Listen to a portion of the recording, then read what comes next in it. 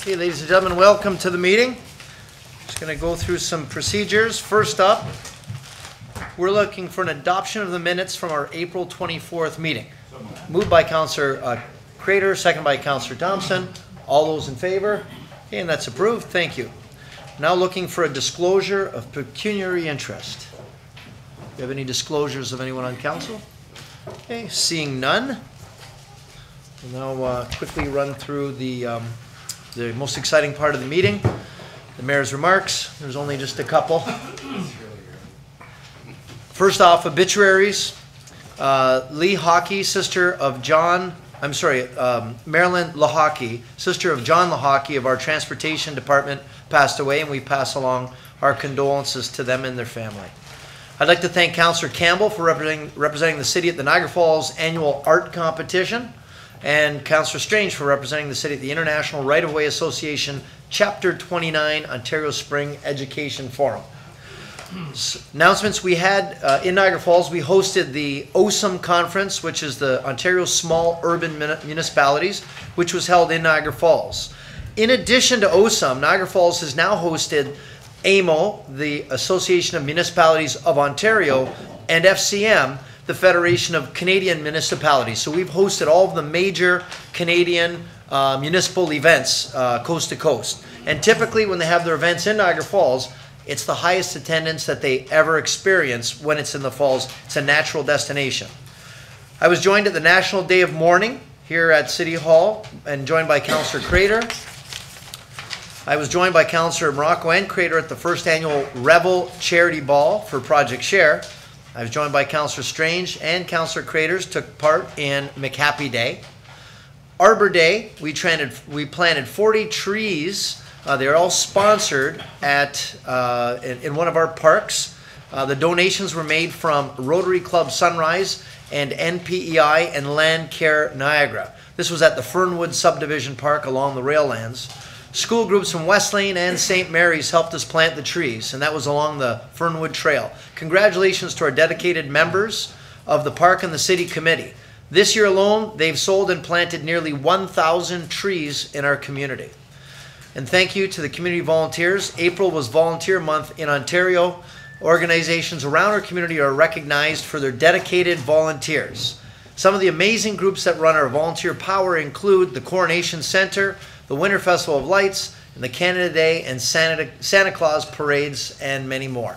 Our next council meeting will be Tuesday, June the 19th. So now we're moving along to our reports section of the agenda. Item 6.1, our Director of Finance is going to provide a PowerPoint presentation outlining the OLG Gaming Corporation contribution.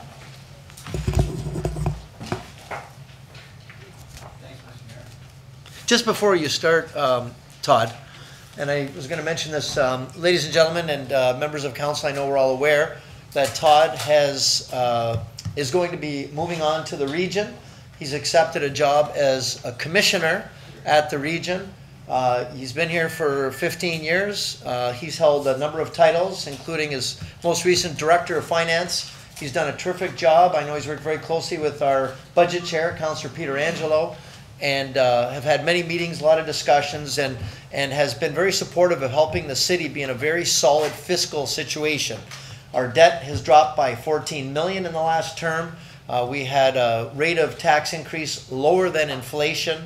It's always been thereabouts. Water bill, they held the line, did not go up, whereas most communities did go up. And yet, we've had record amounts of infrastructure in the city. We're building more roads, rebuilding more roads, sewer, sidewalks than ever.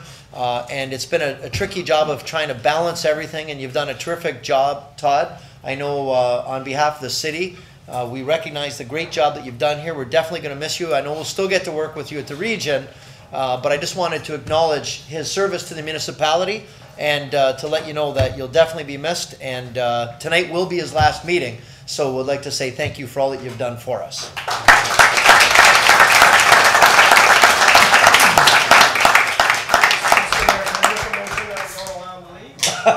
Yeah, you can make the motion. Before I start, thank you very much, Mr. Mayor. I've enjoyed all the time I've been here. It's just under 16 years, and certainly been a lot of fun. I've got great people that work in my department throughout the years, and I've got terrific staff, and of course all those nice things that have happened in the city are not just certainly not because of me. That's for sure, and I appreciate it, and I've enjoyed working with all the council. You as the mayor and the previous mayors and the previous councils, and particularly I like working with our senior staff as well. So enough of that. We'll get on to my favorite report, which is the reconciliation of the OLG contribution agreement. There's a report there that we have, but this presentation is just a culmination of the report, and so maybe we'll go to the next there. And as you know, we had established these priorities when we first received the initial increase in the OLG funding. So the capital asset reinvestment, obviously we have multiple millions of dollars that we need to reinvest in the infrastructure.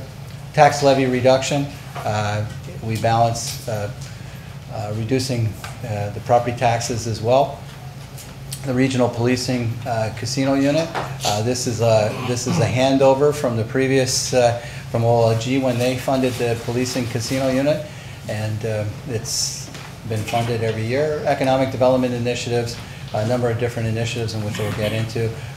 Funding the new hospital reserve, and then obviously trying to provide financial stability. So those have been the established priorities.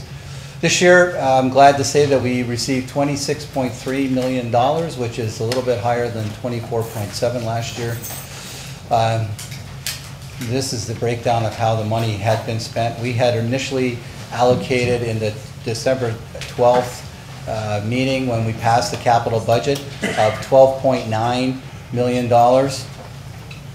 And you can see at the bottom there's a less reallocation of $984,000. What that was is when we were doing our year-end reporting for some of the infrastructure funding programs, particularly the federal gas tax and the Ontario partnership with the OCIF funding, we were able to reallocate money that we previously had earmarked coming from the OLG fund to from the other sources of revenue. So we were able to reallocate another $984,000, which ended up with more money that we can allocate tonight. Additional capital projects approved by council during the term after the capital budget was approved, $192,000.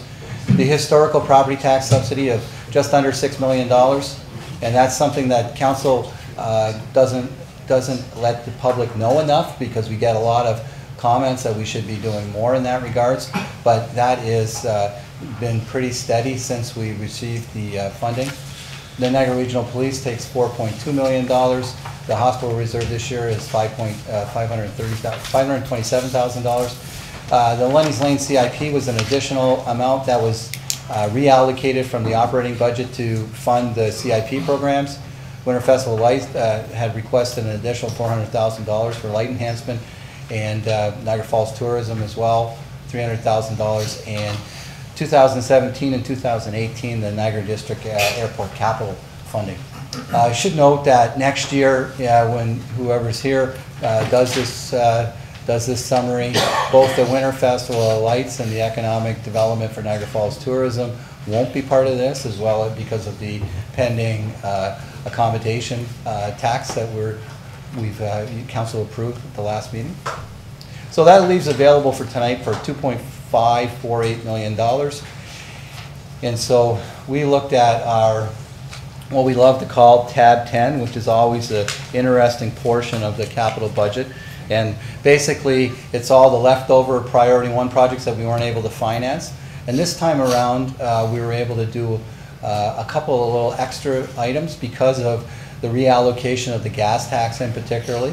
So here's the projects, and I have to point out to council in the report, it shows a summary and it talks about the priority setting that was done by our senior staff.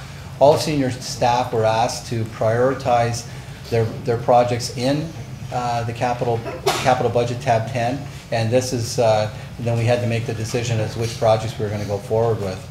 In Mr. Holman's division, we asked for capital projects that were below $1 million and above $1 million, because as a major rehabilitation project usually doesn't just cost a couple $100,000. It's usually well over $1 million. So we tried to do at this time, is to sprinkle it around within the departments and get major projects done. So we'll go through the list.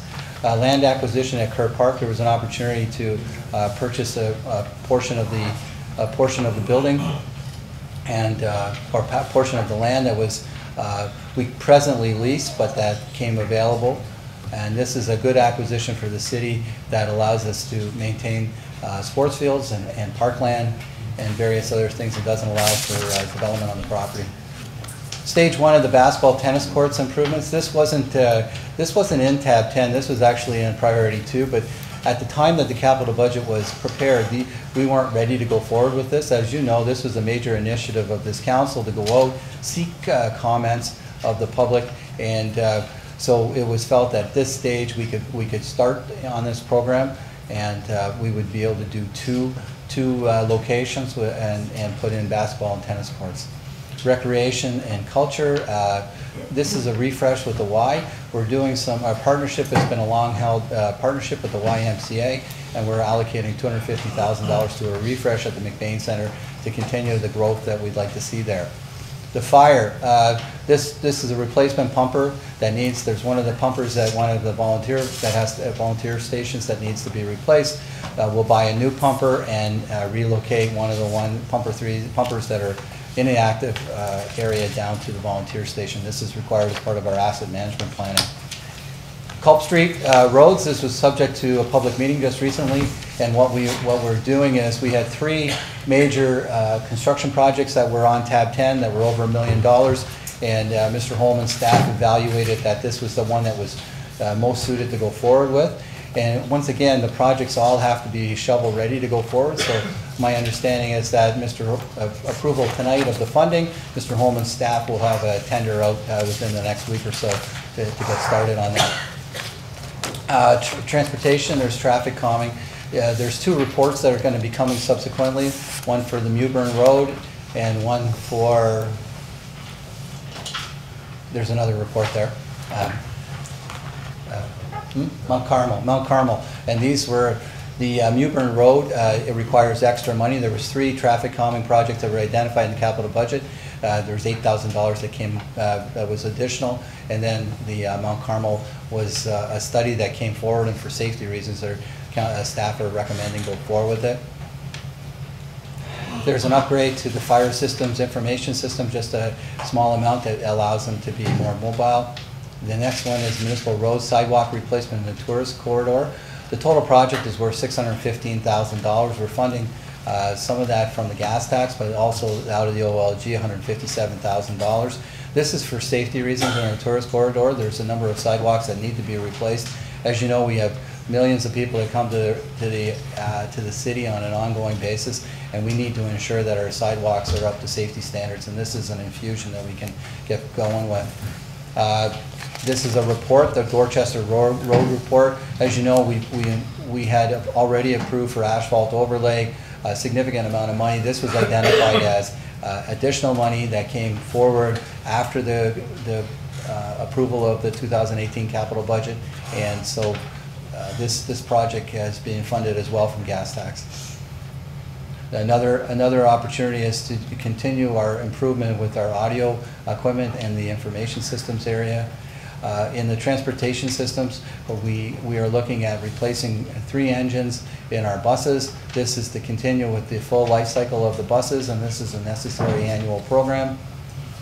And then also in the transportation area, the tourist corridor traffic management strategy. As you know, we have a significant number of tourists that come in the area, as I just mentioned. We also are having the entertainment facility that's being built down there, and we need to have a plan on how do we get people in and out of there as effectively as we can. So these are the items. So you can see that the OLG funding makes up $2.5 million. The total of $6 million is in your report. It's gas tax and then the public purpose land reserve as well, and 1 special purpose reserve. So this is an opportunity to amend the capital budget for these projects. These are the priority ones that went forward, and we'll move forward with these subject to approval tonight. Okay, Councillor Crater. Your Worship, just a couple questions. Can you put the screen back up, please? Thank you. First question is to do with the parks. The basketball, tennis courts improvement. I heard there were 2 that we were going to go ahead with. Can you tell me which 2? Yep. It was, I believe, what, Miller in Ontario? Yeah. Mr. Holman? Yeah, the one that we were at for that opening, Counselor, you remember off of McLeod Road? The one where everybody yelled at you. That was the one. That one, yes. That was the No, one. not good, you did. Yeah. Which one was that? Yeah. So exactly, yeah. So those are the 2 parks. Okay, Yeah. thanks. And the other question is not really a question. I wanted to say thank you. That is under the Municipal Works Roads, Culp Street. I had brought in a petition on behalf of the residents in Culp and the school there, Princess Margaret, asking if we could take another look at their funding because it had not been approved, and I just want to say thank you. I had the opportunity to, I wanted to share this, I had the opportunity to attend the public meeting that was put on by Municipal Works. It was put on by the project manager who was there, Ms. or Mrs. Zhang, and I want to recognize her. The residents were thoroughly impressed with her professionalism. She was very down to earth when she spoke with them, and I heard nothing but compliments. So I just want to say thank you for bringing that forward.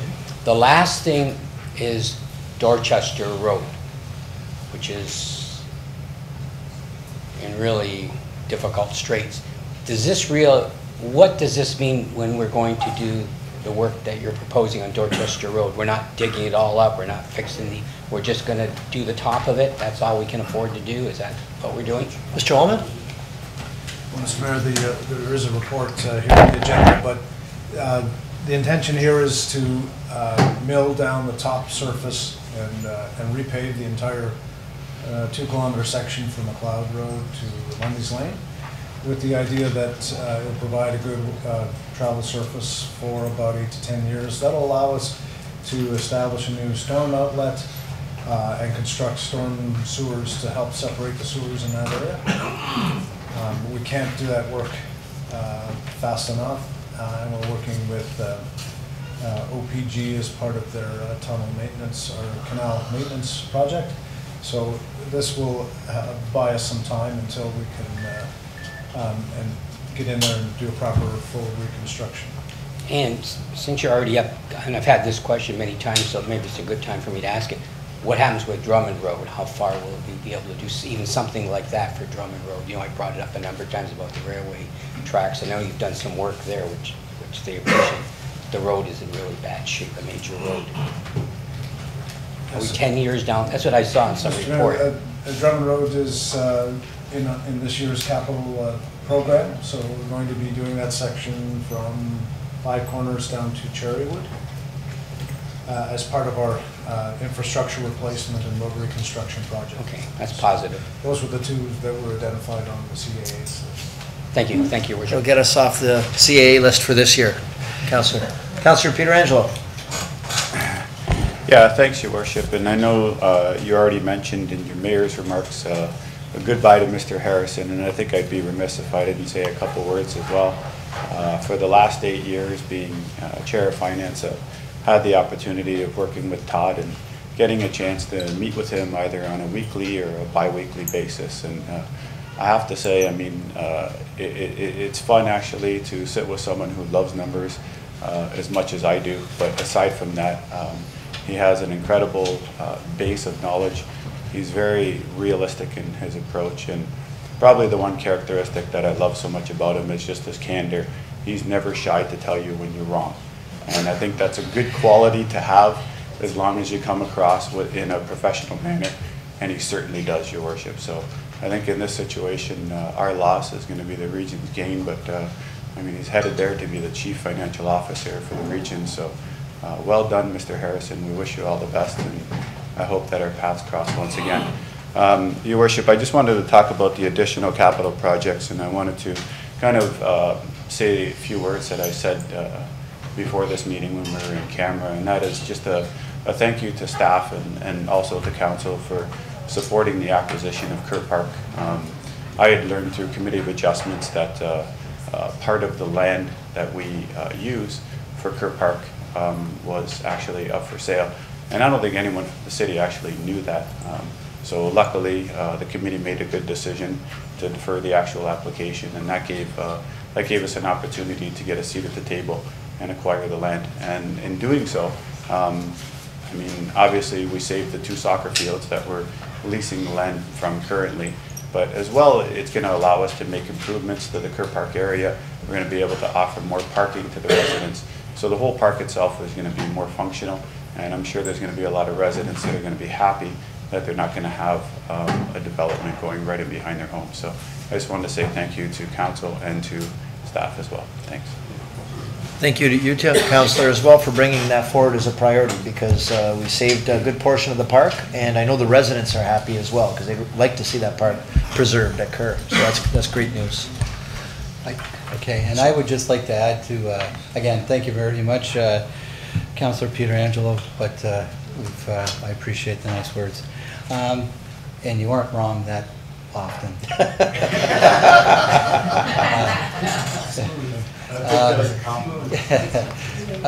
Just to touch on Councillor Crater's point, I think it's important to understand that there is a backlog of infrastructure programs in the city. And while I know that my parting piece of advice to council is, I know that the residents all want to get in your grill and get their roads done or whatever, but I think it's really important that we evaluate and we continue to look for better information so we can make those decisions where we spend the money that maximizes the benefit. And while in this particular case, when we put the challenge out to the staff to prioritize their tab 10 projects, Mr. Holman's staff did come back with Culp Street ahead of the other 2 larger projects. So it is important, I think, that we do put some sort of methodology to it, and that's something that I know Mr. Councillor Pietrangelo and I have talked about, and that I had hoped to have ready for you is to kind of give some guidance, and I will try to guidance on how you prioritize capital projects going forward. But Mr. Todd will be able to do that for you in my absence, I'm sure. Anyways, moving to the next chart. This is the pie chart that really shows. This is something we should put on all the TV screens in all the city buildings, because this is the most actually that I just noticed a typo, so I am wrong as well. That's the 2017, 2018 numbers, not the 2016, 17. So that's a typo. But the chart really shows that we were able to significantly emphasize our capital infrastructure when $14 million or 54% is going to capital-related projects. And that's really, really important, because I know when we did the public input sessions in the various city buildings when we were putting together a 2018 budget, this was the first and foremost question that everybody asked. And so, anyways, it's a balanced approach. I think that council has done a good job over the last term of council since we've been receiving this fund. Next. So just to summarize, it went from $26.3 million to $24.5 million. The majority of the extra went into funding infrastructure projects, which again accelerates our capital program. Funding was allocated in a similar fashion as prior years, and we were able to this year add a little bit just because we were able to catch up on some of the reporting on the gas tax, and we're able to allocate that to the capital projects. So staff is recommending the list of projects that we've put forward, and I take any questions or comments at this time. Thank you. Okay, thank you very much, Mr. Todd. And I don't know who, I'm used to seeing you here on the weekends, usually Saturday, Sunday, every day, holidays. I always wondered if he actually lived here. He reminded me of Costanza a little bit. You know, he was here all the time on Seinfeld. So we've got a report, and I understand Councillor Pietrangelo, you had an amendment regarding the YMCA and the track that you wanted to add to this. Yeah, Your Worship, I understand that there's a line item on there that deals with the YMCA and how was it worded? Was it a refresh? Is that what it was? Yes, a refresh with the YMCA. And I just wanted to mention, I know that I mentioned it as well when we spoke about this at the in-camera meeting, that I've heard from a number of people who enjoy using the walking track that's at the arena And I've been asked a number of times as to why they can't use the walking track at the YMCA.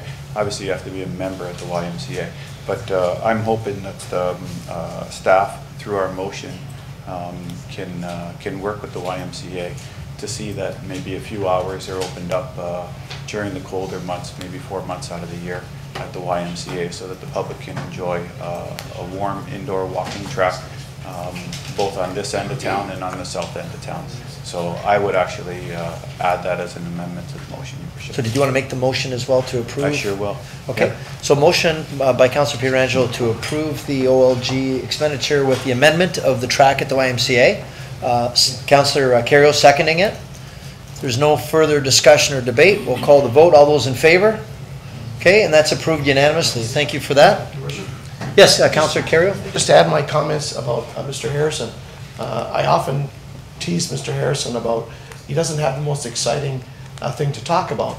But I tell you, I've worked with financial people from many different corporations in and around the area, different groups, different boards. There's no one that I've ever worked with that has a better grasp of the numbers that he has to look after than Mr. Harrison. Very much appreciate having worked with Mr. Harrison. Thank him as well as you and Mr. Pietrangelo did for his input. It's been a great gentleman to work with. That's great. Thank you for that. Real loving tonight for Mr. Harrison. Huh? So moving to item 6.2, road resurfacing and rehabilitation program. This is proposed construction update regarding Dorchester Road.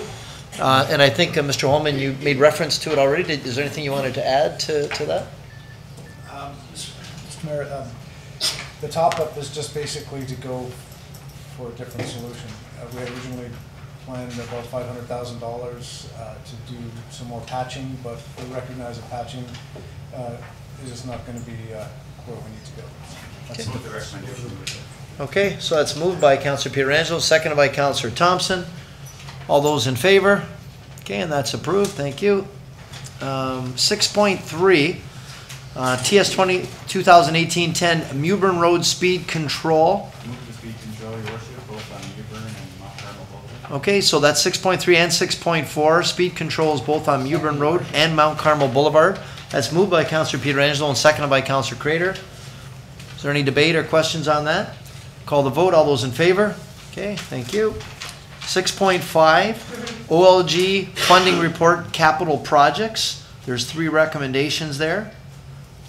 Yeah, I would move the recommendations, Your Worship. Okay, so it's moved by Councilor Pietrangelo, seconded by Councilor Campbell. The 3 recommendations being that the 2018 capital budget to include the additional projects that were just discussed. Council amend the capital budget to approve the additional projects from the federal gas tax reserve and the public purpose land reserve. The council approve the transfer of funds to the future hospital reserve fund as well. Okay. Did you want to speak to that, Councilor? Yeah, I do, Your Worship. The only thing that I want to speak to is on page 4, it gives a list of all the charts, and I'm not going to get on Mr. Harrison because I know it's his last meeting, but chart number 7 is not there. Chart number 7 was the interesting one that I was hoping to see, and that would be the draft policies that council could adopt to where we believe the money should be going that we get from the OLG. I know we've spoken about it at length. I know that we've set priorities, but I'm really looking for us to actually set numbers to it so that once again, you know, you have pockets of money that go into the different silos and then you can allocate the money accordingly. I honestly believe as well that we're not putting enough money away for the hospital. I think that the hospital is going to creep up on us faster than we know. We've already purchased the land. We need to pay, I believe it's $11 million for that. And then once the hospital actually gets approved, I'm sure the province will be coming back to the municipality and asking us for anywhere from $25 to $30 million. So I really think that we need to be putting more money away for that.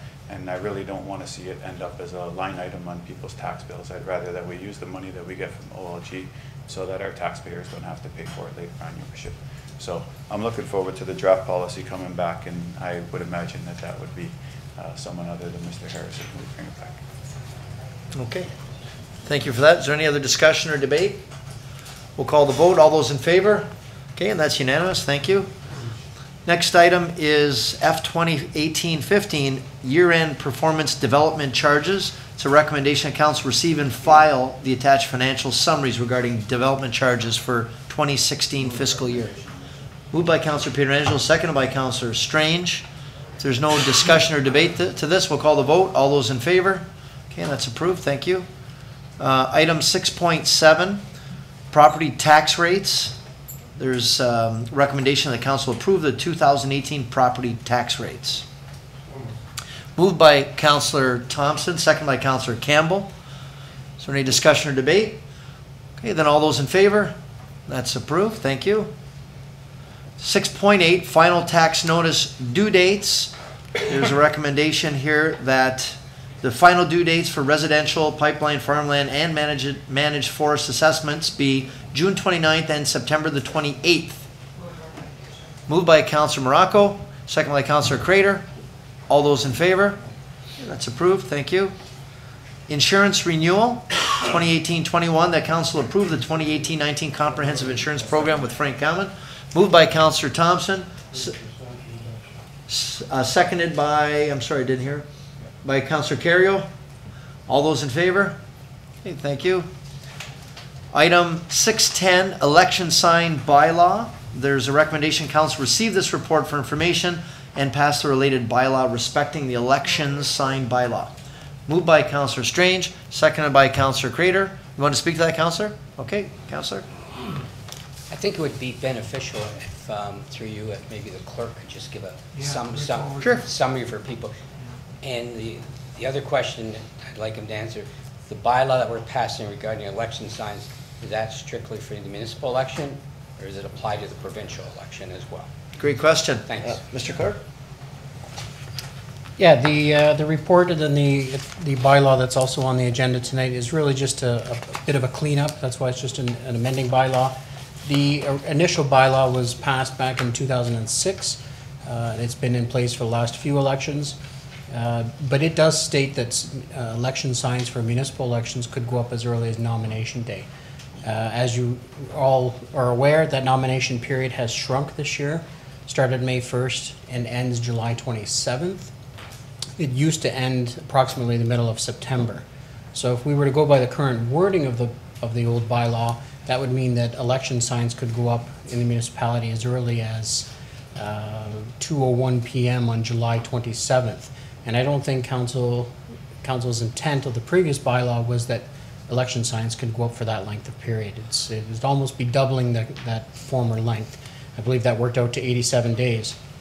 The intent of the old bylaw, in fact, there's even one other line in there that stated that election signs should not go up prior to 45 days before the election. So the new bylaw reflects that intent, that election signs wouldn't go up on private property until 45 days prior to the election. That would bring you to approximately September 7th, 45 days prior to the October 22nd election.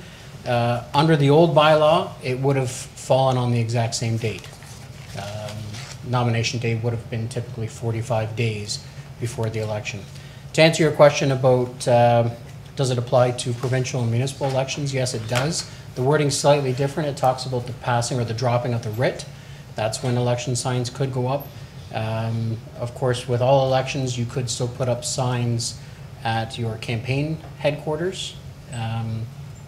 Once you do register and file your nomination papers, it doesn't stop you from advertising in the paper, flyers, social media, handouts, buttons, whatever you want to do. We're just talking strictly lawn signs here. The other portion that's mentioned in the report that's also reflected in the bylaw is this new aspect of third-party advertising. There are requirements under the Municipal Elections Act that any third-party advertising, whoever's doing the advertising, that third-party advertiser has to actually be mentioned on the sign with the name of the third-party advertiser and contact information. So we just wanted the bylaw to reflect that as well. So there are just a couple of minor changes. It didn't really change the intent of the previous bylaw. Is that good, Councilor? I just have one follow-up question. Yep. Thanks. If I understand you correctly, then for a private homeowner, they can't put up a sign to support a candidate any earlier than 7th of September on their own private property. We realize that It's their private property. We'll go onto their private property and tell them you can't have a sign up. And that's what we're passing. Yes, and that's no different than any other election that Yeah, that that's has right. been held. Okay. All right, thanks. Okay, thank you. Yeah, Councilor Kerrio. Follow-up, Worship, does that include billboards? Or just lawn signs? Through the chair, the bylaw, much like the 2006 bylaw, defines billboards as not being an election sign. Our main concern there is how would we enforce that? If you're going to, if a candidate is going to put up a billboard and pay by the month, they may want to pay for the month of September, for example. We couldn't have a bylaw enforcement officer who climb up there and remove that. So again, that hasn't changed from the 2006 bylaw. Billboards are not considered in this bylaw as being an election sign. So no further questions? Okay, so I'm sorry, did we make the motion? Yeah, we made the motion. Okay, so we got to call the vote? All those in favor? Okay, and that's approved. Thank you. 611, MW 2018-02, the Fallsview Boulevard, that's Murray Street to Fair Street, Transportation Environmental Assessment. So there's two recommendations, that we approve the recommendations from the February 27th meeting, and that the mitigation measures as described here in the future be in the future detailed engineering design. Moved by Councillor Thompson, second by Councillor Ioannoni. There's no discussion or debate. We'll call the vote. All those in favor? Okay, and that's unanimous. Thank you. Item 612, MW 2018-08, assumption of Warrenwood subdivision phases 1 and 2. We've got a recommendation here that the city formally assume them. We're looking for a motion for that. Moved by Councillor Kerrio, second by Councillor Ioannoni. There's no discussion or debate. We'll call the vote. All those in favor? Okay, and that's approved. Thank you. 613, proposed cemetery bylaw amendments. There's amendments regarding the proposed addition of green natural burials to take place, some housekeeping changes, and City Council's approval. And prior to implementation, we have to give 30 days notice outlined in the cemetery bylaw. Moved by Councillor Strange, looking for a seconder for the Councillor Morocco. If there's no discussion or questions, we'll call the vote. All those in favor? That's approved. Thank you. Item 614, PBD 2018-28, matters arising from Municipal Heritage Committee, designated property grant restoration of shutters on the James Oswald House on St. Paul Street. Moved by Councillor Thompson, second by Councillor Ioannoni. If there's no discussion or debate, all those in favor? And that's approved. Item 615, PBD 2018-29, request for street name correction, Livingston to Livingston, dropping the E. Moved by Councillor Pietrangelo, second by Councillor Morocco. All those in favor? And that's approved. Thank you. Item 616, TS 2018-15, Buckley Avenue Parking Review. Recommendation that a no parking and loading zone be established on the west side of Buckley Avenue between a point 30 meters north of Simcoe Street and a point 45 meters north of Simcoe Street. Looking for a motion to support that amendment. Moved by Councillor Kerrio, seconded by Councillor Campbell. There's no discussion or debate. All those in favor? Okay, that's approved. Thank you. Item 617, TS 2018-17, Niagara Region Transit Service Provider Agreement. This agreement here, recommendation that the 3-year agreement with the Region of Niagara for the provisions of the regional transit services be approved and that we execute the agreement. Moved by Councillor Morocco, seconded by Councillor Pietrangelo. All those in favor? Okay, that's approved. Thank you. Now on to communications and comments of the city clerk. Item 7.1, Dreams to Beams Humanitarian Fundraiser. There's a request supporting for the upcoming fundraiser being held at Boston Pizza on May the 16th. Looking for a motion? Yeah, I would move that we buy a table or 10 people. Okay, motion by Councillor Pietrangelo and seconded by Councillor Campbell that we buy a table, and if there's any that can't show, that the extra seats be made to as a donation rather than empty tickets, as we usually do now. Okay, we'll call that vote. All those in favor? Okay, and that's approved. Thank you. Item 7.2 is a proclamation. National Proclamation Work Week recommended the approval of council that we proclaim National Public Work Week to be the week of May 20th through 26th. Okay, moved by Counselor Pietrangelo, seconded by Counselor Morocco. All those in favor? That's approved. Item 7.3 is National Blood Donor Week, June 11th through 17th. Okay, moved by Counselor Crater, seconded by Counselor Pietrangelo. All those in favor? Okay, that's approved. Thank you.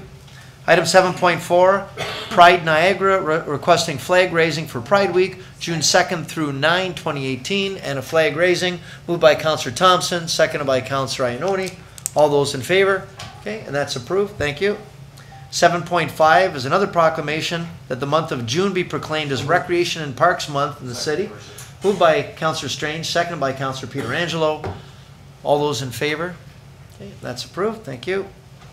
Item 7.6, the Niagara Regional Council correspondence. It's the 2018 property tax policy ratios and rates.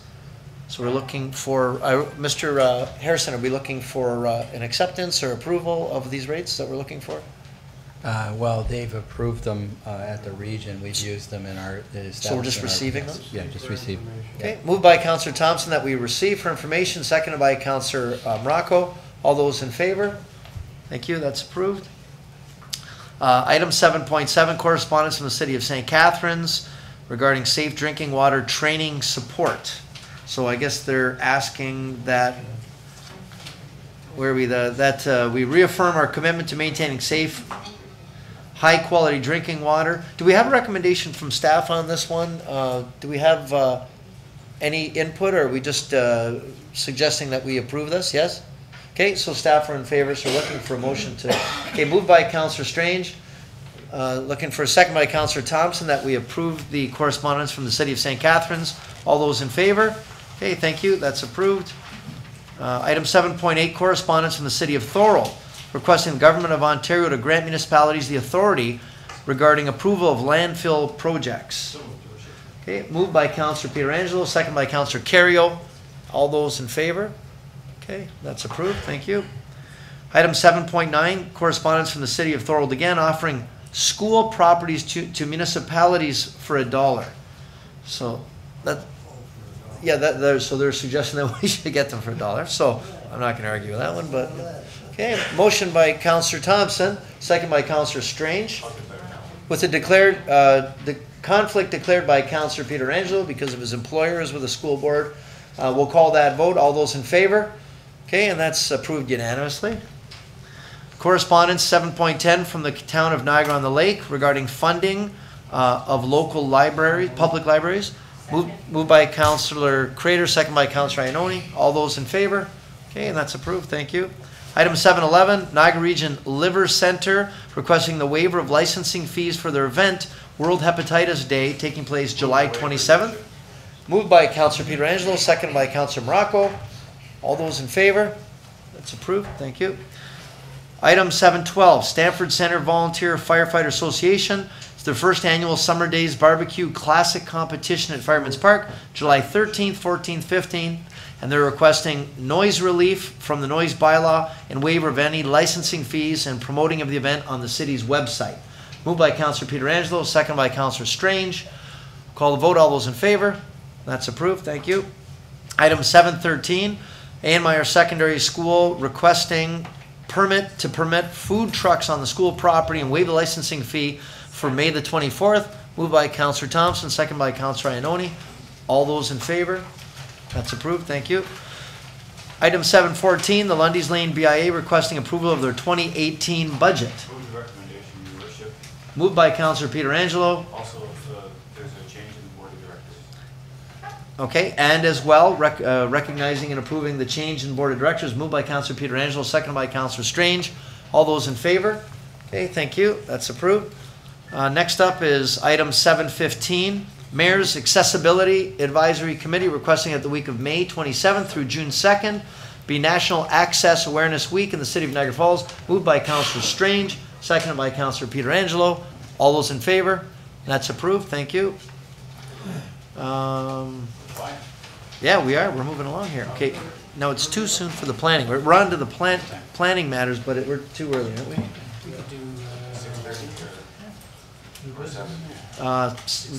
6:30. So what do we got left? We can do ratification of the camera. Okay, yeah, we can do new business as well. So we've got ratification of in camera, Mr. Clerk? As the mayor had mentioned earlier this evening, council did meet in camera to discuss a couple of matters. First off being a legal report on the prospective land purchase. The motion was made that the land described as part of Township Lot 60, Stamford, in the city of Niagara Falls, being Part 1 and part of PIN 64270-0088 be purchased. This is referring to the Kerr Park purchase as mentioned earlier in tonight's agenda. Secondly, that legal report 2018-05 be discussed, and that the city, there was a motion made that the city consent to the assignment of the lease of the snack bar at the McMain Community Center from 2557417 Ontario Corporation to 1939099 Ontario Limited. And that's all we have for in camera. Okay, motion by Councillor Pietrangelo. Looking for a second by Councillor Thompson that we approve the in-camera portion of our meeting. All those in favor? Okay, and that's approved. Thank you. So on to, we'll do new business, and then if we're not, if we still have time, we'll have to take a recess until 6:30. So Councillor Crater. Thank you, Worship. I just wanted to draw the council's attention. I think it was last week. I did go out to the public consultation meeting that was held at the McBain Center. That was to do with the impact of the railways crossing the city. And I'm trying to be positive, but I was pretty disappointed because there was hardly anybody there from the public. In fact, a large number of the people who came out were from Welland because they were concerned that one of the routes that were being proposed to lessen the impact on Niagara Falls for these trains coming through our city was taking them down their way. So they were there to just to listen and express their concerns. And the other fact was I was the only elected official that came, and again, not being critical. I'm saying that because I think we better do a better job in making the public aware. Because if we're going to go down this road and there's no one coming out from the public to express their concerns, we do it around the table. Councillor Thompson has many times, you have as well, and myself. So I think, I don't have the date for the next one, but if we can make sure that we get it out, that we put it on the city website, and that we show that there is in fact a real concern in the community. I even thought we would have some representatives from even just from the fire department or from the emergency service that might just be there. So you could see, the public would hear their concerns as well. So I'm saying this all on a positive basis, but that was our first public meeting. There was literally no one there. In fact, I think there was more consultants than there were the public. So if we can make sure we get that out, that people know, maybe have some representatives from our emergency services, that would be a positive thing. Good comments, Councillor. The CAO is going to weigh in. Yeah, thank you to you, Mr. Mayor.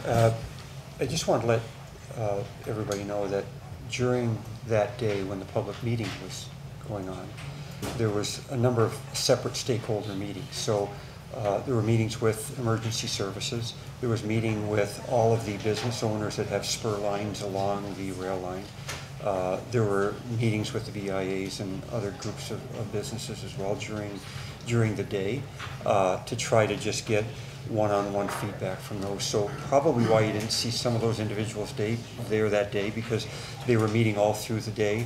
They were out at the transit facility on Heartland Forest Road conducting that throughout the day. So that's probably why you didn't see as good a turnout.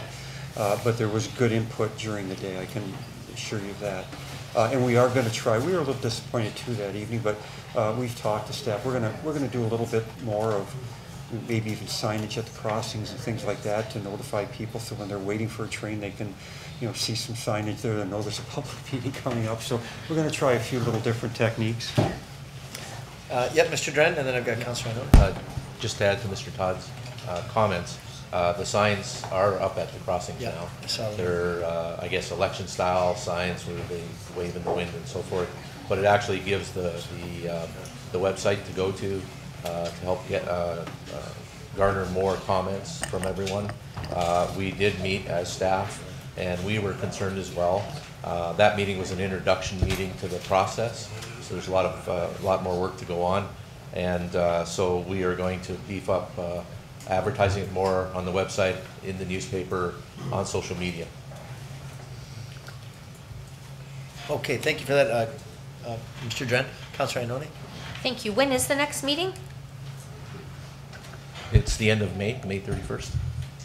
I think Facebook is the way to go. I don't know, for all of us that have Facebook pages, you see people who are now taping the length of the train, and you're watching it live while they're sitting at a railway stop. So I would have liked to seen a better outcome and more people come out.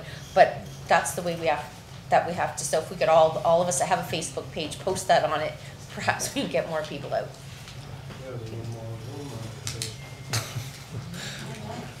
Yeah, and I agree, and Councilor Crater, I've met with the rail people a number of times as well, and they understand our ultimate goal is to get trains out of the city. There's no reason, they used to cut through the city to cross over into Niagara Falls, New York. Well, they no longer do that. They cut through the city, they bisect the city at a dozen crossings, and they leave the city.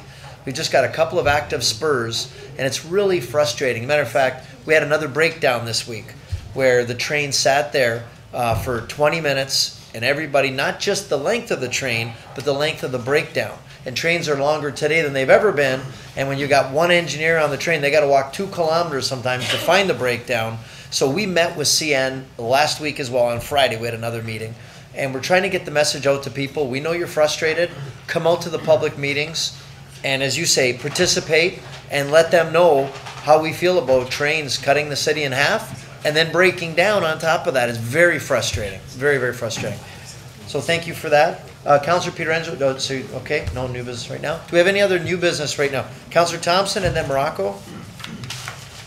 Yes, in the last week or so, it's been brought to my attention through dialogue with some of the city staff that the region is doing a study on industrial properties throughout the region and are going to come up with some, from what I understand, restrictions of what municipalities can do in changing industrial lands to another zoning category. And I thought that's why people elected us to city council to manage our own planning issues. I think that certainly Niagara Falls has a tremendous amount of industrial lands, and we're not getting the industry that some of the other ones are. So to have somebody like the region examining what we have going on here and putting in restrictions, in my opinion, we should be making the decisions. And I would like to have a report back from staff with respect to where they're going with this. We all know that our total assessment of industry now is about 2.7, 2.8%. So obviously, and we don't have any development charges on industry. And in fact, I think we have decided maybe that's not the major category, and we want to have the opportunity to change some industrial lands, to create jobs, to do what we have to do, and the decisions to be made by this municipality. So I'd just like to have a report back, make sure we know what's going on with respect to this, and that we control our own destiny. Okay, yep. Fair enough. Yep, we got a motion by Councillor Thompson, second by Councillor Crater, that we get a report back from staff on the industrial lands in the city, and especially in how it plays in, right, and how it relates to the regional report that's being brought forward. Right. Call that vote. All those in favor? Okay, that's unanimous. Thank you for that. Councillor Morocco. Yes, Your Worship. I just wanted to touch on the OSAM conference that was here. I wanted to thank the council for the support, and actually their board is asked to send thanks as well. They greatly appreciated hosting OSAM here in Niagara Falls. It was very well attended. And I'd also like to give a special thanks to the staff that participated and worked very hard to make it such a success.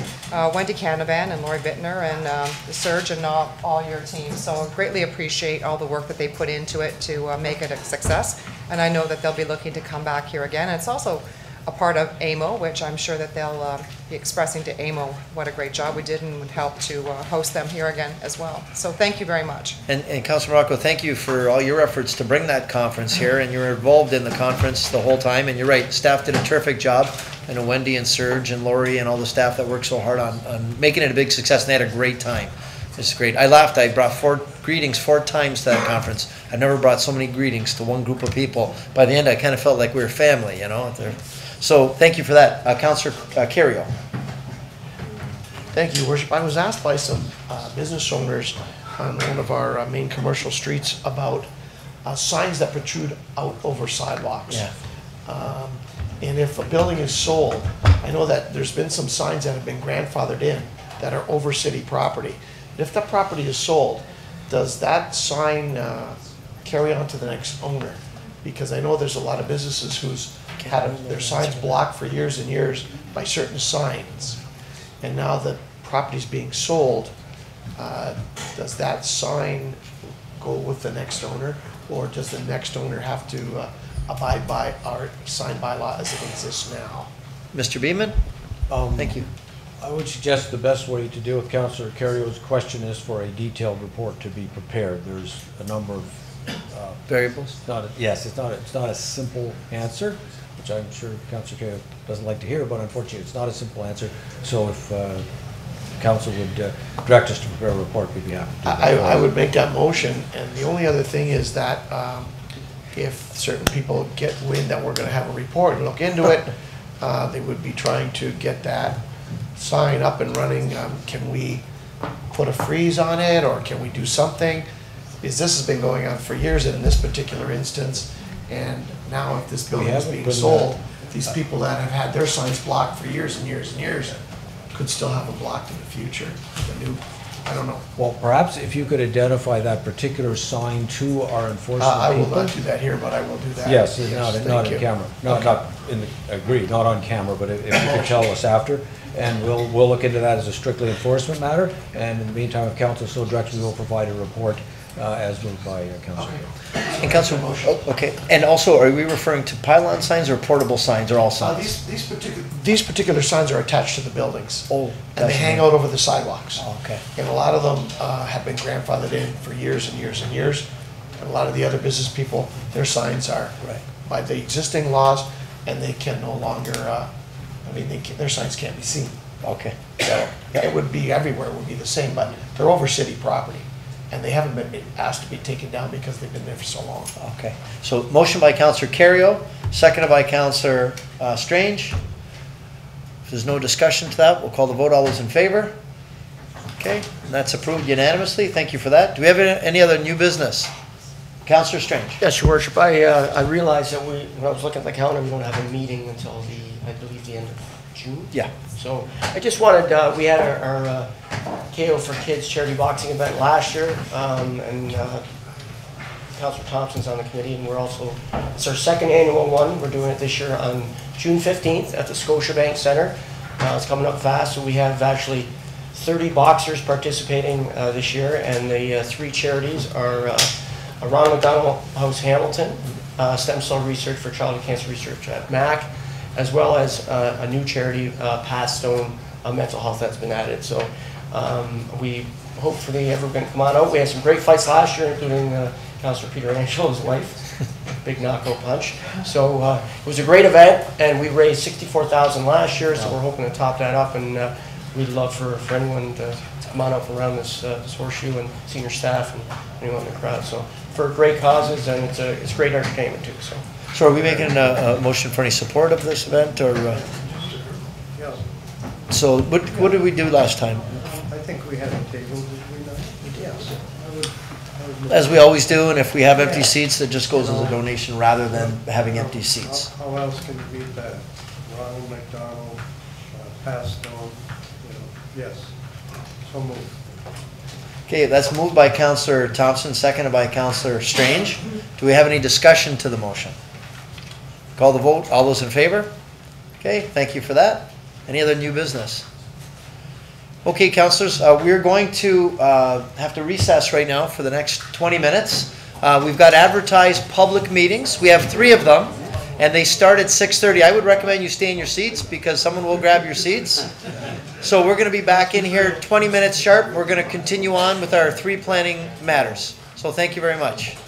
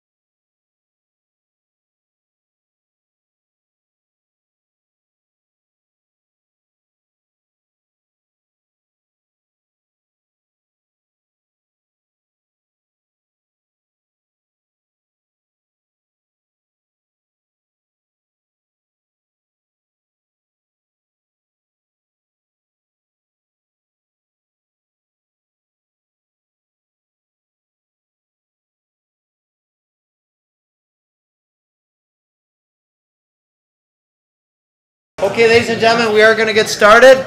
We're going to ask that the door be closed, please. There is seating outside, and as each planning matter is concluded, those people from the one before will probably leave, and then other people can come in. So this is being broadcast live on Cogeco, on the monitors out in the hallway, and as well, this entire meeting in its entirety is being broadcast through live streaming through WeStream. So thank you to WeStream for providing all the great camera angles, and to Cogeco for being here to make sure everybody gets this live. So ladies and gentlemen, we're ready. We're going to start. So I would now ask our clerk to please introduce the next item on the agenda. A public meeting is now being convened to consider a proposed amendment to the city's zoning bylaw to permit a 7-unit townhouse dwelling at 6894 Garner Road. Notice was given by first-class mail in accordance with the Planning Act on Friday, April 6, 2018. Anyone who wants notice of the passing of the zoning bylaw amendment to participate in any site plan process, if applicable, or preserve their opportunity to appeal to the local planning appeal tribunal shall leave their name on the sign-in sheets outside council chamber. Thank you, Mr. Clerk. Now ask our Director of Planning, Mr. Herlovich, to explain the purpose and reason for the proposed bylaw amendment. Thank you, Worship. This first application involves a parcel of land on the east side of, on the east side of Garner Road, immediately south of Black Forest Drive. So the property to the north is the site of the former German Village. This is now German Village subdivision, and it's a subdivision of detached dwellings. To the east is Joseph Court, and this is an area also of detached dwellings. To the west, across the Garner Road, which forms the urban boundary, are agricultural lands. So the proposal before you tonight is to amend the zoning bylaw to allow for the development of 7 townhouse units. The applicant is seeking an R4 zone for this property, and they're looking for a few additional special provisions. First of all is the request for a 2.5 meter rear yard depth, whereas the bylaw requires 7.5 meters, but in essence this yard actually forms the side yard. To the north is a 7.5 meter privacy yard. This is our standard in the R4 zone, and they are meeting that. I've pointed it out here tonight because that is our standard for detached dwellings. So the houses in the German Village subdivision have the same rear yard setback requirement of 7.5 meters. The number of townhouse units has a lot coverage of 38%, and the driveway width is slightly narrower than the standard that would be required. They're looking for a provision of 6.1 meters. So as you back out of the driveways from each of those townhouse units, they would have sufficient space.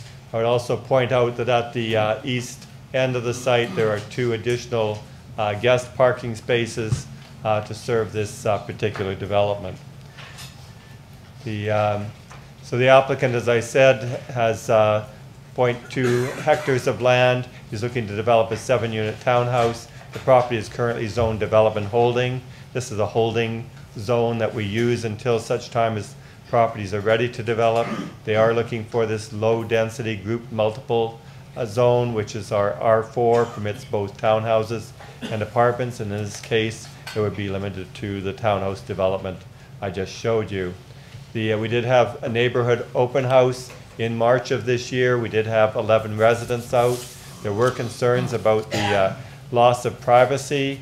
This is largely due to the fact that there are existing hedges along this. The property has an existing dwelling on it, which would be demolished to make a way for this townhouse development. The residents also have concerns about drainage issues, and our Municipal Works Department has been working with the developer of the German Village subdivision to improve those drainage issues. And then the neighbor to the south inquired whether or not there would be a wood fence along the common property line, and there would be in that particular case. As I mentioned, drainage is being addressed. The fencing would also be used to eliminate or lessen the loss of privacy to abutting properties. We had a look at the provincial policy statements, the provincial growth plan, and we found that the development does comply with that. It serves as an intensification of our urban lands and a utilization of existing infrastructure. As well, the policies require that we have 50 people and jobs per hectare. In this particular case, we have an equivalent of 87 people and jobs per hectare. The subject lands, as I mentioned, are underutilized now, so this forms a good utilization of our urban lands, and it will assist us in meeting our targets to satisfy the province. The official plan designates the lands as residential. The official plan has a minimum density requirement of 20 units a hectare and a maximum of 40 units per hectare on our collector roads. The property fronts on the Garner Road, which is an area where we expect to find higher densities, and this particular project has a density of 34 units per hectare, so fits right in the middle of what we would have expected for the area. The proposed townhouses have been designed to be compatible with the neighboring houses in terms of their building height and their massing, and the proposed townhouses would introduce a form of housing that's not currently available in the area. Looking at the zoning bylaw, as I mentioned, they're looking for an R4 zone with special provisions to address the rear yard depth, that is the east side yard, and they're seeking a reduction to 2.5 meters, a maximum lot coverage of 38%, that's only marginally up from 35%, which is the standard, and then a parking aisle width of 6.1 meters, whereas typically 6.3 meters would be required. Again, these are relatively small. The reduction in the rear yard depth is really because it serves as a side yard. And typically in our detached residential zone, a typical side yard would be 1.2 meters. So in fact, they have more than double what would be expected for a single family house if it was to be built on this property.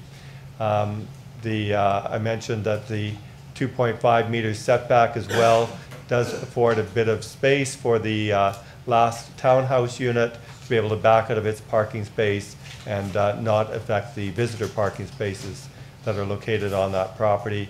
I mentioned already the distance separation between the privacy yard and the properties on Black Forest, and there should be sufficient room for cars to back out. So we are in support of those zoning changes. Excuse me.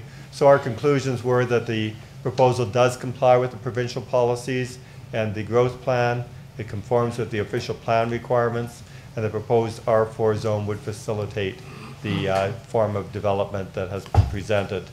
Therefore, staff is recommending that the council approve the zoning bylaw amendment application to rezone the property as an R4 property to permit the 7 townhouse units subject to the provisions outlined in the staff report. Those are the highlights.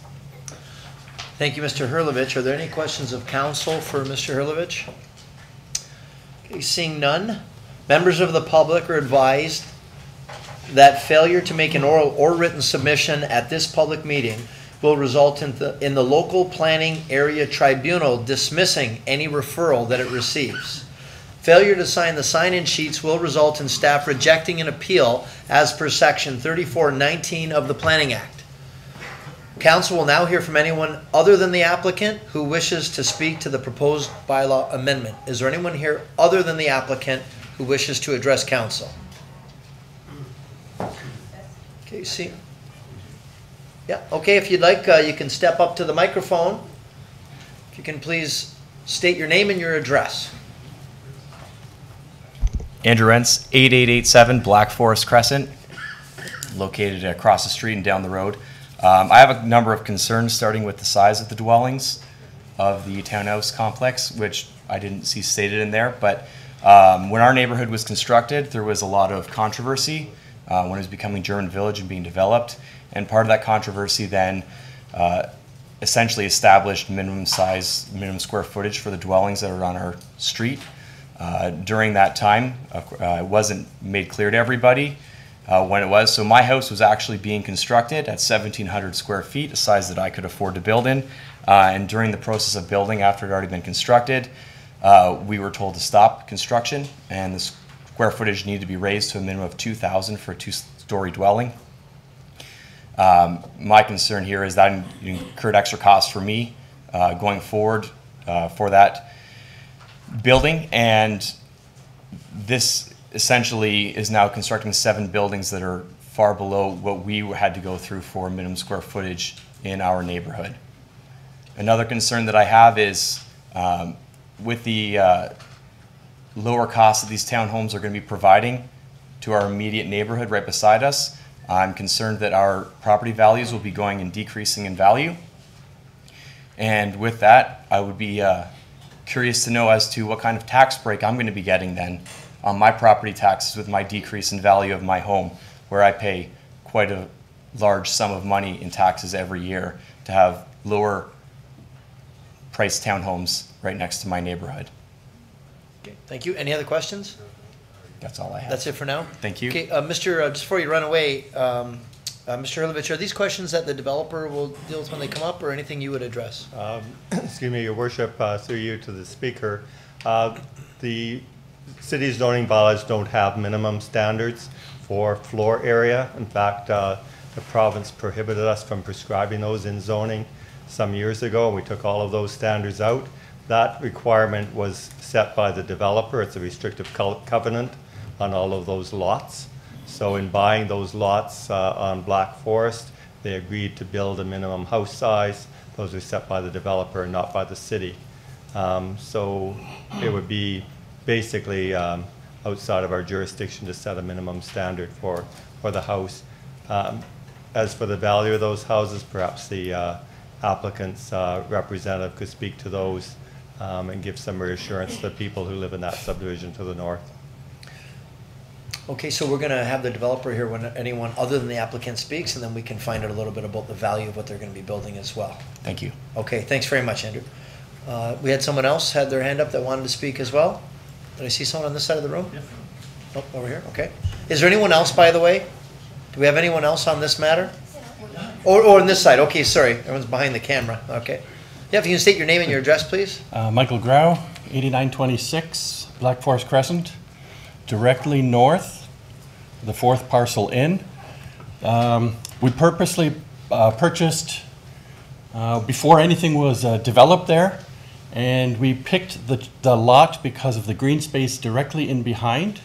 There are no houses in our direct view. We have trees and lots of greenery because it's everybody's backyard.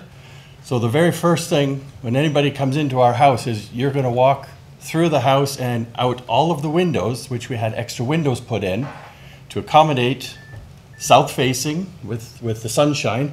You're going to see a very large building now obstructing all of that view and demolishing that green view. The houses on the north side paid premium because of the preserved lands. We didn't opt for that because we found something equivalent on the south side. So we chose a particular lot that gave us the best of both, and now that's being taken away from us. So that's a huge concern. Obviously, it's in the hands of the council, but we really, other than saying, hey, please don't forget us, don't have much say.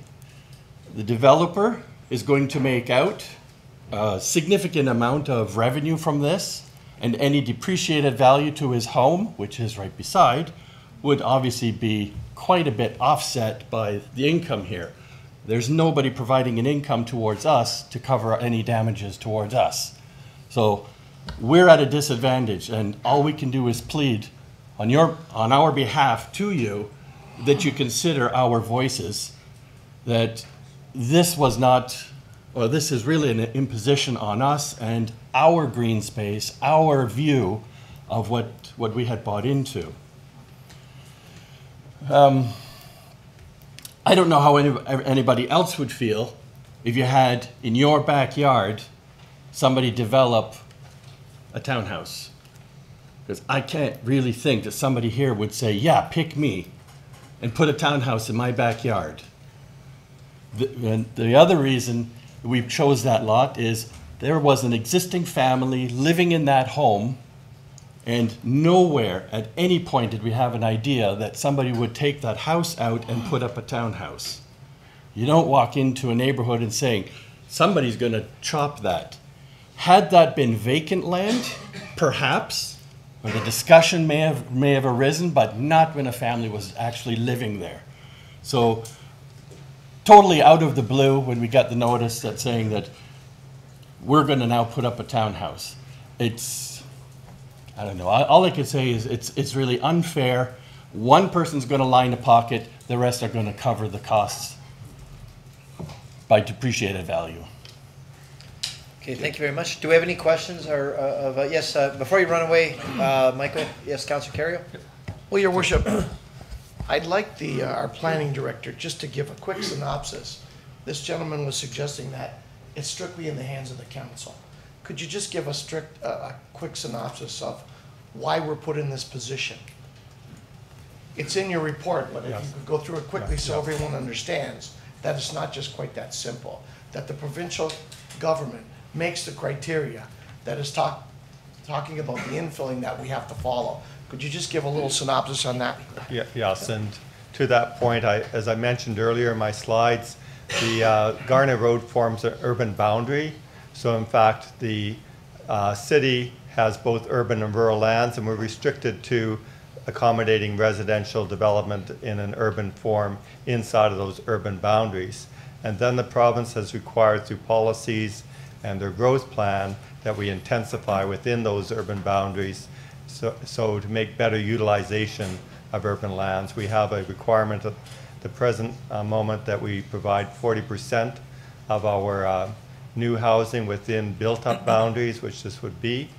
So there's a requirement on us to meet that.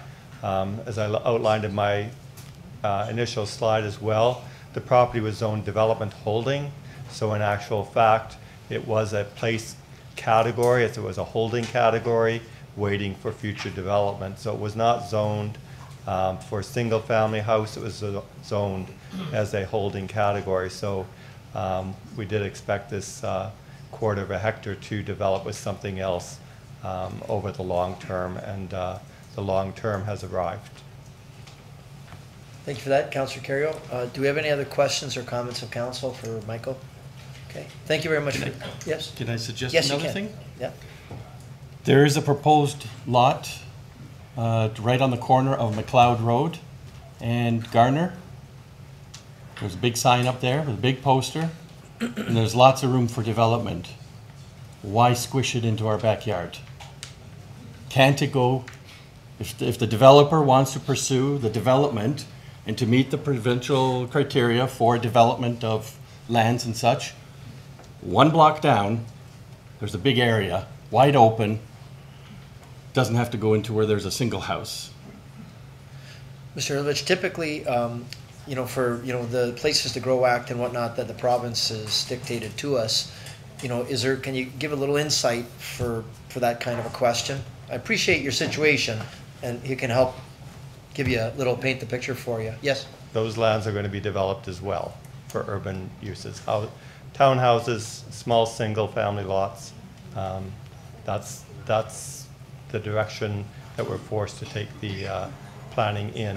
And so we're looking in terms of, you know, scale of development. So when we're looking at this project, we're looking at heights of development, massing, and so on, relative to what's on the adjacent properties. But those lands, they're in the urban boundary, they will be developed. And I expect to see most of the land south of McLeod Road developed in the next 5 to 7 years.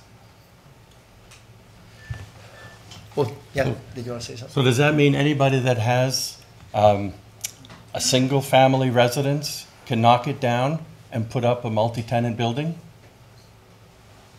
If that's the will of the province and the city?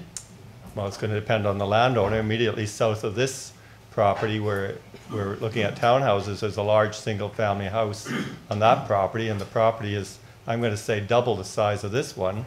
Someone might find that lucrative to take that house down. I have no idea, but they would go through the same process as this one. That's exactly where we were thinking, that this is where it's going to lead, that now there's a petition for one, there's going to be potentially three. And, sorry, but there goes the neighborhood.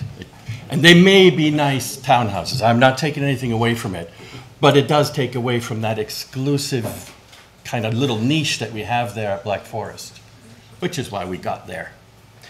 Another question, Councillor. It's not a question, it's just a comment. It's not the will of the city. I don't like this at all. I don't like this happening to you. I like it happening in other neighborhoods. I don't like the fact that the government put us in this position. But we could go against our planners, and they would go to this new LPAT, and they would win hands down, because our planners are only basing their suggestions on the provincial guidelines. Our hands are kind of tied because of the provincial guidelines. If we don't follow the policies of the provincial guidelines in our planning decisions, they just go to this new LPAT, which is the next thing from the OMB, and they win. So I would hate to mislead you to think that there's anything we could do. I don't like it at all. I would not want to put you in this position if I could help it. So it's certainly not our fault. Thank you very much for your comments. Okay, we had someone else to speak. If you could just state your name and your address, please. Yeah. Yeah, my name is Cindy, and I just neighbor with Michael just side by side, and we have exactly the same situation with him and the same concern. We pay a lot for the view, and we like the very peaceful. It's a very quiet area right now. And after you have 7 townhouses there, I don't think I can get what I have right now. So my English is not good, so I just like it's exactly the same thing like him. Yeah. Thank you very Okay, much. yep. Thank you very much, Cindy. Do I have anyone else other than the applicant? Yep, if you could come forward, please. If there's anybody listening outside and they want to come up to the microphone and speak, they should work their way into the council chambers as well. Yes, if you can state your name and your address, please. Hi, my name is Dvinder Prasher. Sorry, my throat is hurting and I can't speak much. That's Was why it I was Linda? trying to be quiet. Linda? Davinder, D-A-V-I-N-D-E-R. Okay. 8942 Black Forest. My biggest concern is parking, because with the 7 townhouses, most homes have 2 to 3 cars. And where are they going to park? If you're giving them 1 parking space or 2 parking spaces, when their guests come or their kids come, are they going to come towards our street and park there? And then where's my kids going to go? Where my guests going to go? To the next subdivision and then walk to my house? Because my house is right the second house. And everybody's going to come there, get the parking space, park it, and leave their car and disappear. That's one of my concerns. Okay, so maybe we can ask our Director of Planning how we're addressing the parking with this development. Thank you, Worship. The city zoning bylaw has provisions of 1.4 parking spaces per unit. So the way these units are designed, they have a garage and a driveway, so that's 2 units per property, and then we have the 2 additional surface parking lot spaces. So in fact, they exceed the requirement of 1.4 parking spaces. So it's the same standard as is set elsewhere.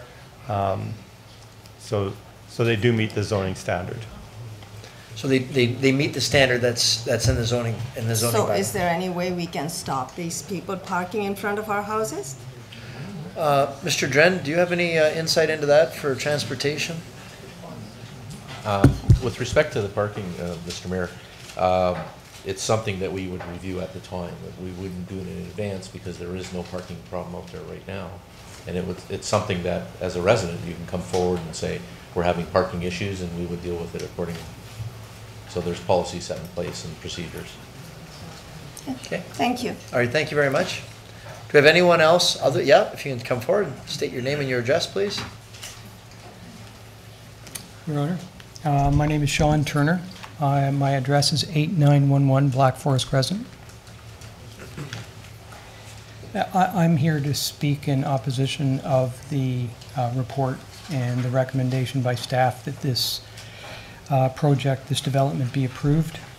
I think my neighbors have articulated a number of what I feel are very valid and legitimate reasons for not approving this development, including the increased density, the effect on neighboring property values.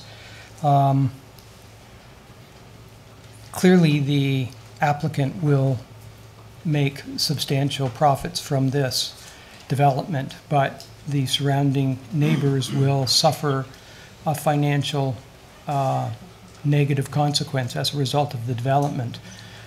Is there not an opportunity for council to place a requirement on the developer to compensate the neighborhood homeowners for the depreciated property value that they will experience as a result of this development? I mean, maybe not, but there should be. It just doesn't seem fair or reasonable from our perspective. We would implore you in any event to do whatever you can do and what is within your means to do to review the density proposed for this project, because it is so much greater density than the surrounding neighborhood. The report refers to the land being underutilized in comparison to recently developed properties. That may be true, but it's certainly not in relation to other homes and properties in the area. But conveniently, the staff have omitted identifying and indicating that in the report. It says that under the official plan that the subject land is designated residential in the city's official plan. And it says residential lands may be developed with a mix of single, semi, and detached, semi-detached and townhomes. Well, this isn't a mix, this is an exclusive type for the development on this property. If it was a mix, it would be perhaps more palatable to the surrounding neighborhood if it was a mix of semis and privates. So clearly, it would seem to me that it would be in contradiction with the official plan, because this isn't a mix in this development. It's an exclusive type of dwelling being proposed. It says the proposed townhomes have been designed to be compatible with the surrounding neighborhood in terms of building height, perhaps, and massing. Massing, no. Massing and density, it is not compatible and is not suitable or consistent with the surrounding neighborhood. Under the zoning bylaw, there is a variance being requested by the applicant. And I note that it's very interesting here that it says that although the requested reduction is a significant departure from requirements, I think that it's within council's purview to not permit that significant departure, number one. But number two, I note interestingly that it says that the neighboring homeowner has no objection to this variance being provided. But it's interesting to also note that the neighboring property that it's referring to in this report is owned by the applicant, who has already said that as soon as that development is completed, he's selling his home and getting out of there. And lastly, under financial implications, I think it's a bit disingenuous that the staff in their report note how Niagara Falls is going to make out with the bounty of new development charges and new tax assessment, but they negate and neglect to mention that the neighboring homeowners are going to be adversely affected by reduced property values as a result of this high density development going in. Thank you for your time, and thank you for listening to my comments. Okay. Folks, I would just ask that the decorum in council chambers, that you don't clap, you don't boo, you don't cheer, so I ask that you not do that. Council needs to react to the information, not to the gallery. So I'd ask Mr. Hurlovich if you could just respond to his comments regarding the mix versus exclusive for the 7 units. Would you be able to address that? Excuse me, it's as I outlined in my slide presentation. So this area is exclusively single detached dwellings now. So in fact, what we're doing is improving the mix by recommending the townhouse development that you see before you. Doesn't necessarily, doesn't necessarily mean that we would expect to find single-family, semi-detached townhouses all on one particular block. In fact, I suppose if the speaker's arguments were true, we would not have allowed the Black Forest Drive to develop exclusively as single detached dwellings, but it would have been a mix. So what we're trying to achieve is an overall mix in neighborhoods, and we believe that this leads to that. Okay, thank you for that. I've got... Your Honor, may I have a comment in relation to that? Staff indicated that, or alluded to the development on Black Forest being single-family homes.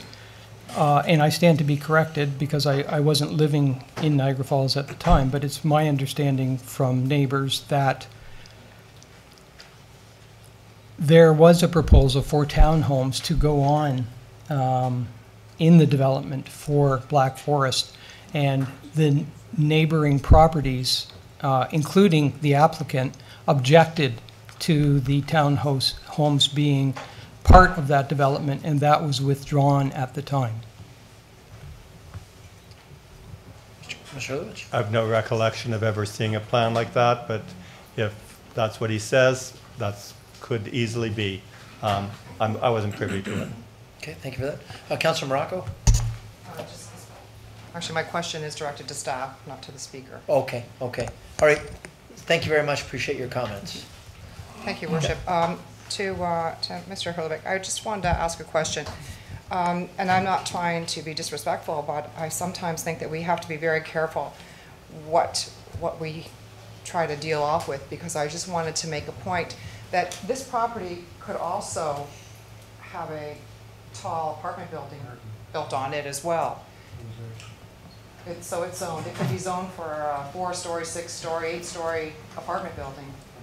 It could occur because Garner Road is an arterial road, and so our official plan provides for higher densities, which would include apartments. I believe it's up to 6 stories. 6 stories. On an arterial road, and densities in the range of 50 to 80 units a hectare, so about double the density. I guess the landowner chose this form of housing instead. Yeah, so I'm not big either on, this small growth, whatever, in hacking, but sometimes I've seen this happen. We've all seen this happen. We have a proposal such as this that comes forward, and then it gets turned down, and the next thing you know, what happens is they come back after, from OMB they lost, with a whole new plan, and we end up with a 6-story, which, I don't know about you, but I don't think I'd want a 6-story, but I think that we have to be careful with what we try to bargain for. Okay, thank you for that. Is there anyone else that would want to speak to this other than the applicant? If you can state your name and your address, please. Yes, my name is Simon, and last name XU. I lived in 8919 Black Forest Crescent. It's opposite of that proposed site layout, and I'm the neighbor of the Shaw, actually. I just want to mention that, the people is already, all of the residents is already proposed the objection, and I have the same opposition that I actually opposite to this proposal. I think that's we paid when we purchased the house, that house is actually, we paid a premium. The house is actually way above the average price when we purchased. And I think that's mainly is a quiet area, and I just say the premium residential area. So now you put like the townhouse, I think that's definitely will reduce the property value. I think that's my main reason why I put opposite the position. Okay, thank you very much. Yeah, thank you. Thank you. Is there anyone else other than the applicant? Okay, so that's it. We're done. Oh, is there another one? I'm sorry. No. Okay, we're good. All right. Okay, I think we've had a full hearing of the neighbors. Council will now hear from the applicant or his or her representative.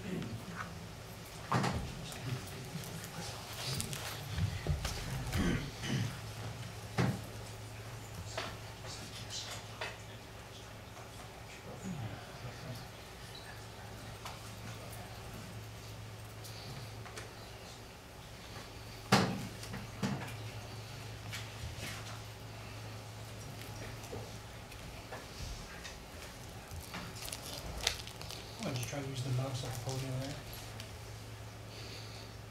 Okay, Should be that third one from the top there. third from the top there.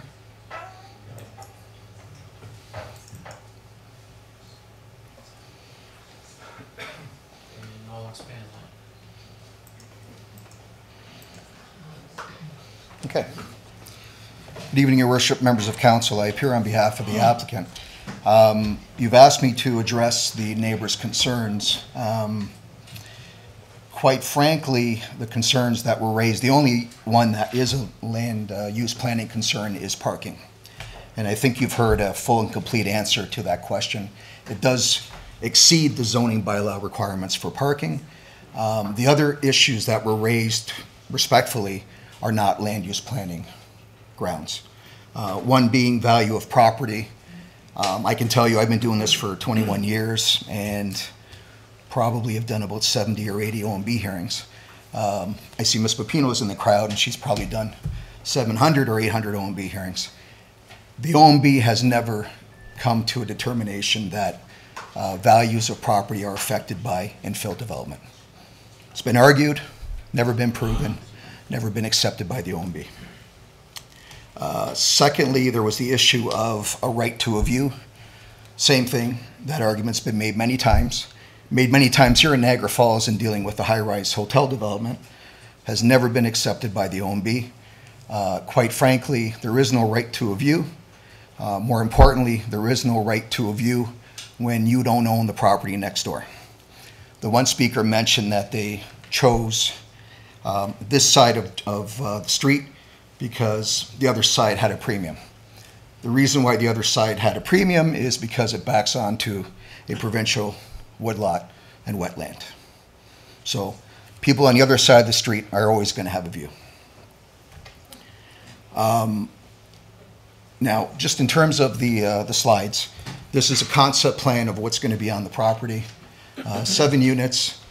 We're looking at in the low 500s for a purchase price. So this is not low-income housing.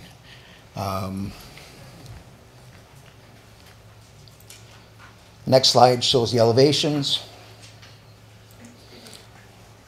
Elevations again. This is the site plan which was before you earlier. It's important to note that with infill developments, the big issue is compatibility.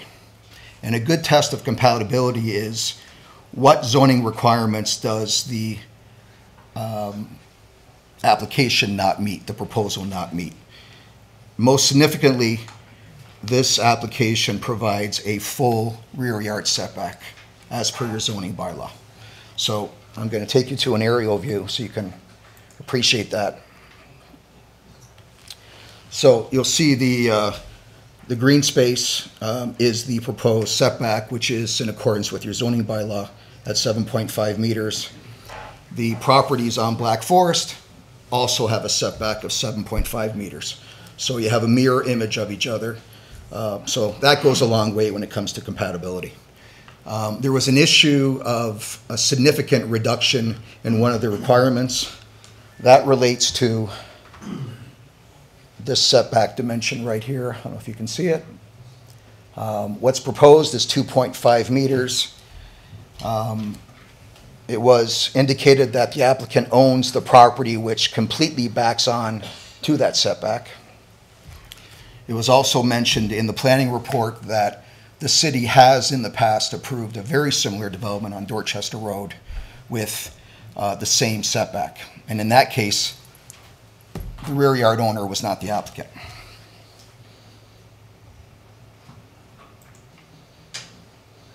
Just want to show you other possible developments on this property.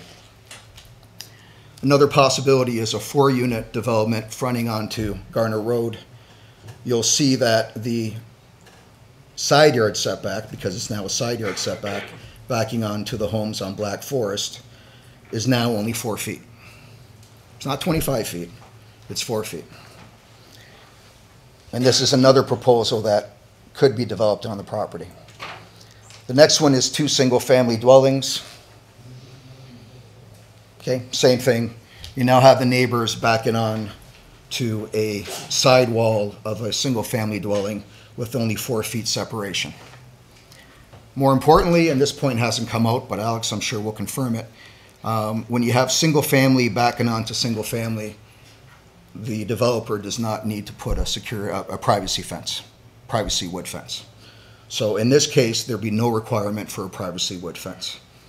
With this proposal, there will be a privacy wood fence all along those properties backing on to the development from Black Forest and also to the property to the other side. That's mandatory. And that will occur during the condo process. As well, there will be a landscape plan worked out during the condo process. There'll be a lighting plan worked out during the condo process. I believe those are all the slides.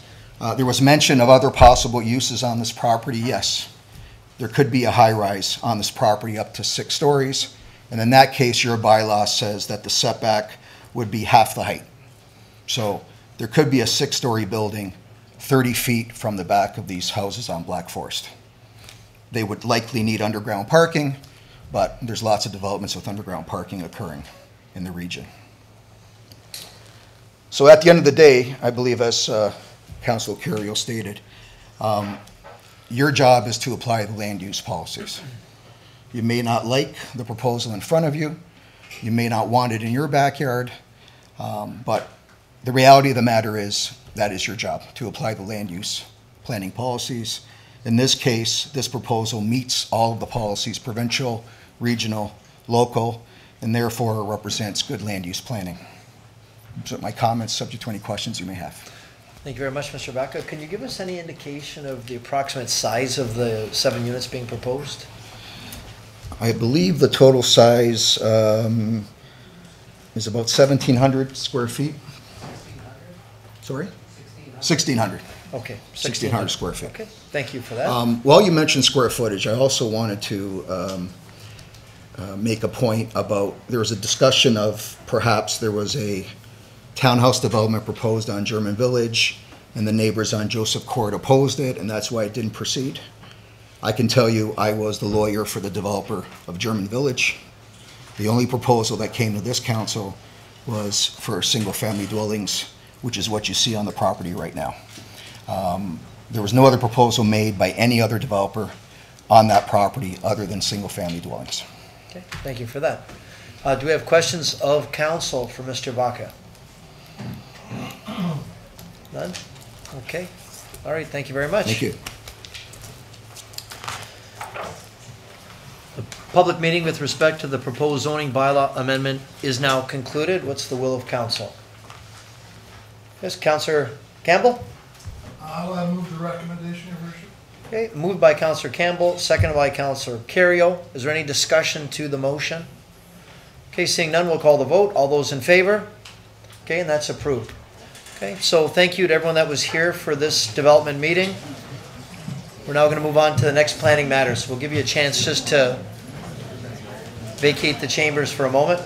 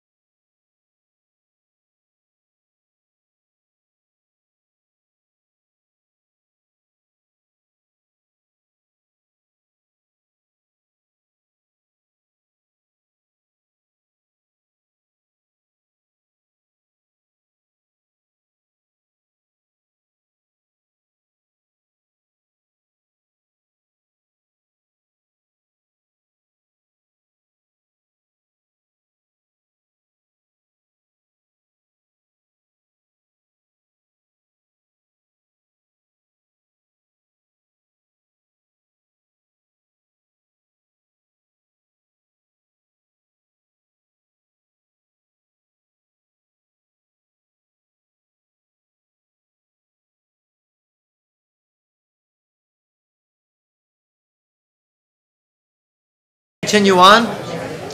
I now ask our, ladies and gentlemen, I ask please, if you could please sit down. If you could please sit down. And we're going to ask that, we're trying to keep, if you don't have a chair, we're asking that you take a chair outside. You're along the side here, you're fine, you're out of the way. But here we need to have the area open for fire reasons and also for people that are outside that need to come in to speak. So if you're not sitting, we're going to ask you to go outside, please, and sit down in a chair. We've got a monitor out there so you can hear everything. And if you do want to speak at some point, you can come inside the chambers. Okay, so we're going to continue on. Mr. Clerk, would you please introduce the next item on the agenda? Yes, Your Worship. A public meeting is now being convened to consider a proposed amendment to the city's zoning bylaw to permit the construction of a 4-unit on-street townhouse dwelling on a vacant parcel of land between 5675 and 5717 Churches Lane. Notice was given by first-class mail in accordance with the Planning Act on April 13th, 2018. Anyone who wants notice of the passing of the zoning bylaw amendment to participate in any site plan process, if applicable, or preserve their opportunity to appeal to the local planning appeal tribunal shall leave their name on the sign-in sheets outside the council chamber. Thank you, Mr. Mattson. I'd now ask our Director of Planning, Mr. Herlovich, if he'd please explain the purpose and reason for the proposed bylaw amendment. Thank you, Your Worship. This parcel of land is on the north side of Churches Lane, immediately west of Henley Avenue. The property backs onto a neighborhood park, and to the west, east, and south are single detached dwellings. The proposal before you tonight is to change the zoning from an R1C zone to an R3, a mixed residential zone, and the purpose of the R3 zone in this case is to allow for the development of the property with 4 on-street townhouses. I would just make reference that under the current zoning of R1C, the property could be divided into 2 parcels, and there could be a single detached dwelling built on each of those 2 parcels. So we're basically looking at a request to go from 2 dwellings up to 4 dwellings. So the R3 zone has specific requirements. So it has a side yard requirement. They're looking to provide an interior side yard width of 1.8 meters. If this was a single detached zone in the R1C zone, it would be 1.2 meters. As well, they're seeking a front yard depth of 7.5 meters. This is slightly larger than the standard requirement. The reason for that is we have a provision in our bylaw that says the building has to be set back the average of the houses up front on the street. So there's a house both to the east and west of this property, and they're set a little further back from the street, and so therefore I think the average setback is 7.25, and the applicant is proposing to set them slightly farther back at 7.5 meters. The property is 0.12 of a hectare, a little over a quarter of an acre. They're seeking 4 dwelling units. I've already mentioned that they're seeking to go from an R1C zone to an R3 zone. We did have an open house in April. 7 residents did come out.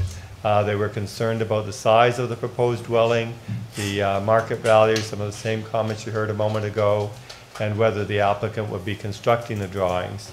They also expressed concern that the applicant who owns the adjacent house is not maintaining the property to their standards, and therefore questioned the standard of this development. They were also concerned that there are some townhouses elsewhere in the neighborhood that are not well maintained, and worried that this might happen in this case. The applicant did outline that he would be hiring a builder to construct these, but these will be larger dwellings, 223 square meters to 241 square meters, and the owner has made a commitment to clean up the property on Churches Lane by removing cars that are parked there. Again, we looked at the provincial growth plan, and the provincial policy statements, which require that within the built-up areas that we have to provide 40% of our intensification target. The subject property is currently undeveloped, but as I said, could be developed with 2 single detached dwellings. The official plan designates the property as residential. The new housing is to be of a height and massing to provide setbacks that are in character with the surrounding neighborhood. Again, the official plan provides a density between 20 and 40 units per hectare. This proposed development would have a density of 33.3 units per hectare, so right in the middle. The subject lands are currently zoned R1C, as I mentioned. The applicant is proposing an interior side yard of 1.8 meters instead of 3 meters. This again is due to the design of the site, but as I mentioned, if it was a single detached dwelling, the interior side yard would be 1.2 meters. So they are in excess of what would be required for single under the current R1C zone. To mitigate any loss of privacy for the abutting properties, the applicant is proposing to install a closed board fence, and that is a requirement under our zoning for where multiples abut single detached dwellings. They have a setback from the Churches Lane, which is in excess of the 7.25 meters I mentioned, and that greater front yard will provide for some additional landscaping opportunities. Therefore, in conclusion, we found that the application does comply with the provincial policies and the growth plan. It represents an efficient use of urban service land utilizing existing infrastructure. It aids in meeting a 40% intensification target. The lands are designated for residential development, and the official plan encourages redevelopment or development of underutilized parcels. And the requested zone change will ensure compatibility with the established neighborhood. What we didn't say here is that once these units are built, it would proceed through the Committee of Adjustment for consents to sever so that each unit could be sold and the land in front and back of the townhouse together with the unit itself would be individually owned. Therefore, staff is recommending that council approve the zoning bylaw amendment application to rezone the property to an R3 zone to permit the 4-unit on-street townhouse development subject to the provisions that I outlined in the report. Those are the highlights. Thank you, Mr. Hurlovich. Do we have any questions as counsel for Mr. Hurlovich? Okay, seeing none. Members of the public, you're advised that failure to make an oral or written submission at this public meeting will result in the local planning appeal tribunal dismissing any referral that it receives. Failure to sign the sign-in sheets will result in staff rejecting an appeal as per section 3419 of the Planning Act. Council will now hear from anyone other than the applicant who wishes to address council for this proposed bylaw amendment. Do we have anyone here other than the applicant? Okay, yes, sir, if you'd like to come forward. Is there anyone else, by the way? Is there anyone else here for the Churches Lane development other than the applicant who wishes to address council? Okay, just the one. Okay, sir, if you can state your name and your address, please. Dan Galata from 5743 Churches Lane. Okay. That piece of property there originally was my family's farm. So when it was developed from Mr. Branscombe, it was meant to be single dwellings. And so I hope that it would have kept that way. I understand we got a progress here with community. I was just wondering, could we maybe reduce the 2-story to a single level? Because our city is becoming a retirement home for the people from the north side of the lake, and older people don't like stairs, so if we can have a single level instead, or even like 2 semis or something like that, if we can reduce it. Well, I can ask Mr. Hurlovich, any comment on, is that more of a question of the developer? Or? I would leave that to the developer. Okay, so when the developer comes up, we can ask them the question. Okay. All right, thank you very much. Thank you. Is there anyone else other than the applicant? Okay, seeing none, council will now hear from the applicant or his or her representative.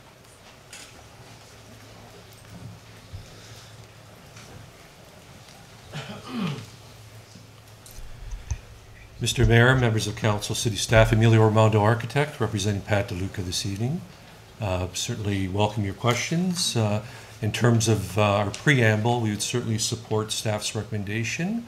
When we approached this project, we looked at compliance to the R3 zoning. So statistically, when you compare the project to the R3 zoning, we've met pretty well all of the requirements, I'd say, except for the side yard setbacks. But traditionally, in the present zoning, if this were a two-story dwelling, we would require a 1.2 meter setback, and we've exceeded that setback by 2 feet at 1.8 meters.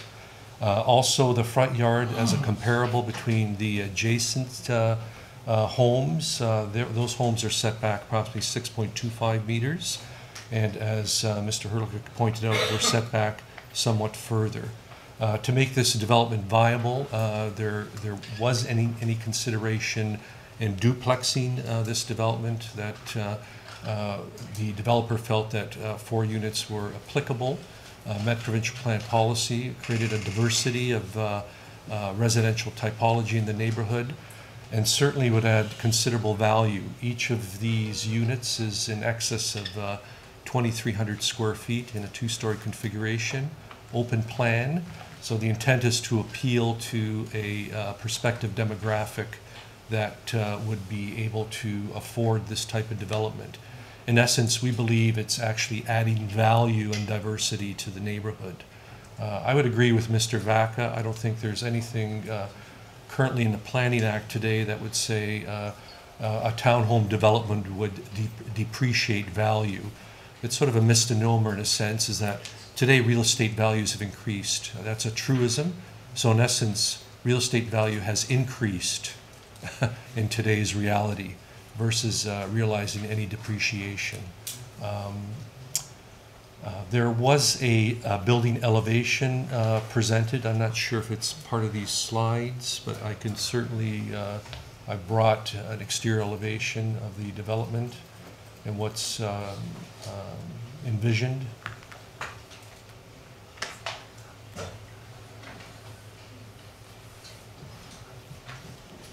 So nothing was provided to you. Okay, I have it. Yeah.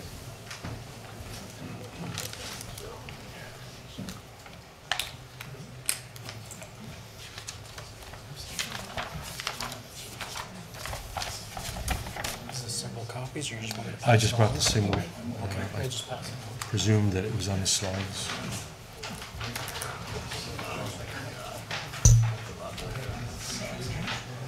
So that would give council an indication of the quality of the development proposed for this neighborhood.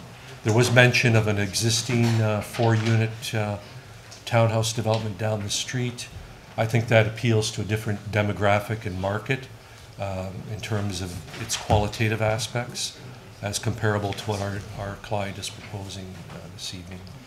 Any questions, excuse me, of council for Mr. Raimondo? Okay, no? All right then. Thank you very much. Pass this along. Just let the rest of the council have a quick peek at this. Oh, very nice. Pass it along. Just give council one chance to have a look at this, and then I'll close the meeting and I'll entertain a motion. I apologize. I know it's hot in here. Everybody's warm. I know. I appreciate it. It's sorry, trying to minimize how many people are in here. It was nice and cool at the beginning, but when you get this many bodies in a small space. Okay, the public meeting with respect to the proposed zoning bylaw amendment is now concluded. What's the Councilor Morocco? Move the recommendation. Motion by Councilor Morocco to move the recommendation, seconded by Councilor Strange. Is there any further dialogue? Seeing none, we'll call the vote. All those in favor? Okay, and that's approved. Thank you very much. Thank you, Mr. Mayor. Thank you, Mr. Council. So anyone that was here on this issue, here's your chance to head out. And then we're going to get to the topic everyone's been waiting for.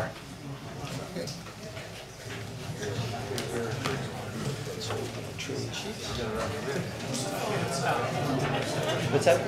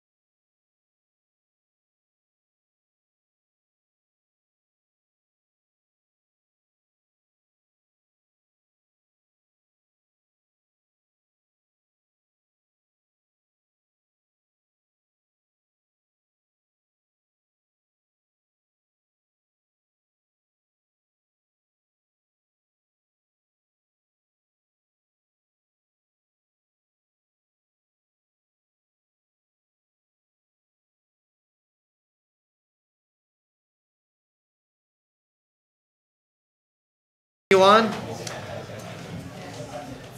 Mr. Clerk, would you please introduce the next item on the agenda? A public meeting is now being convened to consider amendments to the official plan to amend special policy area number 56 for the Riverfront Community Plan. Notice was given by first-class mail in accordance with the Planning Act on Friday, April 6, 2018, and by publishing an ad in the Niagara Falls Review, also on Friday, April 6, 2018. Anyone who wants notice of the passing of the official plan amendment, to participate in any site plan process, if applicable, or preserve their opportunity to appeal to the local planning appeal tribunal, shall leave their name on the sign-in sheets outside the council chamber. Thank you very much. Now, Mr. Hurlovich, our Director of Planning, will explain the purpose and reason for the proposed amendment to the official plan. Thank you, Your Worship. This property probably is the only property that doesn't need an explanation of where it's located, but I will go through that in any event. So it's basically the northeast confluence of the Welland River and the Hydro Canal, and the property is outlined in red. So there's a total of 482 acres that is owned by the developer. At this time, council is being asked to deal with only 120 acres of that land. It's outlined in red on the screen. Again, the surrounding land uses. To the west is the Hydro Canal. There are some industrial uses at the northwest corner. North of that are largely single detached dwellings, but there are some semi-detached and townhouse dwellings in that area as well. To the east is the Thundering Water Golf Course, and beyond that, Thundering Waters Village.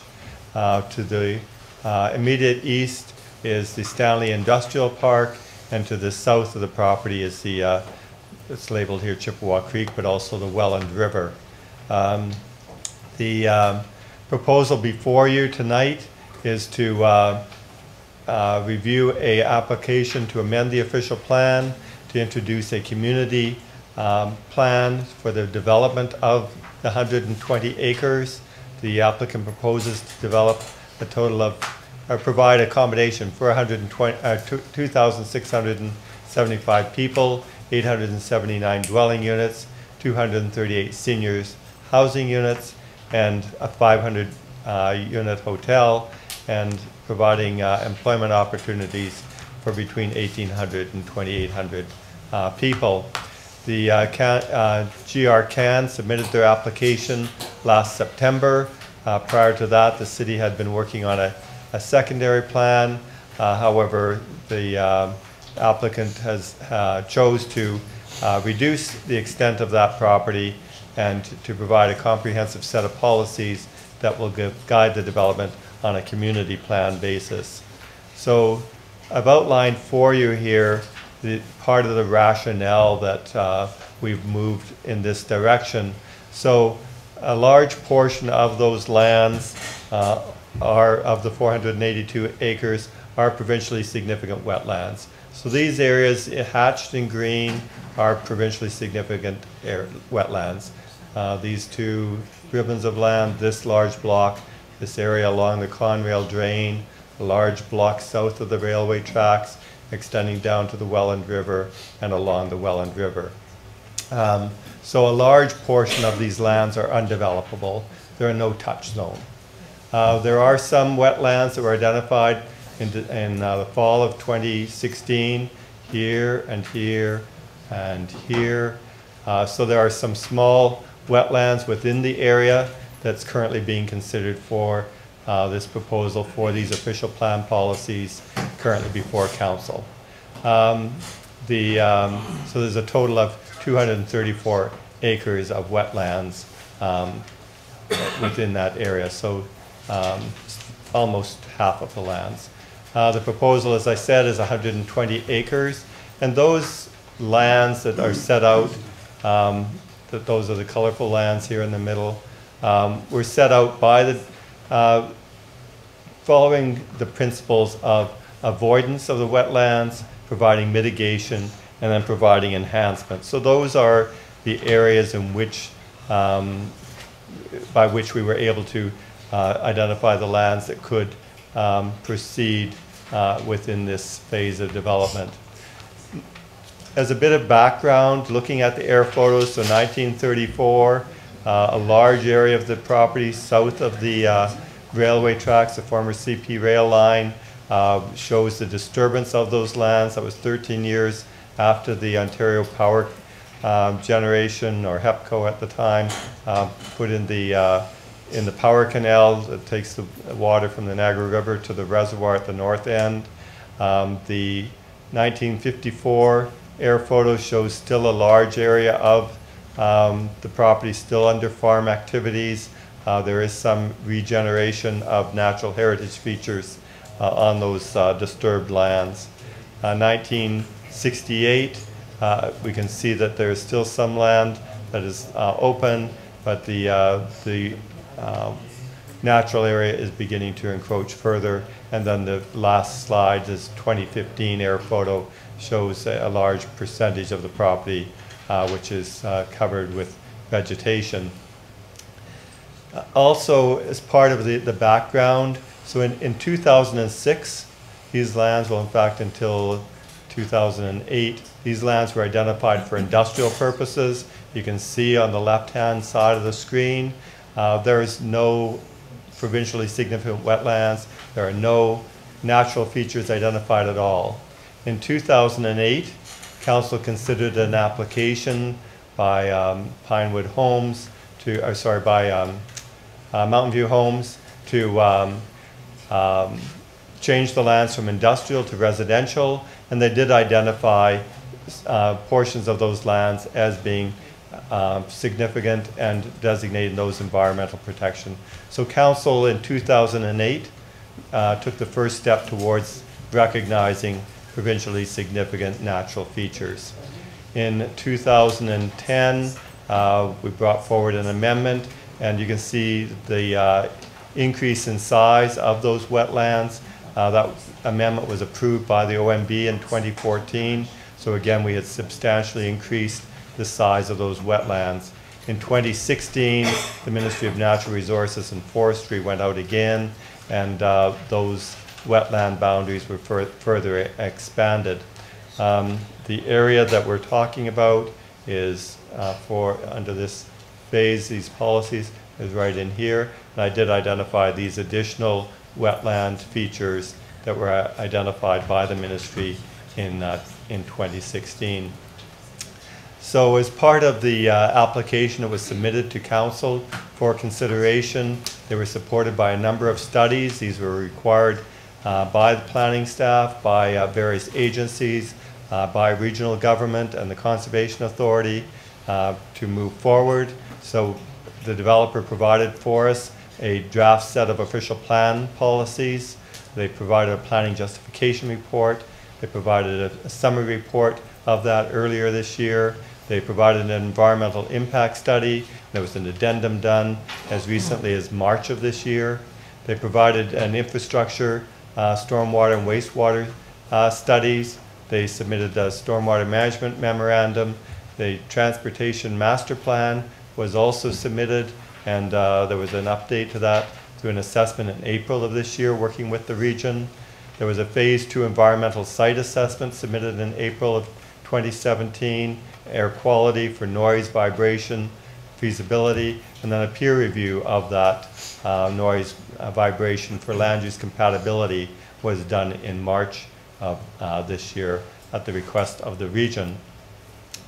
We've had a series of public consultation. We certainly had good attendance. We had 2 sessions at the Gale Center. We had estimated 150 to 200 people at each of those sessions. You can see the kind of interest that was expressed. We can see the interest represented in the council chambers tonight. This is certainly something that the public is totally engaged with, has been informed. Those studies that I mentioned have all been made available to the interest groups as well as our agencies and our internal departments. This whole application is premised on a natural heritage system. So this is, and I apologize, the map might be a little hard to read, but I think what's important to show here, those turquoise areas on the screen are the provincially significant wetlands. There are some golden orange colors, Those are bird habitat that's identified in the legend. There are woodland features identified. And then you can see large areas of gray, largely around the area that council is being asked to consider tonight, this area and this area, which have the fewest number of those features. So basically, again, avoidance, mitigation, and enhancement. The PSWs have been identified. The applicant is not asking that we affect those. They're designated environmental protection now in your official plan. That's part of what council has already done. There are those pockets of provincially significant wetlands. They're shown here. There's one, the road runs through there. This green triangle is a park. There's a wetland in there. And so what the applicant is doing is trying to avoid those. The applicant has also made submission to the Ministry of Natural Resources for reclassification.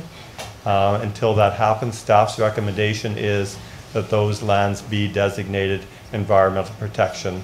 They are PSWs.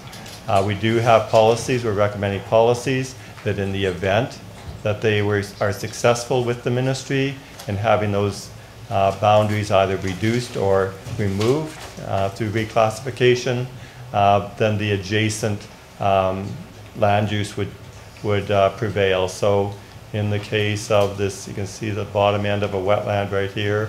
This is residential designation. That residential designation would apply to the property. As well, the applicant looked at threatened and endangered species as part of its environmental impact study. And they found that while there is, over the broader landscape, habitat for threatened and endangered species, the feature at the left, which is it's labeled here as FOD 7-3, was initially identified by Ministry of Natural Resources as a wetland and then was modified and declassified. But it is an area where there could be significant species, and certainly part of that could be potential bat habitat. That will not be known until the acoustical studies are done in June. There are 8 trees in that FOD 7-3 area which have the potential of providing roosting sites for bats. The Ministry of Natural Resources has done further mapping, and they've identified that there are some threatened species, the dense blazing star, which is outside of this area that council is considering tonight, and then there is a coffee tree, and so the coffee tree is to be identified as a significant species.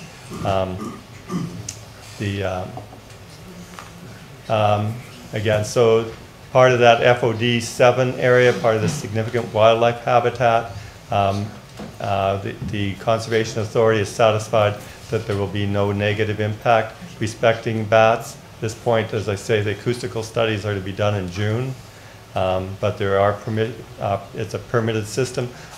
Just to clarify, deviate from the slides a little, unlike provincially significant wetlands, which are a no-touch zone, bats being an endangered species, it's not that you can't remove their habitat. You have to apply and receive permits to remove a habitat that might house bats. And then you would have to provide some mitigation. Again, that's part of what has to happen here. So our policies provide for that. And in fact, that area, FOD 7-3, would be identified in staff's recommendations that it be a holding category until those studies are done.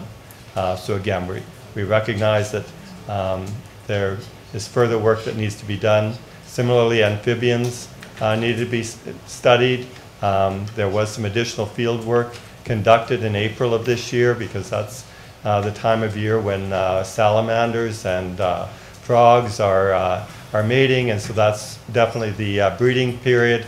So they did do work, and those outside agencies have not yet commented back or have commented that they need some additional clarification. So until that those agencies are satisfied, this land will be put into a holding category. The consultant looked at significant woodlands, and so the areas are of kind of a bright green color are woodlands now, and they are marked with an X.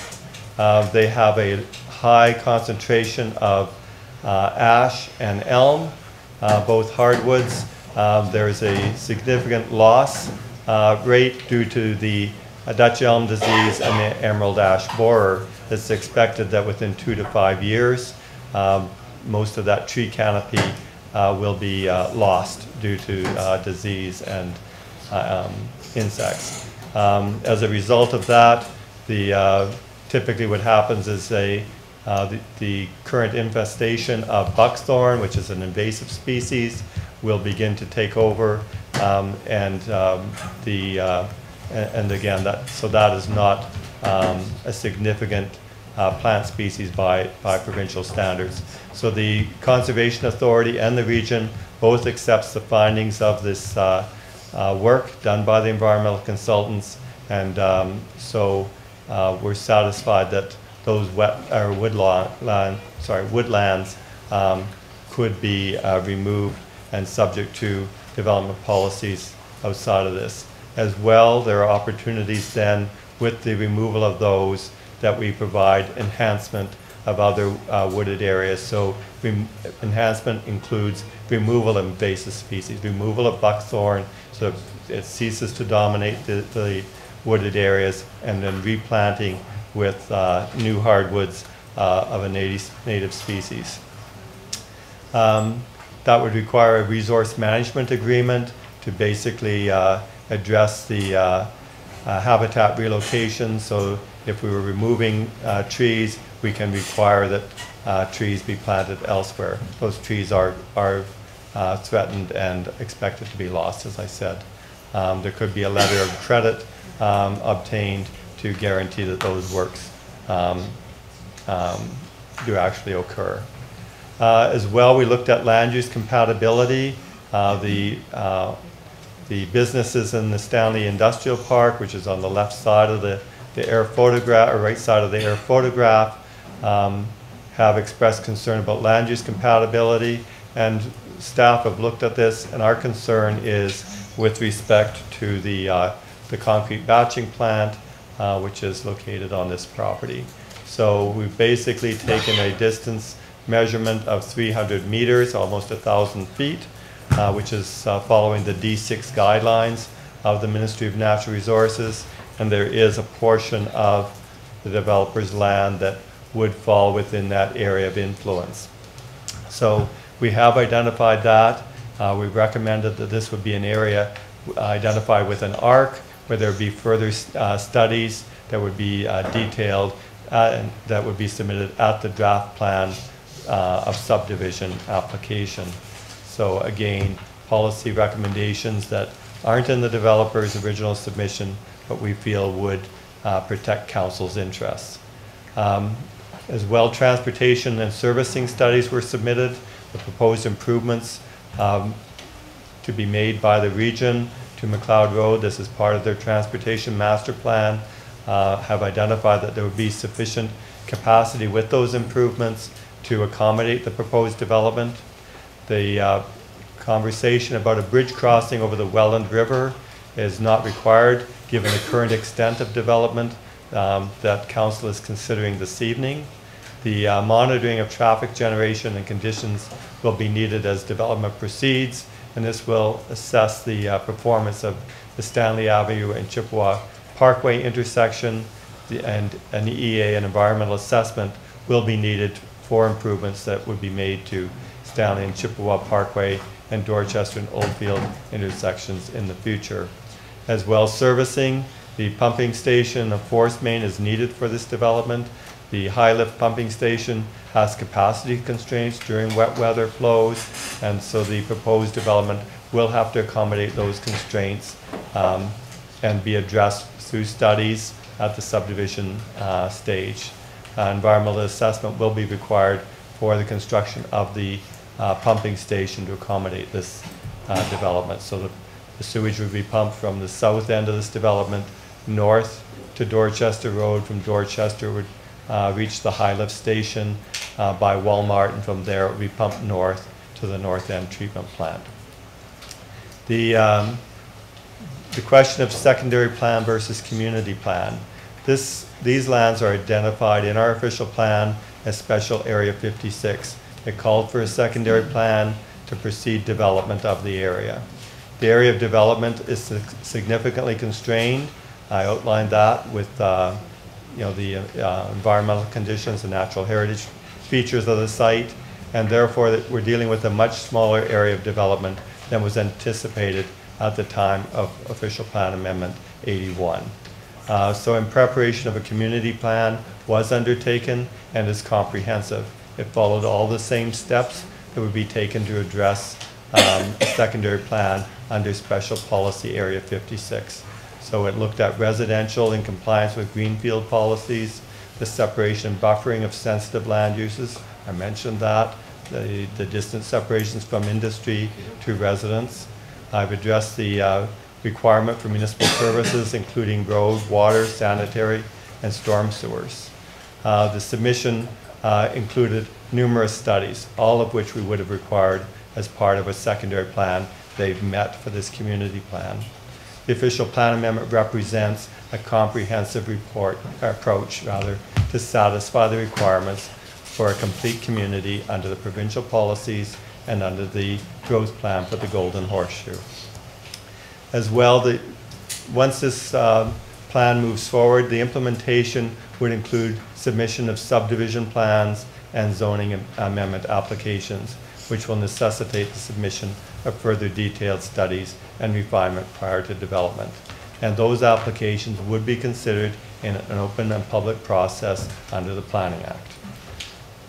So staff has made a list of 27 possible recommendations or modifications rather to the official plan amendment. This is a standard protocol in the days when our official plan amendments went to the province or the region for approval.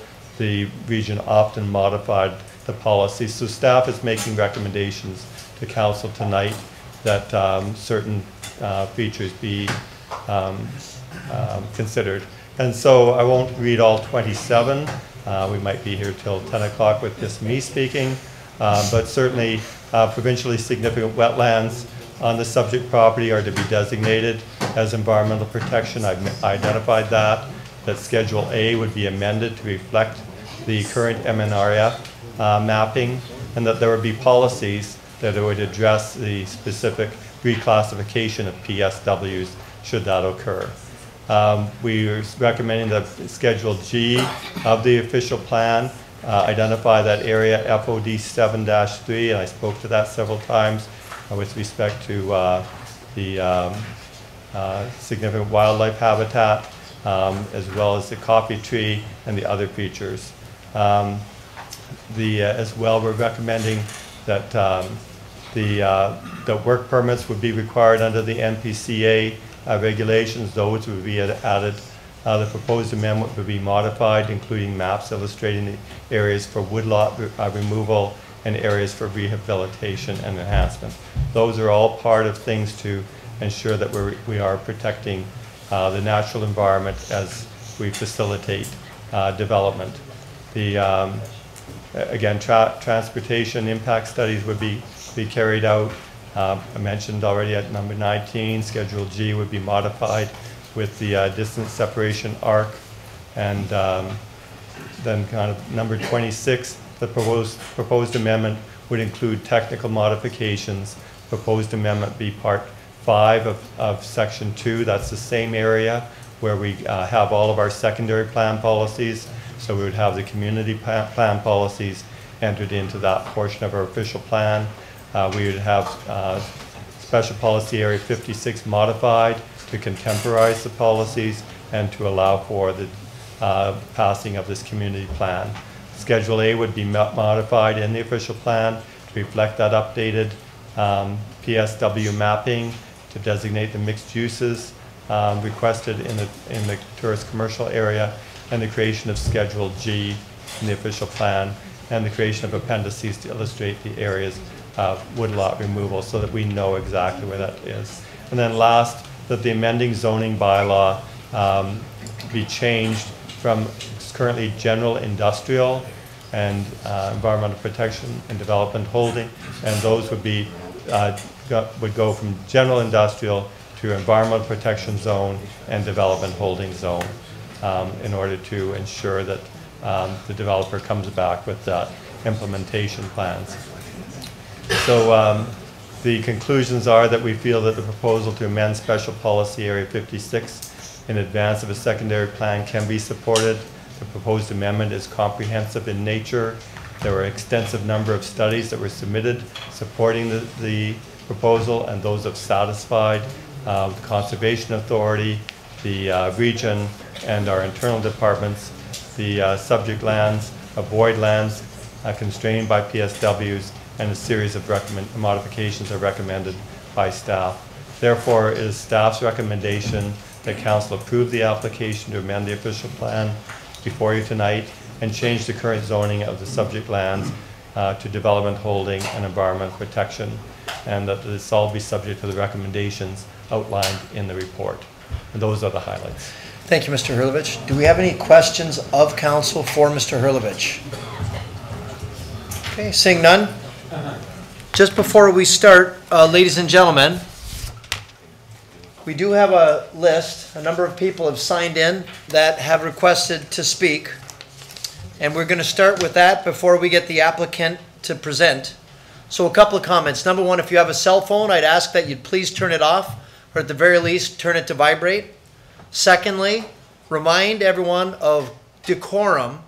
These are the rules of order in the chamber. We're going to ask that you not clap, not cheer, not jeer. Please don't boo or yell out. This is a public meeting for council to gather input for the public. We ask that you be professional and respectful. We're going to give you a maximum of 5 minutes to speak. We're going to ask that you not repeat, because if you do repeat, we're going to bring that to your attention and your speaking time will be done. So we're going to ask not to repeat the same points over and over again. We get it. The other thing we ask is, if you'd please be prepared so we can come up in an orderly form, in an orderly fashion, to get your comments. When your comments are concluded, we'll then have the applicant and their representatives who will address council. Council will then ask questions. There will be no more comments from the public. And then council, once we close the public meeting, will make the final decision. Everybody good with that? I know it's hot, and I appreciate everybody's probably a little bit uncomfortable. I'm not sure what's going on. We've reached out to our mechanical people to find out why it's so hot. Hopefully we're going to get a hold of them. So first thing we're going to do, ladies and gentlemen, is we will hear, I'm going to first read a little bit to you. Members of the public are advised that failure to make an oral or written submission at this public meeting could result in the local planning appeal tribunal dismissing any referral that it receives if the party has not made an oral or written submission at this public meeting. Council will now hear from anyone other than the applicant who wishes to speak to the proposed amendments. I will start reading from this list, and we'll have them go in this orderly fashion. So the first person on the list is Patrick Chow. Is Patrick okay? Sir, if you can come to the microphone, please state your address. Mr. Mayor, ladies and gentlemen, my name is Chow, Patrick Chow. I live in 6072 Eaglewood Drive, backing to Thundering Water Golf Course. So this project have direct impact on me because it is in my neighborhood and community. Before I start, I would like to tell you a story. I'm a storyteller, okay? I want to tell you a story about China business development model. They come and build, they sell, and then they grab the money and gone. And they go to another location, they do the same thing, build, sell, and gone. And they have no long-term commitment to our community. We'll be left behind holding a bucket of trouble. They sell. They don't have long-term commitment. And the new owner will be there. The problem is that there's no coordination about the mix of business in that particular location. For example, one store may be selling jewelry. The another store may be selling saltfish. This is what happened in China. And they are going to clone the operation and bring it over to Canada. I'm not kidding. Look at their plan, look at their development.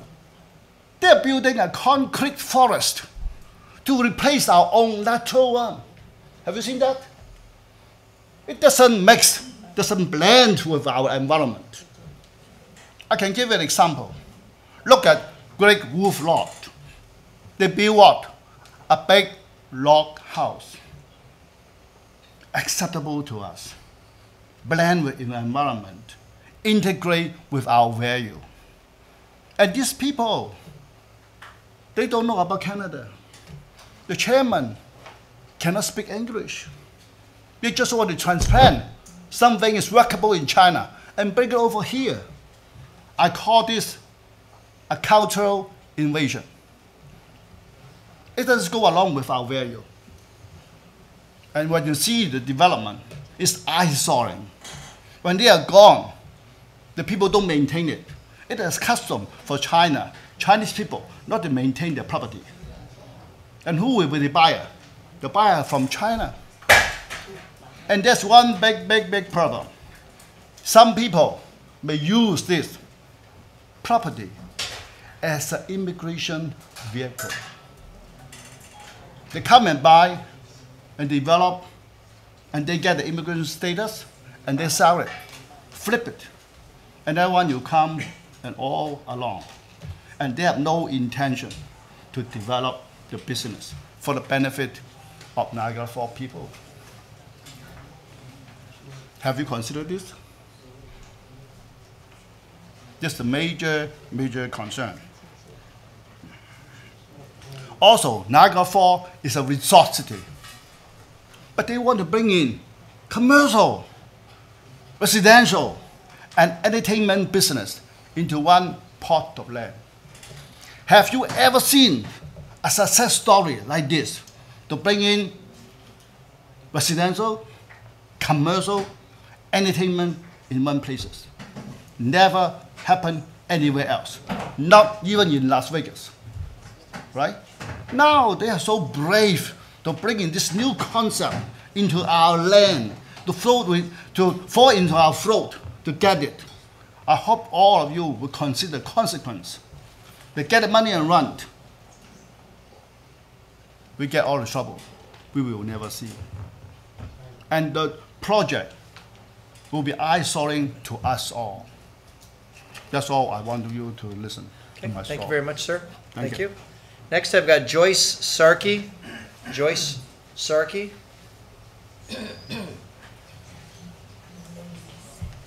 Okay, if you can state your address, please. Yes. Good evening. My name is Joyce Sankey. Oh, I'm sorry. Sankey? Okay. Yes. I live at 7015 Garden Street in Niagara Falls. I'm with the Niagara Falls Nature Club. We protested the removal of trees from this site in 1992 and again in 2008, but much of the forest was destroyed. I'm not against this development. I'm against this development being built in the Thundering Waters Forest Complex. People in Niagara Falls have been told this subdivision would provide between 1,800 and 2,800 jobs. This is not a promise. The developer would not have to provide these jobs, just employment lands. Business could locate in this subdivision, but could also locate elsewhere in the city. By locating somewhere else, they could revitalize an area of the city that needs this, be near transit, and not destroy a natural area. Many of the jobs in Niagara Falls are in tourism. They are often low-paying and not full-time year-round. People in Niagara, people who voted in the current council, need affordable housing and not expensive gated communities. It may be cheaper for developers to build on virgin lands, but it is an economy that Niagara can no longer afford. I have questions on the wetlands. Who will have ownership of the wetland areas if the development proceeds? Will the development be a private gated community? Will residents of Niagara Falls living elsewhere be able to walk there? Who will ensure the wetlands are protected? I have great concerns if the wetlands and areas that cannot be developed are owned by the GR Investment Group. The developer has spoken of her desire to flood the wetlands with water from the Welland River. She has talked of ensuring that the vernal pools do not dry out. She has talked about how the wetlands need fish. She may mean well, but if she does these things, it could destroy the wetlands. I disagree that the development could be built as planned and not harm the ecosystem. Thundering Waters has many wetland complexes. These are wetlands connected by forests, meadows, and other lands, and they're very important to the viability and health of the entire ecosystem and the wildlife that lives there. Council, please think of the long term. Please consider what you would like in Niagara Falls in 50 years. Should we be a huge bedroom community largely paved over? Could your legacy be that you kept Niagara green and healthy? Think of Niagara with a large, healthy park, a place to be with nature, clean air, clean water, and flood protection. I think all of Niagara would thank you for giving those who come after us an enhanced quality of life. Thank you. Thank you, Joyce. Okay, next up, Jean Grandoni.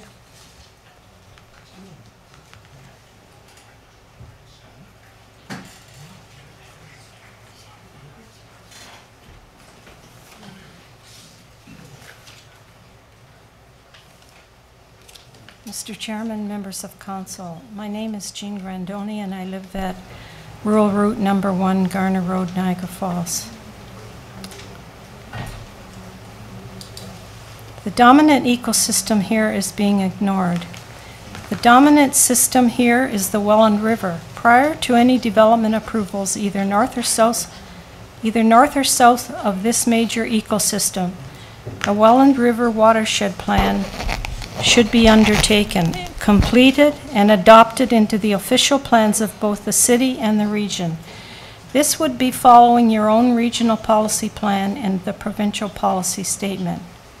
And I'm very disappointed in the region's letter. I think they're abandoning their mandate. Such a plan should legislate all forests, streams, floodlines, and well water recharge areas to be protected. They are being essential to this river's ecosystem health. Public access to entire river shorelines, either by roads or trails, and wildlife access provided by wildlife corridors must be ensured. To deviate from the watershed approach will result in a confused, piecemeal river plan, leaving all ecosystems shortchanged and unbalanced and the public dissatisfied. Opportunity for use of the river and its increasingly rare forests as a tourist attraction will be lost. Nature rules, nature fights back, nature shows no mercy. All over the world, rivers are flooding, and it's not just climate change. Lives are being lost due to mankind ignoring the need to respect floodplain, and forest preservation. Political environmental maturity is sadly lacking here. Failure to do hydrogeological study.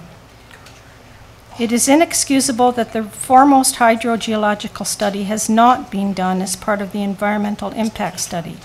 This means their consultant's EIS is incomplete and should not be accepted. The recent discovery of the karst formation here by Dr. John Backer is evidence of this request. Hydrogeological studies were done as far back as the 70s. So why not 40 years later, when so much evidence exists proving the need for it?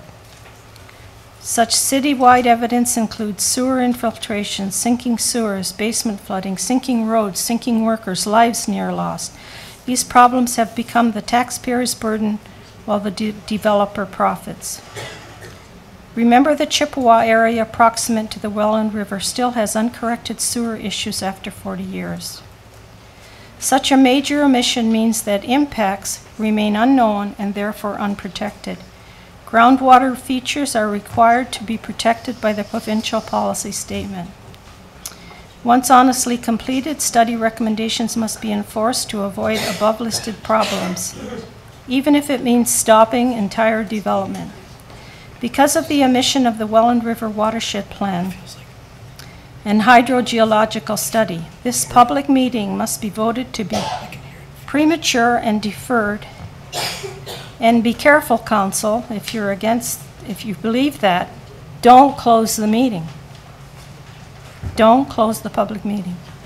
With a motion by Council that the Welland River Watershed Plan be completed and adopted, and the hydrogeological study and all missing studies be completed and supplied to the public with sufficient time for analysis.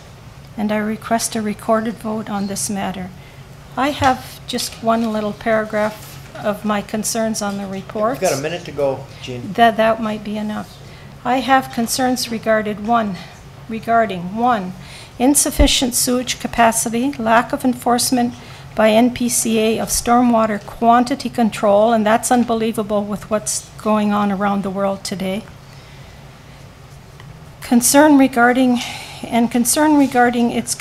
NPCA's condition that there need not be erosion control of discharges to the Welland River. Concern also that there appears to be no water testing done. Where are the Ministry of Environment comments on all of these points? Region's position appears to abandon its own environment policies. Already, don't forget this, some 150 plus acres of forest destroyed north and east of Oldfield Road that were a part of this complex, and this complex was listed as the #1 study in your 1990, or the #1 forest within the urban boundaries in your 1993 tree study, tree and woodlot study. And I think I would like to give the clerk a copy of my letter signed with these points attached, because I didn't put them in with my original letter. Just attach that to that, please.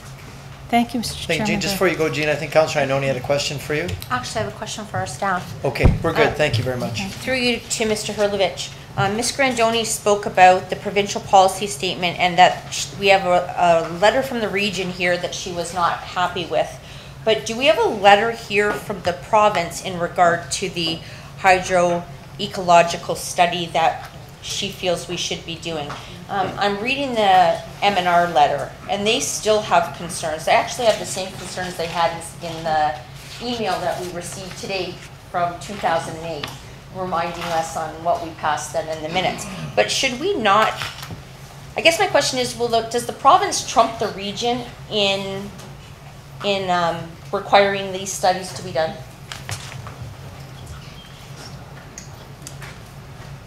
Does the province trump the region? It's certainly a higher level government. I suppose they could mandate that. I haven't seen any comments requesting that a hydrogeological study be done. Certainly I did see a letter from Ministry of Natural Resources and Forestry expressing concerns. Most of those concerns I felt were addressed through the staff modifications, and certainly we would be passing those, the modified amendment around to the province for their consideration. Yes, continue. Thank you. And you feel that the modifications would keep the would make the M&R happy, and they wouldn't be as upset as they are in this letter. But I don't know about that. Okay, so I guess I'm going to go back to my earlier question. Absent a regional requirement for that, and looking at the M&R letter, which states that they still have concerns about many, many issues you say that you're okay with here. Does the M&R trump the region?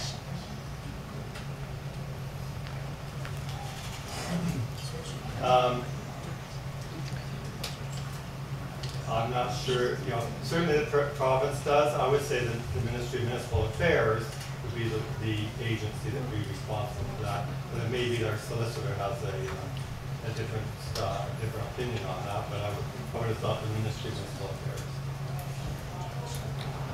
Okay, yes, so I'm sorry, Counselor, are you done? Well, no, I thought the solicitor was going to Well, answer. I'll defer to Ms. Pepino, who's here, when she gets her chance to speak. Okay, so- She's probably the eminent authority among the lawyers present in the room today. Okay, thank you for that. Are you done, Counselor? Yeah. Okay, Counselor Campbell? Thank you, Your Worship, through you to the solicitor. Might we be making some decisions tonight that could be described as a thin edge of the wedge, and sometime later down the road, based on our decisions made tonight of whatever they might be, could it be possible that we have no alternative if we find out there are some serious concerns from the ministry, from the province, that we have no choice but to move forward?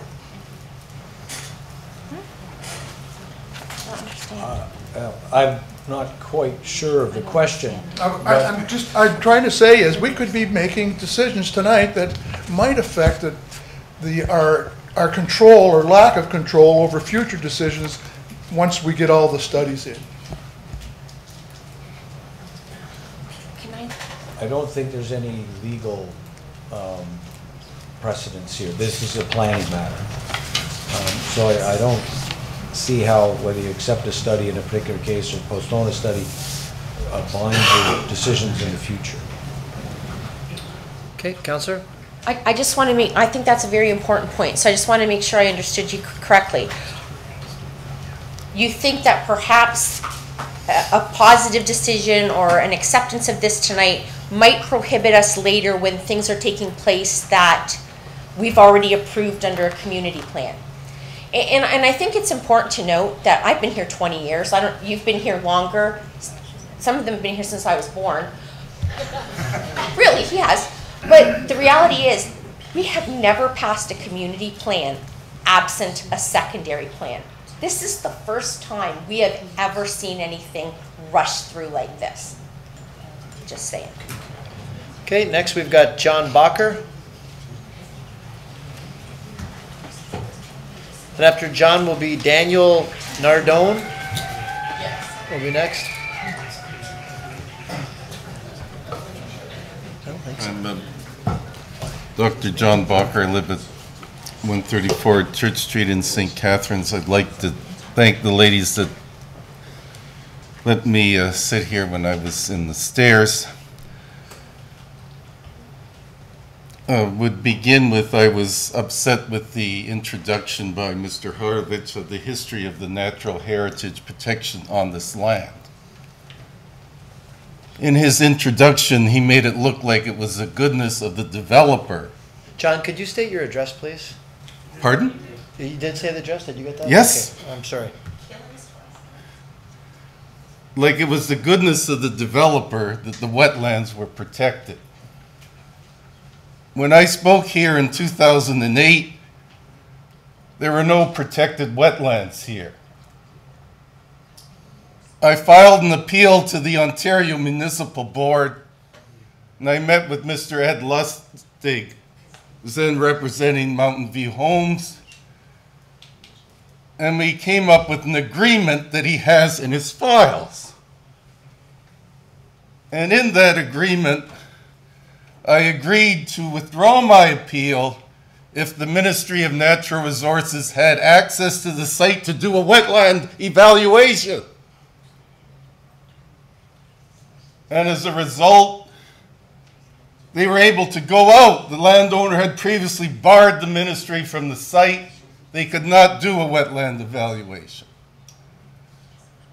And as a result, they found species that they weren't not aware they were there before, like the black gum and the blue-spotted salamander. And what was particularly outrageous, a third of the site was very good. It was protected, and it generally was seen as undevelopable, which is what created the whole sensation and fad for wetland, what's it called, trading or compensation offsetting by the person, Jonathan White, who's the leading person writing to you supporting this development was a leading advocate of wetland offsetting so he could make the site developable, so he could destroy the wetlands that I tried to protect in 2008 by making an agreement with Mr. Lustig.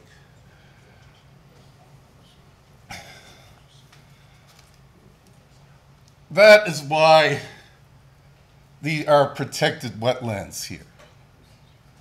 That is why there is such a challenge to this development. Also, contrary to Mr. Hurlovich's statement that his report is protecting all the wetlands that are provincially protected, I refer you to his report. He has arrows to various wetlands that he is proposing to have EPA designation. He omits a very significant wetland, which the Savanta report EIS calls wetland number 4. It's here. There's no red arrow in this report by Mr. Hurlovich recommending it be protected as an environmental protection area. And I don't think that's an oversight. We had a very eloquent statement from Mr. Chow earlier about mixing up all kinds of development. This is the epitome of that. You have in this document that Mr. Hurlovich is asking you approve a 3-part split for this wetland number 4. One of it is to be residential, one of it is to be mixed use, and one of it is to have a road through the middle of the wetland. Also, Mr. Hurlovich's report maintains that you can build a road through a provincially significant wetland. Got 1 minute, John. That is contrary to what Ian Thornton said in his letter 2 years ago. That's contrary to provincial policy.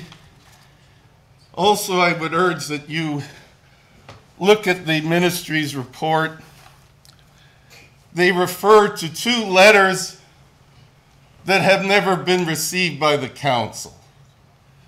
I think all this shows the need for a peer review. These are complex scientific arguments. The U.S. Forest Service says that buckthorn does not replace dying ash, that the dominant species is oak. Sure, the tobacco companies spend out money denying that tobacco causes cancer, but we should look at a peer review to make sure that these scientific questions are properly answered and not just rubber stamp self-interested statements by developers that do not maintain current scientific consensus. 5 minutes are up. John, can you wrap it up? It's finished. Hope the wetland isn't. Hope the thundering waters, or hope the endangered species that live here aren't finished. Thank you, sir. Next, we've got Daniel Nardine. You can state your address, sir. Oh, that's not Nardone. Nardone, okay. Address 95 Glendale Avenue. Okay, thank you. I guess I came here because basically I'm kind of looking at the I guess the future beyond where we kind of stand right now. I guess I've got to know John Bacher quite well, and in discussions with him, I was talking about the Rouge Park in Toronto, who then subsequently became a national park. I guess the first thing I could say I could ask for, I guess it's a bit of a repeat, is that yes, having the peer review by like say North-South Environmental would be great. They had done it one here before, but like that peer review would be important. And then I guess in the as in terms of the people who want to develop here and they want to have more of a cultural mosaic in Niagara Falls, and Canada is known for cultural diversity. Maybe look in having it built in an alternative location, and like I said, Niagara Falls, being that it's known for the falls, the significant geological feature that is the falls itself. Wouldn't it be interesting if it was, say, a provincial park like Short Hills, or even heck, could be the second national urban park like the Rouge Park in Toronto, because I guess there's a lot of biodiversity here that apparently that there exists there like there does in the Rouge, and that, like I said, I think the peer review would be the immediate, in the now and then in the future, look into making this full area a essentially potentially a national park because of its vast biodiversity. Thanks. Thank you very much. We've got next William Rapley.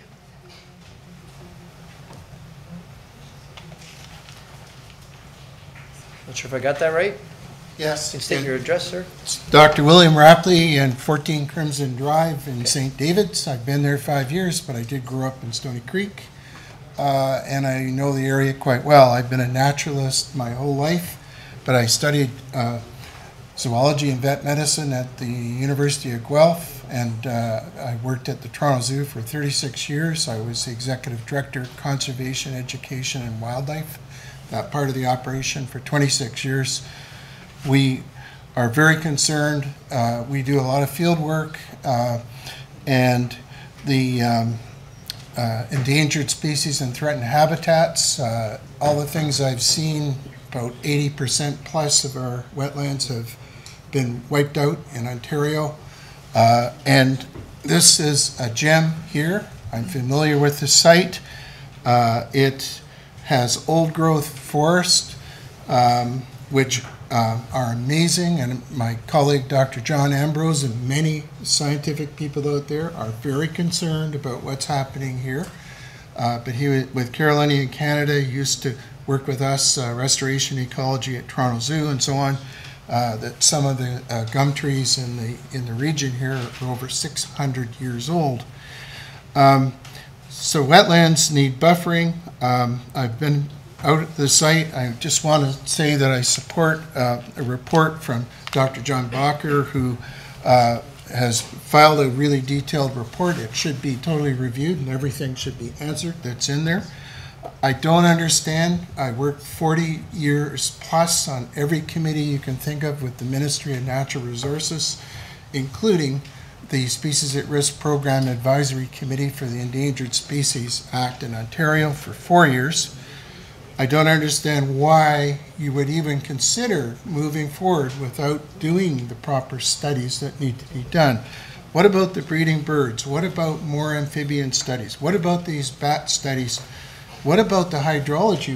We know that there's underwater springs there. We were looking at this on site, and a proper hydrology study needs to be completed. And also the impact on the river. I studied environmental toxicology at Western. I was in a group there for 7 years in environmental areas.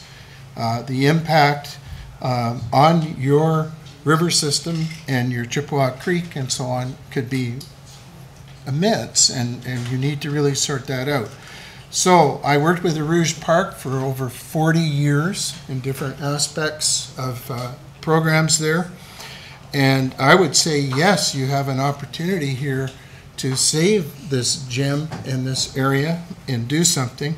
And when I think of our programs like Adopt a Pond, Frog Watch, Turtle Tally, the Plant Guardians and all that, that you have education opportunities to engage young people in environment and nature. I work with the 3 nature clubs here in town. I work with the Hawk Watch in Grimsby. I'm a member of the Brody Club at the University of Toronto. I've had academic appointments at many universities, and all I can say is this is not to be taken lightly. This is a big decision, and you really should do things properly, and thorough studies must be completed before you make a decision. Wildlife is important, and these healthy ecosystems are important for human health just as much as they are for wildlife health, and I think you've got to take a look at that. So quite a bit has been said. All I can say is more diligence, more proper studies, peer review, absolutely needed. Don't jump into this before you do a proper job. Once it's gone, and it's another big, beautiful area of natural habitat that is wiped out and gone forever. Thank you, sir. Councilor Ioannoni? Thank you. And Mr. Mayor, I'm trying to keep up with the questions. And the question I asked before when Ms. Grandoni spoke, and now Dr. Rapley just reinforced her comments. In the communication from the MNR, it says, a number of statements in the OPA refer to key wetland features. It is unclear what key wetland features are. Are these different than provincially significant wetlands as confirmed on site by the MNRF? In addition, Objective B on page 6 states to maintain and improve the hydrologic function of protected wetlands, but it is unclear to us what this means, as development and site alteration is not permitted in PSWs. It would be appreciated if these objectives could be clarified in the context of provincial policy. So perhaps Mr. Herlovich can clarify that in the context of provincial policy, because he did just state he hadn't read that from the MNR in regard to the hydrological studies. Mr. Herlovich, did you get that? It was a lot. Sure, I'm not sure that I got it all. What I got was that MNR says there shouldn't be any development in a PSW. I said the same thing. I said that our staff recommendation is to recognize the PSWs that are within this subject land, the 120 acres, as EPA. So in essence, no development zone. I can't say anything different than that. Okay, thank you. Yep, Councillor? Thank you. He doesn't really answer my question. But I guess through you to Mr. Herlovich. If a secondary plan is what we would generally be using to look at a piece of land this large, and that's what we should be doing, a secondary plan, not this piecemeal community plan. But if we approve this secondary plan, does it then have to go to the region to be approved when I read this, do I understand correctly that it doesn't have to go to the region? It's going to stop, the decision stops here.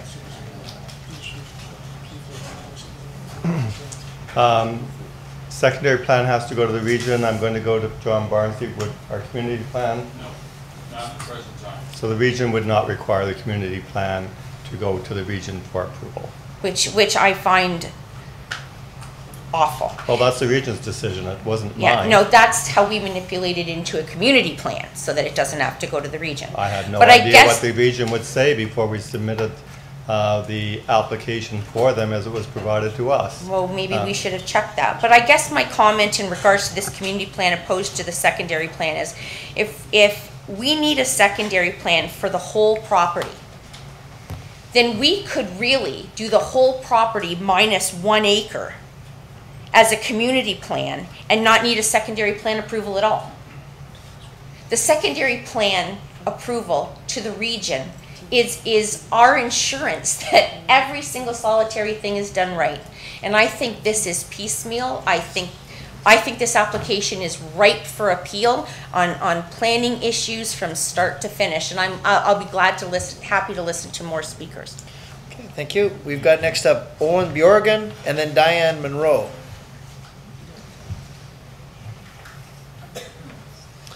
Hi everybody, Owen Bjorgen. I'm a Niagara-on-the-Lake resident, and I've seen many of these faces before, as many of the ones in the crowd behind me.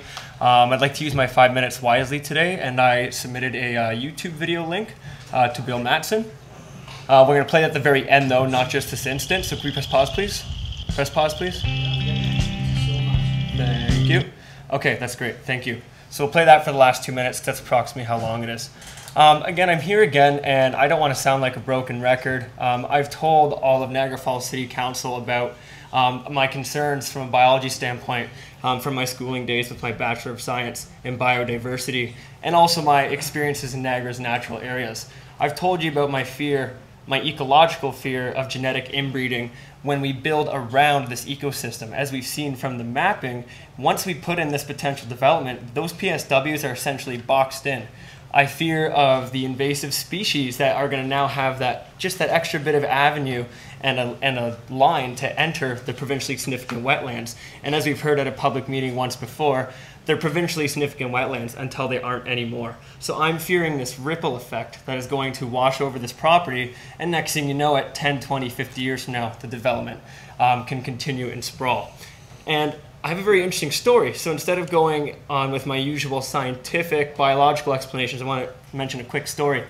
And this occurred about, maybe 2 months ago, and I had the idea, just an idea, that I wanted to run a community garbage cleanup on the perimeter of the property. Not the inside of the property, strictly on the perimeter of the property. I was going to invite out the public. I didn't make any official announcements or dates or times. In fact, the only people who received any sort of formal or official invitation, if you can call it that, was you right here at Niagara Falls City Council and the mayor. And very interestingly, about a week after that, I had an email pop up, and it was from G.R. Can's lawyer that said if I had run that garbage cleanup on the perimeter of the property, I would be arrested on site, potentially, or I'd be fined with $10,000. And that was for a garbage cleanup under trespassing on the perimeter of the property. And the irony to me is you have people illegally trespassing there every day to dump their garbage, to illegally hunt wildlife, and to and get to all sorts of other activities, dirt bikes and ATVs, you name it. But they took the effort to email me and stop a garbage cleanup. And I also took that personally as a note of saying, well, I think this is squashing my usual environmental efforts, which I'm very passionate about in Niagara region. And I often use photography as a tool, an education tool, which many of you have seen, to promote the importance of the biodiversity of this property, which I truly believe in Niagara region and on the Niagara Peninsula. In terms of quality and quantity, there's nothing much else like it. I spent and logged a lot of hours in there. And it's frustrating at times too, because it's left to what seems to be people like me as citizens coming up from Niagara-on-the-Lake who have to tell these things to you. And we have our conservation authority telling the public that we can recreate wetlands without the scientifically backed evidence to do it. And I've asked them for this evidence. I still haven't seen it to this day. And I find that very interesting. And then we have yourselves here who have been left in the dark many times, as I've seen here standing at this exact podium.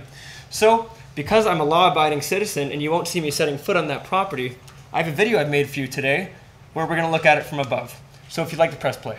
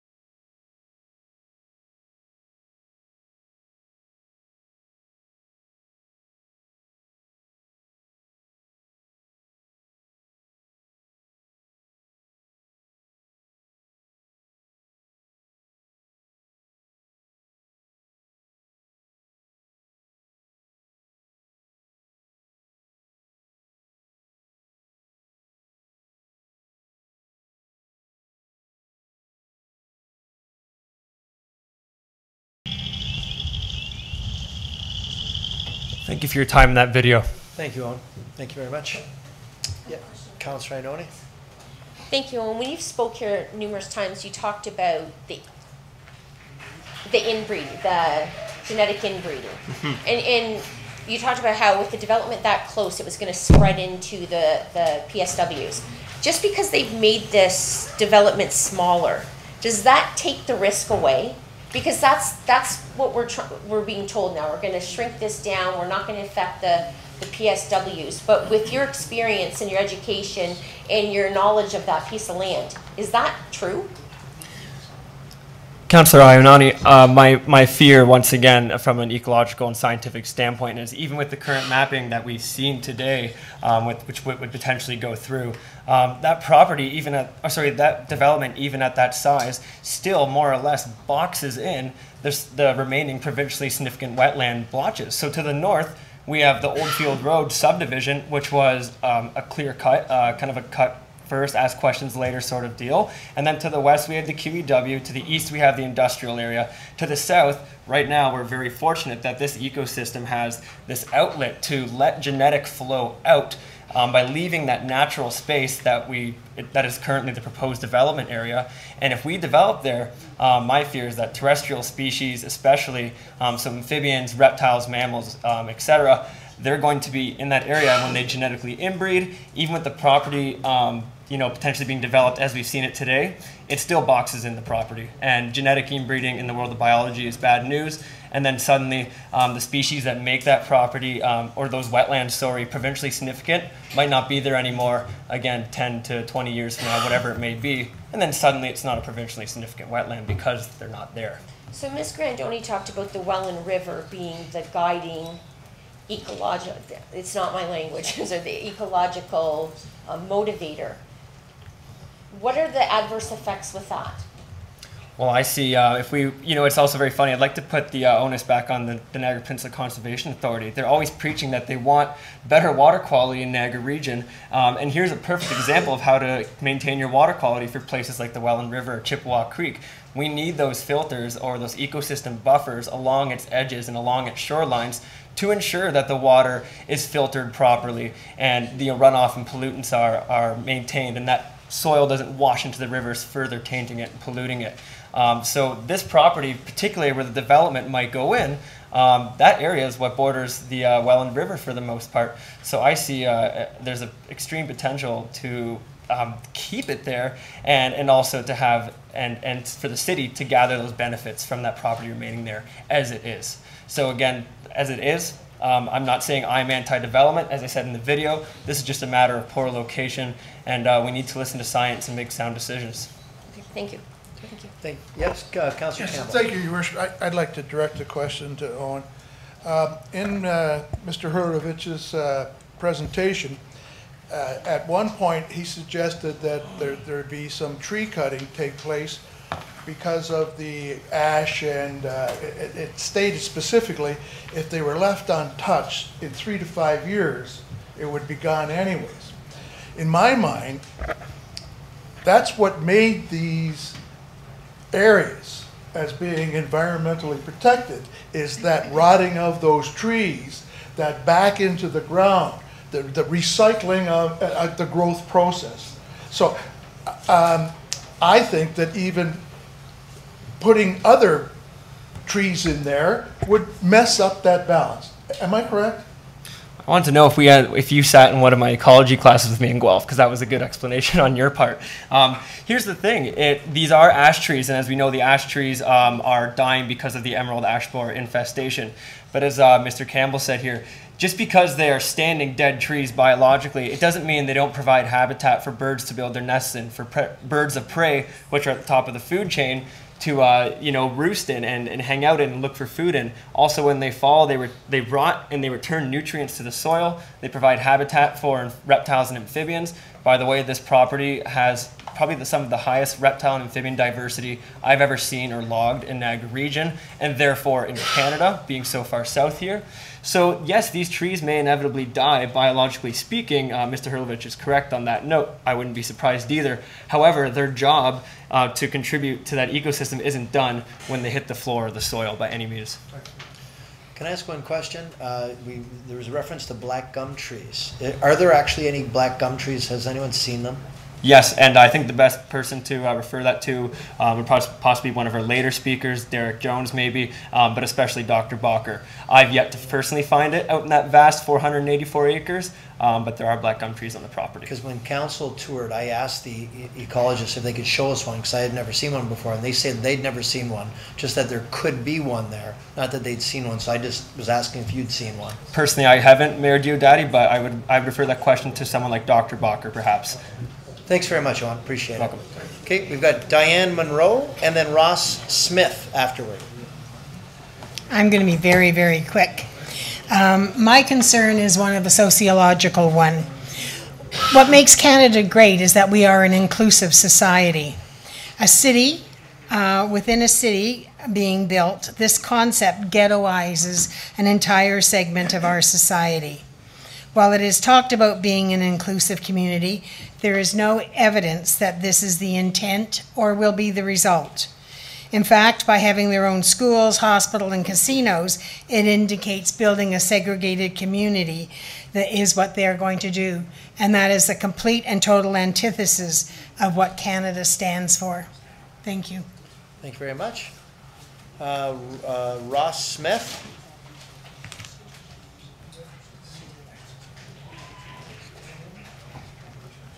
Just want to give time in case Ross is, are you Ross? I am. Okay. Yes, I'm yesterday and since tomorrow. Fingers crossed. My name is Ross Smith and I live at 2698 Pluto Crescent. I don't have the background of some of the more immediate past speakers. And I'd also like to ask that when the developer speaks that they disclose where they live and the person who's representing them, in order that we might get some sympathy that they might have for this development instead of them being an unknown person. Is that policy that the developer or the developer's representative don't have to identify who they are and where they come from? Well, the representatives are consultants who they've hired, so it's probably irrelevant where they live, but where the developer lives, certainly we could ask them. That's fair? So the person who represents has no interest in the project other than supporting the person that's paying them? Well, they've been hired, sure. Yes. Yeah. Environmental protection is sort of a buzzword these days. There's a lot of jargon which goes with protecting the environment. We've heard some of them tonight about assessment and accountability, sustainability, degradation. It's given rise to a whole world of education, to experts who speak about preserving the environment.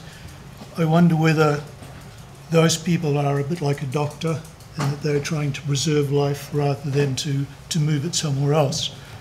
And it seems that environmental protection is a buzzword until something better comes along. How do we value, or what do we make of value, the worth of something? We know we've got money in the bank. We've probably got value in our house. But then we've got some intangibles like our health. How much is your health worth? How do we value the environment? Can we give it a value in dollars and cents? Or do we give lip service to protecting the environment until somebody comes along and says it's worth X amount of dollars now? Does that change our attitude towards it? This area is a small environment, a small niche. It's home to species which have been talked about at previous meetings and again tonight. What lives there in this ecosystem has no way of taking mastery of their environment. But I'm sure that if there was any ability to carry out a survey, they would all be proponents of NIMBY. Instead of us, it's this environment, not in my backyard. Because there are adverse consequences which they are going to suffer because of that. Now, the team that is behind this has some belief or a line of action to say that it's more valuable to them than it is to what's there at the moment. A wetland forest, a small remnant of what was quite extensive and which is rapidly disappearing. At the meeting at the Gower Centre, the spokespeople for the developer talked about trying to protect it, that they would alter it but try to protect it. One of the experts from Guelph, a science person, already indicated that there was movement of a species south and west. So already the neon lights were having an effect. And it looks like we're about, as the proposal is, to bring in more neon lights, which would therefore have an even more deleterious effect on what's there. The precedent is here on a protected area that we want to use in a different fashion because it's got a huge amount of value. One wonders why people would spend such an amount of money to develop an environment, or to attempt to develop an environment which had some built-in protection around it. Were they naive? Or were they given some means of a suggestion that there was ways and means of getting around loopholes which might prevent it being developed in the way that they saw? We're all stewards of our environment. What legacy is it that we are going to leave? Can somebody in the future say that we were irresponsible? But you, Council, you are the stewards with the vote. Thank you. Thank you, sir. Next, I've got Paul Quinlan and Linda Manson. So Paul Quinlan.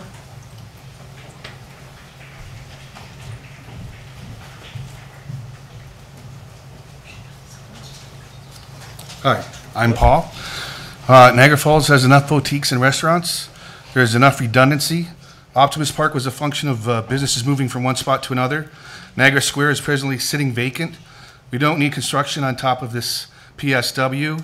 Also, with regards to government protecting things, the environment, I think of Montreal pumping trillions of liters of raw sewage into the St. Lawrence River. Flint, Michigan recently had a lead problem which affects children's brains.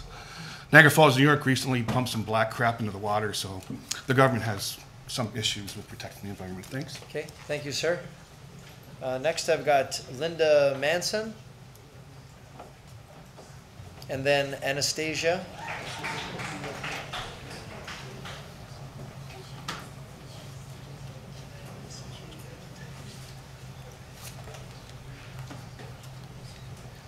Yeah. My name's Linda Manson. I live at 4732 Cookman Crescent. I submitted a 12-page document titled A Matter of Facts. Facts reinforced by Ministry of Natural Resources and Forestry comments and concerns. Solid reasons to reject what is before you as premature at best. Facts only partially reflected in planning's long list of cautionary conditions. Bottom line, you could be totally in favor of this development, but not as presented tonight. MNRF's closing statement in Appendix 8 tells you why. The environmental impact study and information gathering forums are still not in a position to fully inform the development of a land use plan and future development at this time, end quote. Within that same letter, warnings of provincial policies being broken as planned. References to Table 4's lack of impact assessment on species at risk and their habitat, and critical missing studies. Beyond that, a peer review never done. As for planning's recommended rezoning to development holding and environmental protection, subject to all 27 recommendations being satisfied, this OPA serves to prove how little a holding designation really means. And within those 27 recommendations, a deal breaker. Number 7, actual downgrading of environmental protection areas to permit development and site alteration and habitat of threatened or endangered species. They're going to put the EPA on it and then put a modification that says that it can be built on. Because our official plan is too restrictive for the developers' plans. Status quo is a no-go, so you are being asked to lower the bar. That blank table 4 was intentional, as MNRF feedback warned us, quote, this approach is not consistent with the Endangered Species Act, quote, has not satisfactorily demonstrated the absence of turtle nesting areas on site, quote, rare vegetation communities appear to have been missed. And then there are those bat studies, not done year after year after year. The list went on and on. MNR staff experts have bravely risked jobs battling political interference for years to protect Niagara Falls Slough Forest wetland complex from destruction by this developer, stressing facts like there is no language in provincial policy to support a discussion of net effects or no net loss approaches. Savanta's response? Quote, this statement does not reflect ongoing best practices being implemented elsewhere in the GTA. GTA? Perhaps, but not in PSWs. And this council rejected biodiversity offsetting here 2 years ago for all the right reasons. Savanta's position?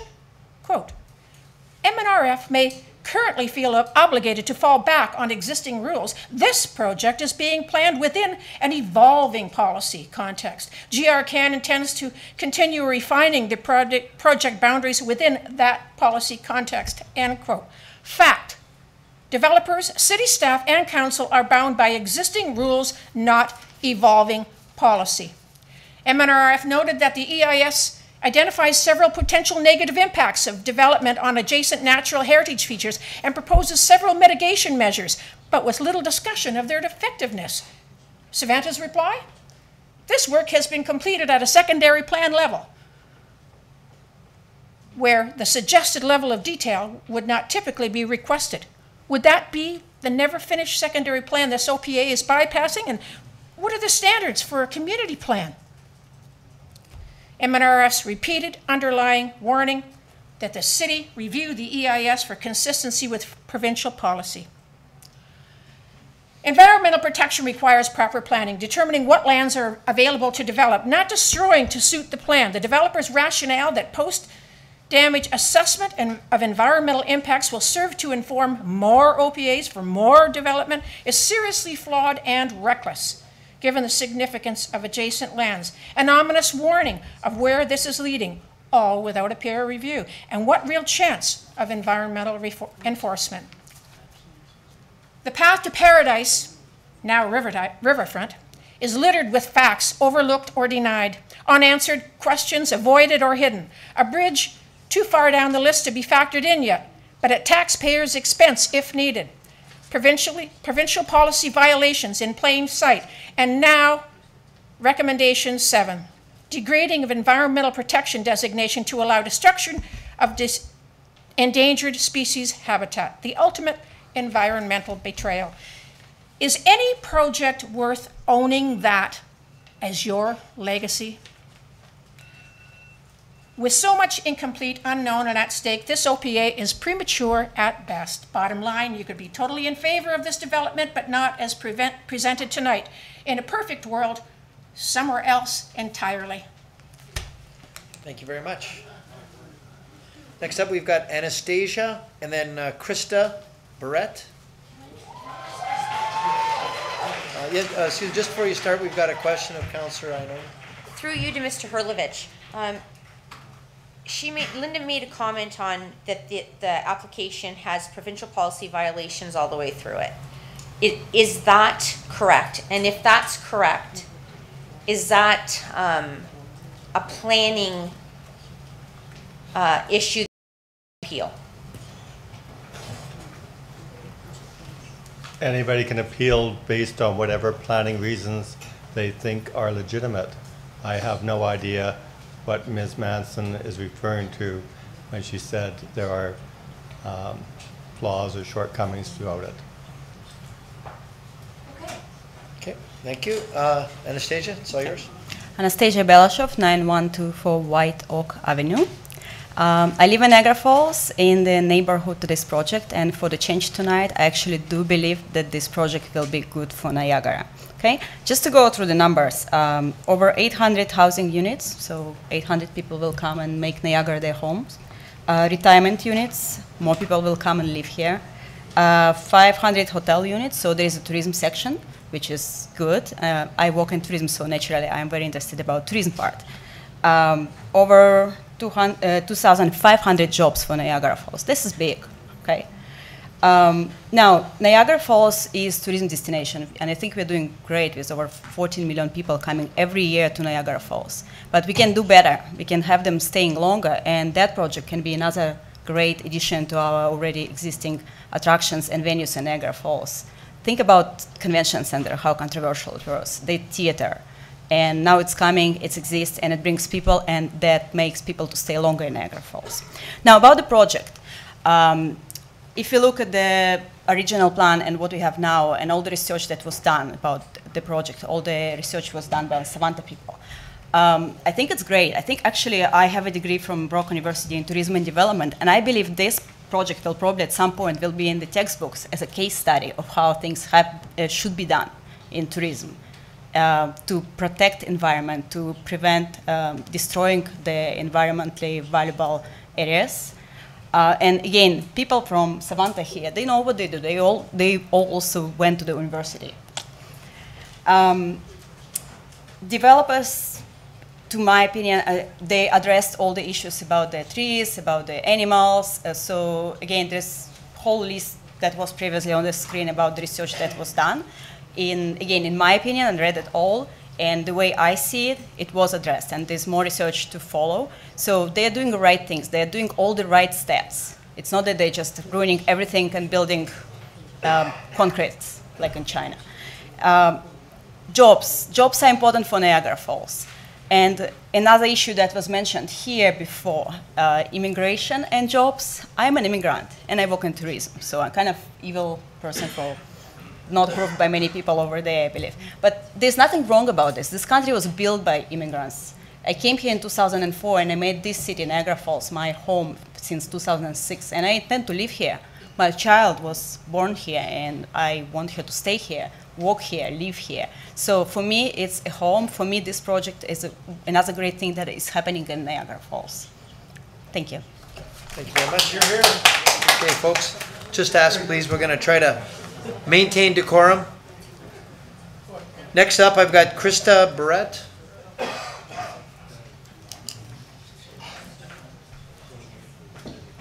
Is Krista here? Yeah. Okay. We haven't started the clock yet. Okay. Either mic. Pick your mic. Okay. Hi, everybody. My name's Krista Barrett, and I live at 4436 Queen Street here in Niagara Falls. I had to run in here, so pardon me. I run a tour company here. I've worked in the tourist industry for my whole life, since I've been old enough to work, and I've run my own tour company, Natural Niagara Tours, for the last 4 years, and it's a very successful tour company. And it's actually an eco-tourism business that I have. Last year, I estimate I brought about 200 people to Niagara Falls with my eco-tours, who came specifically for my eco-tours, to do tours of natural areas here in Niagara Falls. And then once they were here, they stayed. They looked at other things. They went to other tourist attractions. Ecotourism is on the rise as other countries and cities are destroying their ecosystems. Places like China and other countries have destroyed most of their, in some cases, their natural places, and they don't have anywhere to hike. And some people that I've had on my tours have never even been on a hike, and they love it so much. I think it's short-sighted to destroy this natural area because it's so diverse and beautiful. It is an excellent opportunity to create an eco park for tourism. Ecotourism is very popular and gaining in popularity. In China or in Japan, they have forest bathing is becoming a very popular thing, and you'd be quite surprised how popular it really is. Yes, people come to Niagara Falls because it's a natural wonder, and I find that when a lot of these people come, they even are a little, I hate to say it, but a little disappointed to find there's not as many natural places for them to relax as they had once thought there were. The Niagara Parks is beautiful and they're doing a great job, but they want more. People who come here want more. They come like 2 or 3 or 4 or 5 times. They've seen everything else. They want something, an experience, and nature provides that experience. It's just, I just think it's very short-sighted to destroy what could potentially be a world-class destination, nature experience for tourists. Especially given the climate of the world now. I just think that that should really be considered. I think it'd be a really bring in a lot of money for the city, just like other tourist attractions have. Okay, thank you. We have a question, Councilor Morocco. Yes, I just want to point out something. Be very careful when you criticize other countries. I've been to China. China actually has some of the most beautiful areas, street walking, gardens, and actually they have the largest blossom festival in the world that happens every year. So please be very careful, and actually there's a lot of tour companies, and I would highly recommend that maybe you go there and check out their ecosystem and tourism, ecotourism travel as well. Because I think it's very important to make sure that you do have the right facts. So they do a great job in that as well. Okay, yeah, that's fair enough. I'll clarify my statement. Just saying, just in the world in general, green areas and natural spaces are being destroyed at an alarming rate. And a lot of my my clients who have come on my tours have expressed that to me directly. That not necessarily from China, but from even the States and other places that they really are missing that from their lives, that natural connection, and they are so grateful when they have it, and oftentimes, say they're going to come back again, and they find it very enriching. So I just think it's short-sighted to even consider destroying this beautiful, rich, diverse area. Thank you very much, Councillor Iannone. Thank you. Krista, were you the one who sent us the news articles that were in the newspaper? No, that wasn't me, no. So in our emails today, we got a news article, and it was in regards to the minister recommits Parks Canada to ecological integrity. And in one of the letters we have, Mr. Mayor, you talk about how the Prime Minister supports development in international exchange, bringing foreign investment into the country. But their own government yesterday made the comment that said, maintaining and restoring ecological integrity requires limits on development in national parks, particularly those where development can impact ecosystems' health. She said an independent working group will be struck by Parks Canada practices and provide approvals for development, and the group is going to report back by the end of August. But our federal government is acknowledging the fact that overdevelopment is hurting our own ecological and environmental system, and I'm glad to see that they're making that a priority right now. And I'm not sure who sent us this, but I'd like to thank them. It was very appropriate timing. Oh, cool. But yes, yeah, just to clarify, I'm not saying, China specifically, but just with the, all the, forests being destroyed, people, if we save this area, we might become even more of a destination for the natural wonder that is Niagara Falls. People come here to see the natural wonder. And if there's none of that left, then, or if there's more of that even, I think it'll draw people here more. And yeah, I think that's my 2 cents. Thank you very much. Thank you. Thank you. Okay, next up I've got Joe Leosh, is that right? And then I've got Frank DeLuca. Thank you, Your Worship. My name's Joe Leoche. I live at 7655 St. Augustine Crescent. So what I'd like Council to consider today is something that our friends outside these doors don't really seem to care too much about. And that's the actual impact of this development on people. And there's a couple councillors here that seem to be more interested in what's going on with the bats and the toads than what's actually going on with the people that live in Niagara Falls. So if you actually look, there's about 2,500, that neighborhood, that many people can get housing as a result of this development. That's about 3% of Niagara Falls' whole population.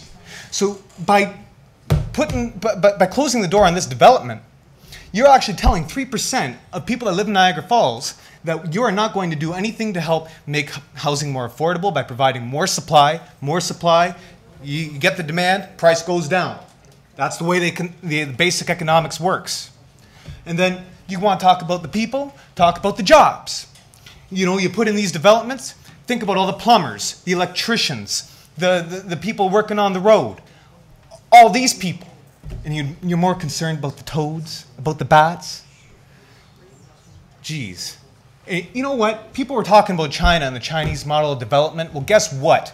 They have had year-on-year consistent growth for over 10 years, double-digit growth. And now, in fact, that economic development has led them to be investing back in us. And you guys want to slam their investment in the face? You want to give us over $1 billion of investment, and you're telling them, stick it. We don't want it. I'm done. Thank you, sir. Thank you. Thank you. Any questions? No? Okay. Thank you, Joe. Frank DeLuca.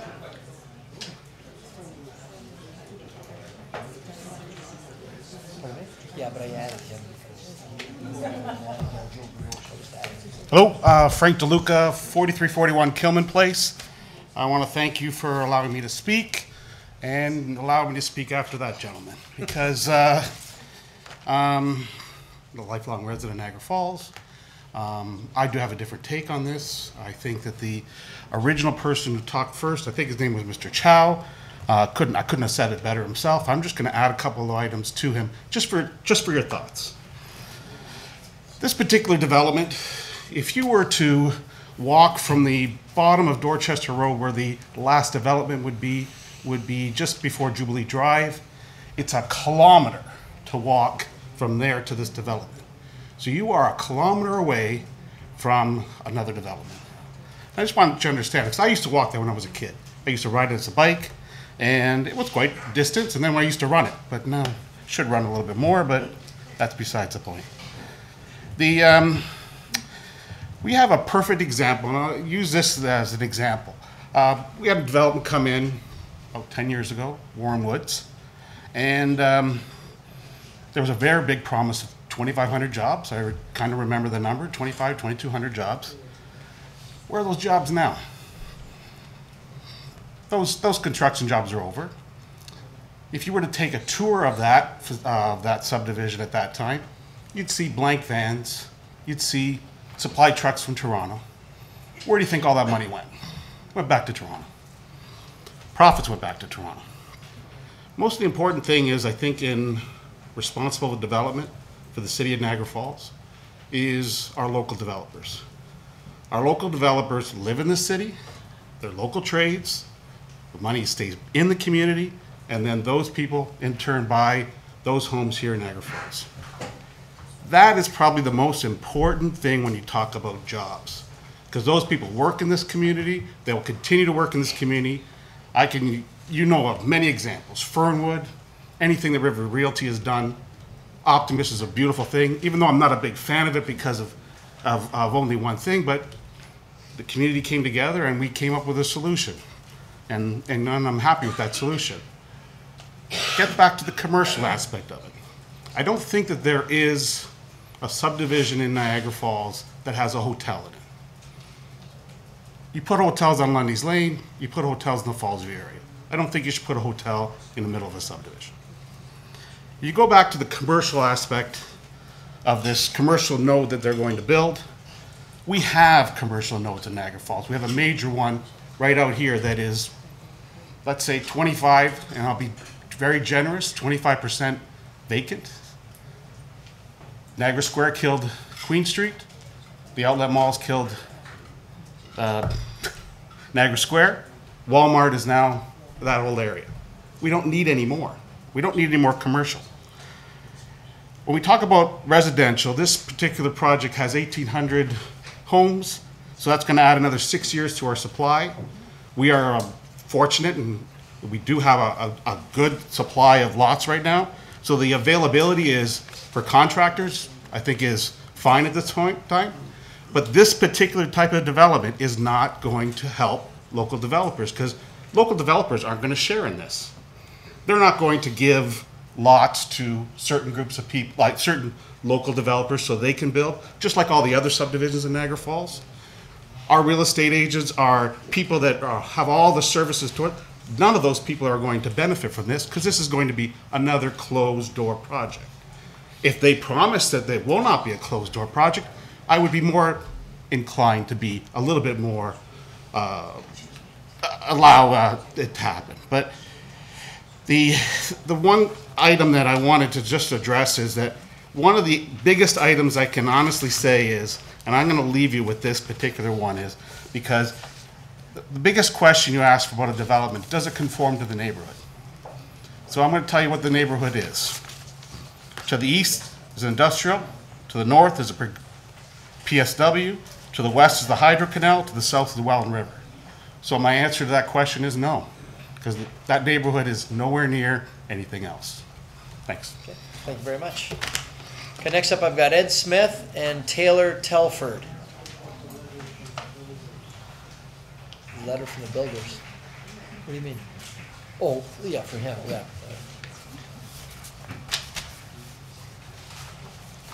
I had a video that I had sent in to, if you would, Mr. Matson, please, the shorter one. There's two videos. It's 45 seconds long.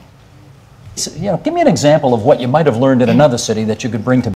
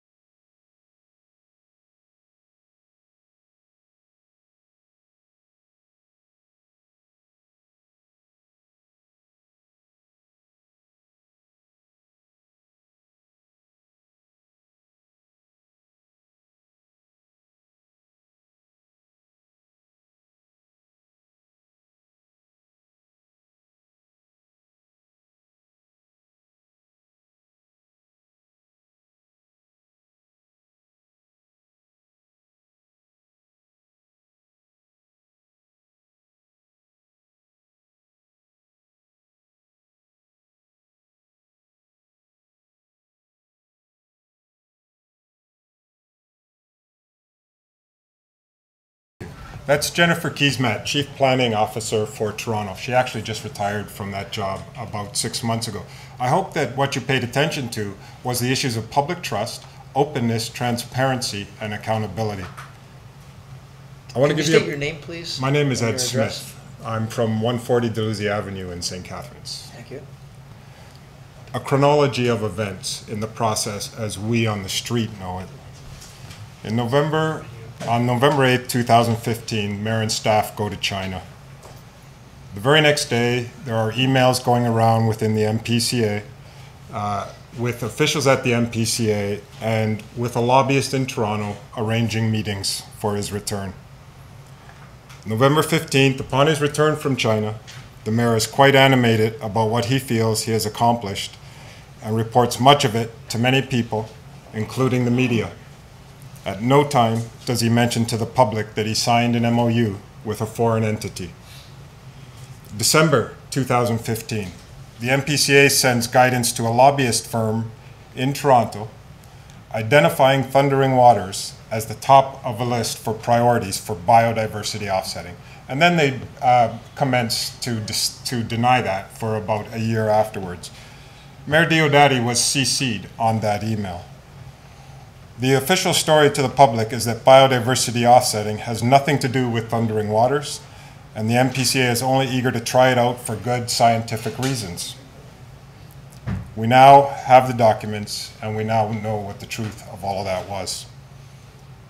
December 2015, Regional Chair Al Caslin meets with the lobbyist in Toronto, a meeting he subsequently fails to recall, and when he is questioned about it by an integrity commissioner, he states that to the best of his recollection, he drove to Toronto to meet with this individual, not to discuss lobbying, but only because the person was interested in a job in Niagara. So we're to believe that the chair of the region went to Toronto for a job interview. January 2016, the MPCA board members begin a protracted effort to sell the concept of biodiversity offsetting through the region. As part of that effort, Mayor Diodati claims publicly that the developer has offered anywhere up to a 10-to-1 ratio for any wetlands that will be destroyed. This is later denied outright by the developer, who claims she never wanted anything to do with biodiversity offsetting. So to this day, we still wonder where the truth of that storyline is. April 2016, a document sent by lobbyists to NDP leader Andrea Horwath on behalf of the MPCA, together with the region and the city of Niagara Falls, touting biodiversity offsetting and mentioning our most recent project located in Niagara Falls. If there was a most recent project located in Niagara Falls for biodiversity offsetting in April 2016, I would have assumed this council was informed and aware. I know the public wasn't. December 2016, Mayor Diodati reaches out to the Premier, makes mention of an MOU he signed in China. Still, nobody has publicly seen that MOU here in Niagara. January 2017, Mayor Diodati reaches out to the Premier again.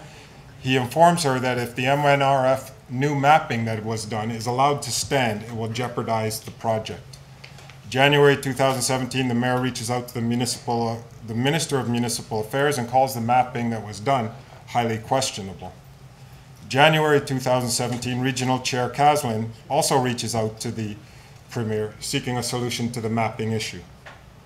January to February 2017, Freedom of Information requests are submitted to this city for that MOU by myself, and I believe by at least one city councillor. Mr. Smith? The 5 minutes are up. I will.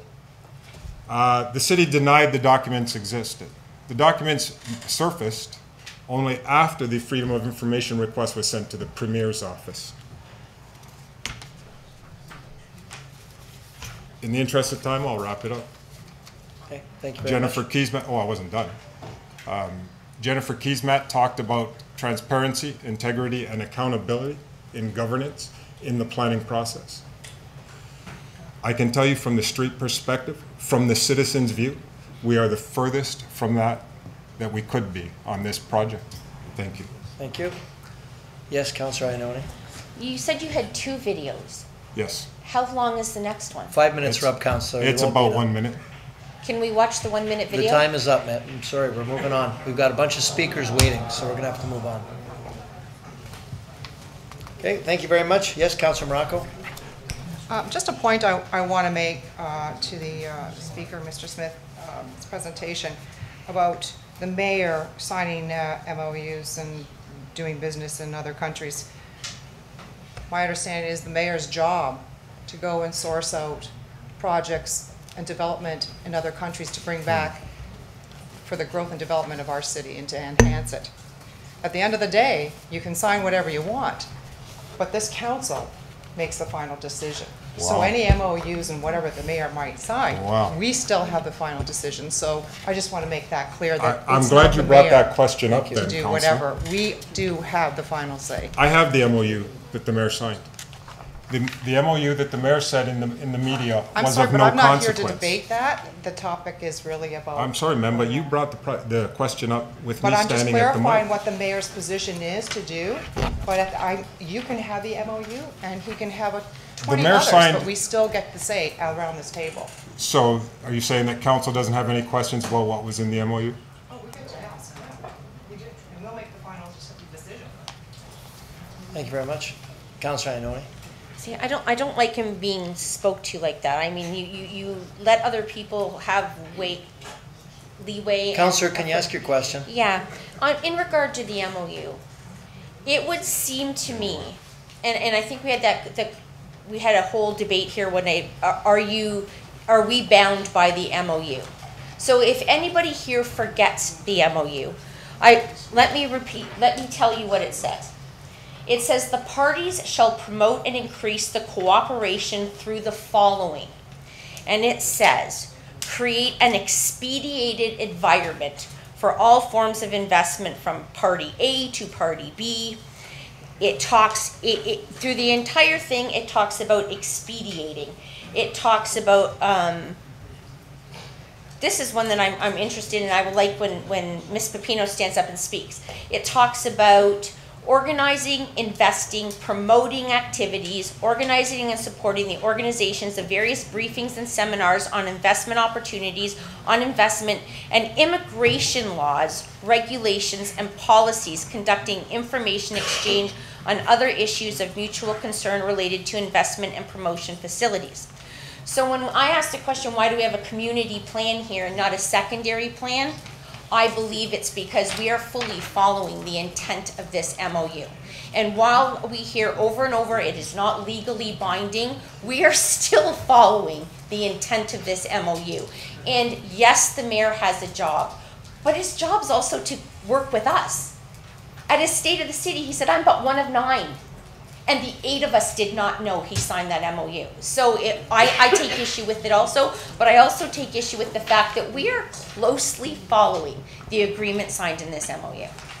For clarity, MOUs hold no authority whatsoever. They're goodwill gestures. I was there with the Premier, with the Minister of Economic Development, with the Minister of Tourism for the province. I signed that, and the only reason that anyone has a copy, including Mr. Smith, is because I asked the developers if they would release it.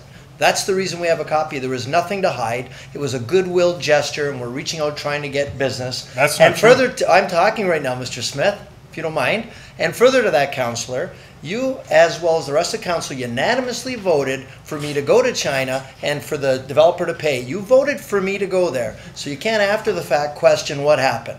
I went there open and transparent. We went there, we released and asked them to release the MOU, and that's why we have it, and that's why we're talking about it today. So do we have any further questions about what we're dealing with here, Councillor? Yes. Council can question what happened. I didn't say you couldn't question it. You just said What did you I just say? supported my going to China That's and right. the developer paying, so you can't question what I didn't happened. say that.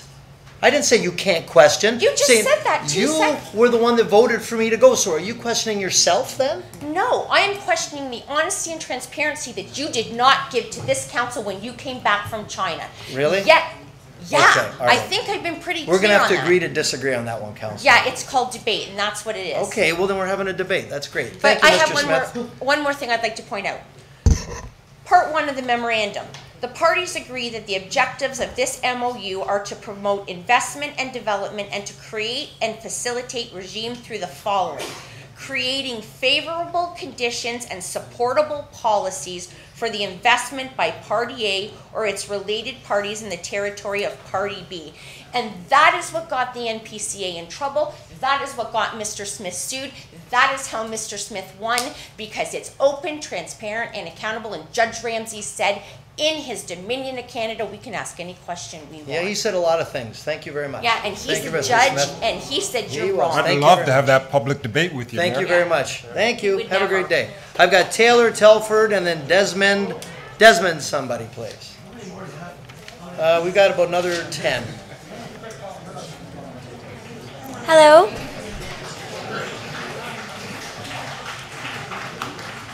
Hi, my name is Taylor Telford. I live in St. Catharines. My address is 107 Church Street.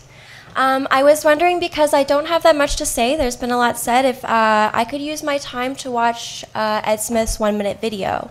Yeah, you sure can. You sure can. Can we do that now? You can do that. Now, your address says 106 here. You said it's 107 Church Street. Oh, sorry.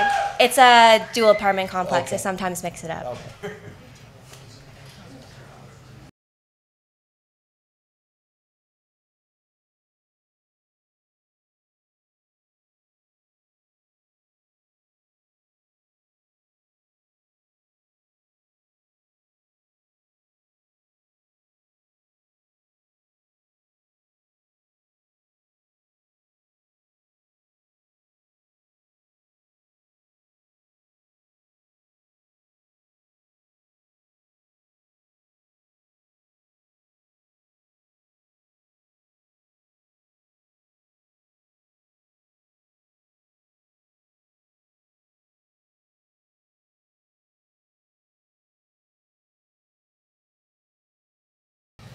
Okay, thank you very much. Okay, I just want to talk briefly about a meeting that I had with 4 of my colleagues in June with Savanta. The meeting was regarding their EIS and many problems that we found in the very, very long document that they put out for us. I first want to say that we were not allowed to record the meeting. We were told before and during not to record anything going on. There was great concern expressed there, which makes me want to question the transparency in the overall company. The most disturbing answer to the question was directed at Tom Hilditch, which is the CEO of the company, CEO and president of Savanta. And we asked him what kind of studies he was looking at in order to inform his opinion that his research was sound. He said that his research on the matter of Thundering Waters Forest referenced his own research, meaning that the research coming out of the EAS is arguably a biased perspective. I just want to use the rest of my time to ask, again, for the 100th time, can we please get another peer review? That's all. Okay, thank you very much. Next up, we've got Desmond, I can't read the last name, I'm sorry, and Adrian Willems. Good evening, everybody. My name is Desmond Sequeira, and I live at 198 Scott Street in St. Catharines. You've heard a lot of facts and wisdom from most of the people who have preceded me, and you heard some fiction from a couple of other people too. My dear councillors, I believe you have all the facts you need to make an appropriate decision. I want to remind us all about basic principles that look over all the technology and the various struggles and arguments that we tend to have. We cannot play chess with the facts of life and death on earth. The decisions you take will be on your consciences for the rest of your life. Directly responsible for the climate crisis we face is the active pollution of the so-called development and the simultaneous destruction of our most precious wetlands and forests and the ecological life that inhabits them. It directly contradicts Canada's commitment to reverse global warming. Today, you councillors have a sacred opportunity. Instead of being instruments of destruction, you can be instruments of life. You can choose to be on the side of our sacred lands, forests, and their inhabitants that include you and all of us too. You can choose to be on the side of our brutally abused for centuries First Nations brothers and sisters. You can choose to be on the side of Canada. You can be part of the solution of climate change for the entire world. I want to offer you some wisdom from Canada's First Nations. When every animal has been hunted, when all the waters of Canada are polluted, when all the air is unsafe to breathe, only then you and so-called developers will find out that you cannot eat money. That's a Cree prophecy. Another prophecy from our First Nations: treat the earth well. It was not given to you by your parents. You are loaned it by your children. We do not inherit the earth from our ancestors. We borrow it from our children.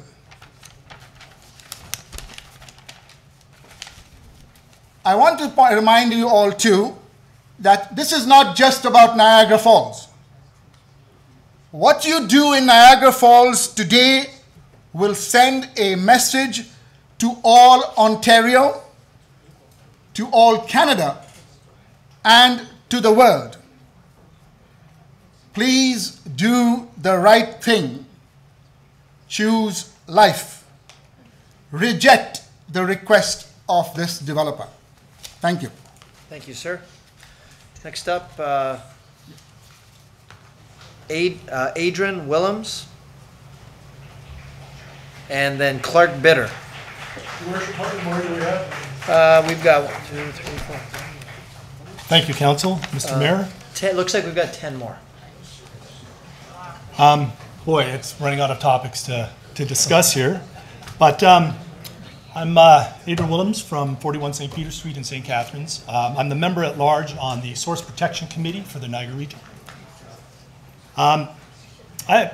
The development, I've had a year to kind of contemplate my position on the whole idea. Whatever council decides is, I see the democratic process is working. I'm proud to be part of this diverse community. They really are passionate about what they believe in, as am I. My concern is for people, and drinking water is paramount to that concern. I believe it was Hatch and Associates that in 2007 did an analysis, a flow analysis on the Welland River when it reverts back to its natural flow, which is, according to my sources, which probably are not as reliable as some, should take place sometime in 2020. The IPZs, which is intake protection zones, are based on all the factors that infiltrate a water supply. Now, Hatch has developed his program, and it shows a plume that comes out of the Welland River when it reverts back to its natural flow, that goes to the mouth of the Chippewa Creek. The plume now comes out into Chippewa Creek and flows into the tunnel, the new tunnel for the hydro project. And the position of the new water intake, which has, I believe, not been finalized, but that position is downstream of that intake. Most of the effluent from the Welland River will go into that intake. Now, my concern is, though, that any development, especially a very large development, may impact our drinking water negatively. I'm not saying it will or won't, but I'm just suggesting that we take a look at it before we make any decisions on what we're going to do and how to mitigate any potential problems.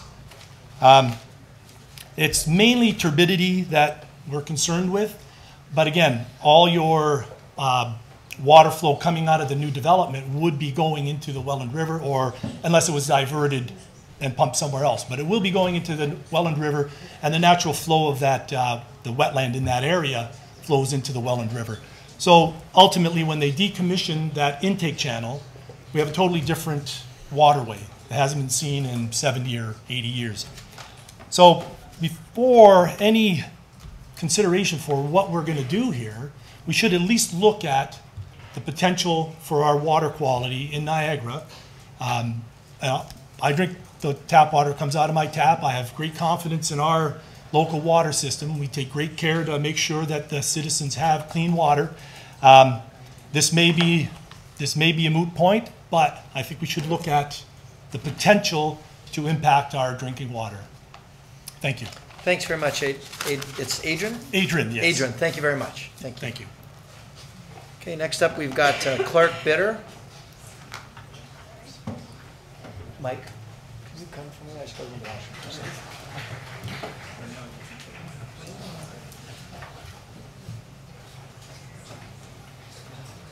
Just got a bathroom break. Sure. Get used to this. You don't have to call me your worship if you want. Can I call you coach? Yeah, sure. Okay. No, I'm coaching Clark. He's coaching me in a charity boxing event. Clark Bitter, 4545 Homewood Avenue. Many of you around council know me and know that I've been involved in processes like this for quite a long time. When I ran for the Green Party in the last election, actually in the by-election, I made a mistake at the Fort Erie debate when questioned on wetlands. I got it confused with the Bay development in Crystal Beach. So I researched why there were such issues with wetlands in Fort Erie. And I found that there is no ministerial override. Minister Crater will tell you that when they were in Fort Erie, there was a proposed business coming in, and they couldn't expand the factory because a bird had pooped where a truck had driven the last time it had operated, and the conditions allowed that that be named a wetland. The minister said she could write it by. She couldn't. It was the one legislation they couldn't do that. So they came out with a biodiversity offsetting white paper to allow for places that were designated as wetlands not to be used as wetlands, so that companies could then expand on places like that. It was hijacked for this project. That paper was put out so that false wetlands could actually become be moved, and it was hijacked for a project to destroy an area that can't be recreated. One of the problems with this, with the Ontario Municipal Board, another thing that we were looking at in the Green Party to dissolve, was that quite often developers would come in with developments that were outside of the official city plan. Councils would reject them. The OMB would then allow them based on things that others couldn't come up with, reasons couldn't be developed. So the province took the recommendation to dissolve the OMB. You all know this. They came out with this new legislation, which basically says if it doesn't fit within your official city plan, it shouldn't be approved by council and or developed. This council is being asked tonight to do an end run around that new legislation to amend the official plan to allow a development. If my shoe doesn't fit on my foot, I don't cut my toes off to fit the shoe on. You're being asked to do that tonight. This will be appealed. Few people here that are against it, that have signed, that will appeal it. It will be a test case of the new municipal legislation. It will take years. This is not the way to do this. You don't go around a new legislation purposely put in to find the deficiencies in the Ontario Municipal Board and replace it with a more just system, just to turn around and say, well, the OMB would have allowed it, so let's see if we can run this around into the new Municipal Act. I don't think it's the way we want to set the precedent. I don't think it's the way that we want to be known in the province, that we're going to test this new law. It's going to cost tens, if not hundreds of thousands of dollars in courts. Your planner in the very first planning presentation laid out why it should be approved. This one should be approved should be denied for exactly the opposite reasons. It doesn't fit any of the reasons that he said to allow it, that first development on Montrose. This is not infilling. The province wants you to infill. This is taking a significant wetland and putting it at severe risk. It's putting residences in behind industrial lands, which will then handcuff you when people want to actually put industry there.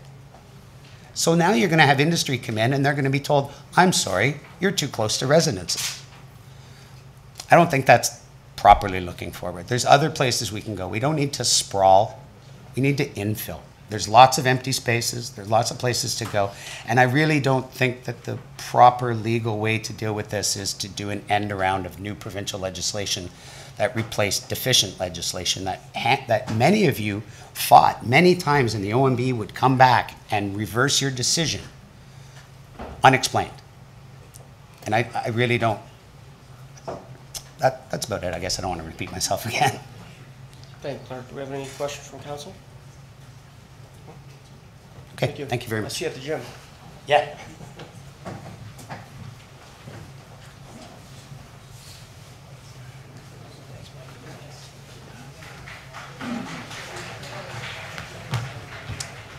Okay, next up, Martin. Just have Martin from St. Catharines.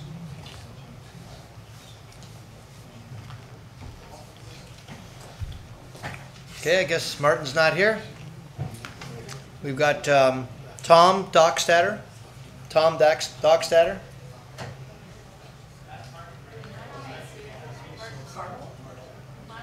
Tom.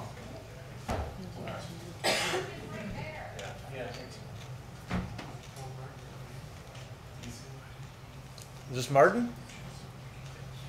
Are you Martin? Oh, hi, yes. I'm Aggregate. Hi, my name's Aggregate. I think the boundaries of the wetland. Excuse me, can you, first of all, what's your name? My name is Aggregate Martin Munoz. Okay, and if you could 134. direct your comments this way, please. Okay. 134 Church Street. And, Excuse me, Yes. sir. Yes. You have to speak to the council. You're here to address city council. Okay. Please. Hi, council.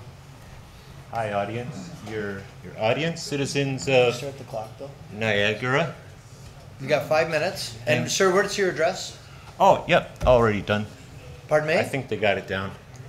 Can you Yes, tell us? So, oh yeah, done. And, Sir, if you so- can't answer the question, you're not going to be speaking. What's your address? Already been answered. What is it? 134 Church Street. Thank you. You're welcome. So, citizens of Niagara region and councilors. Sir, if you don't stand at the microphone, they can't hear you outside and they can't hear you on TV or live streaming. We need you to speak into the microphone, please. Hello?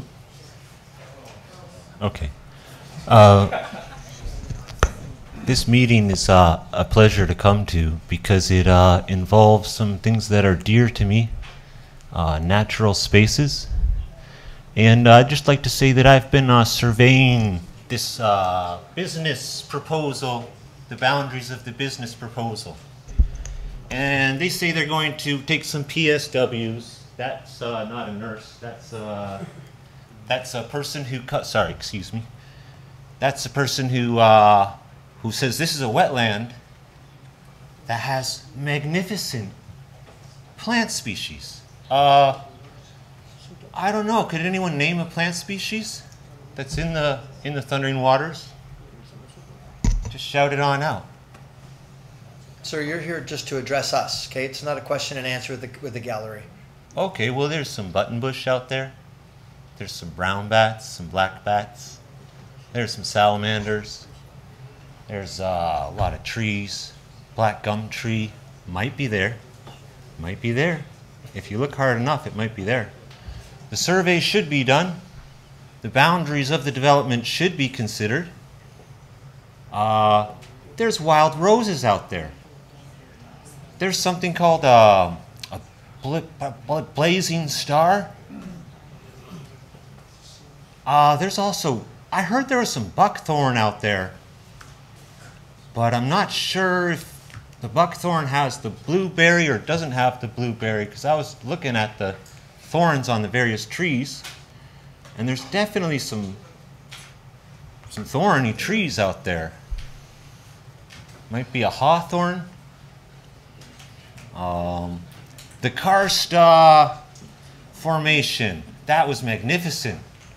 Surveying the karst, imagine this, like 25, 30 feet deep. There's tributaries running in from both sides. They form in the middle. They make a little miniature Niagara Falls to rival the miniature Niagara Falls out front of here. And it goes into the ground. I crossed football field sizes of vernal pools on ice.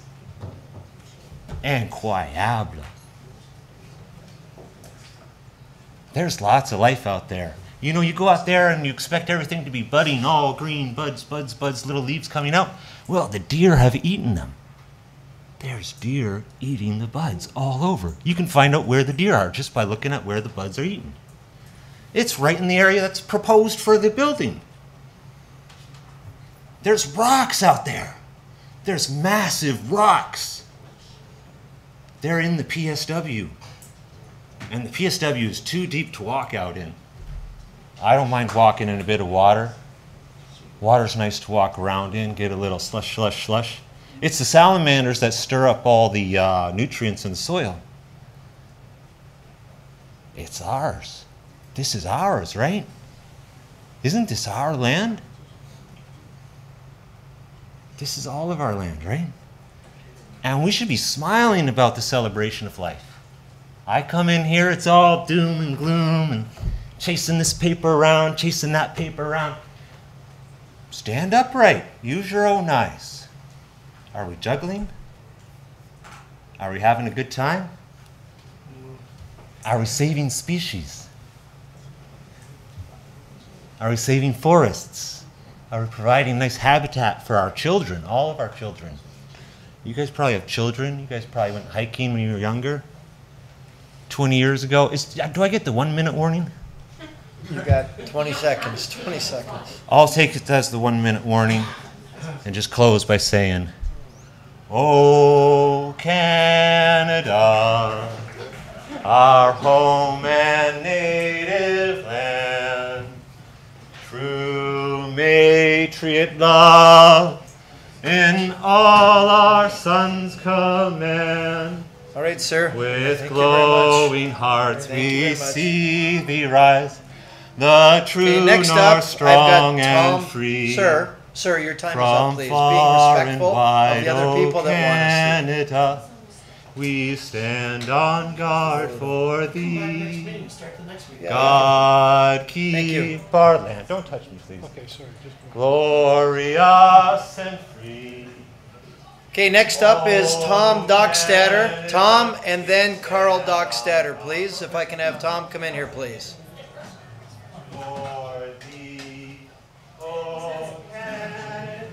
He knows what he's supposed to do.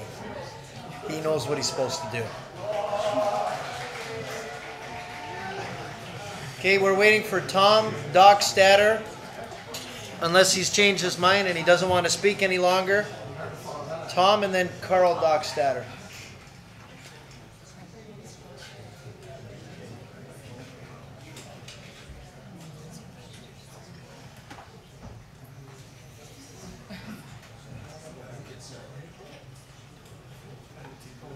So we've got Tom Dockstader and then Carl Dockstader.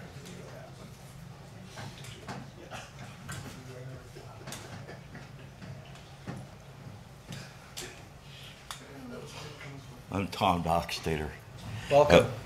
I live at 513 Wilmot, but I also live in Fort Erie. Those are where my kids live, and I go back and forth. Anyway, interesting.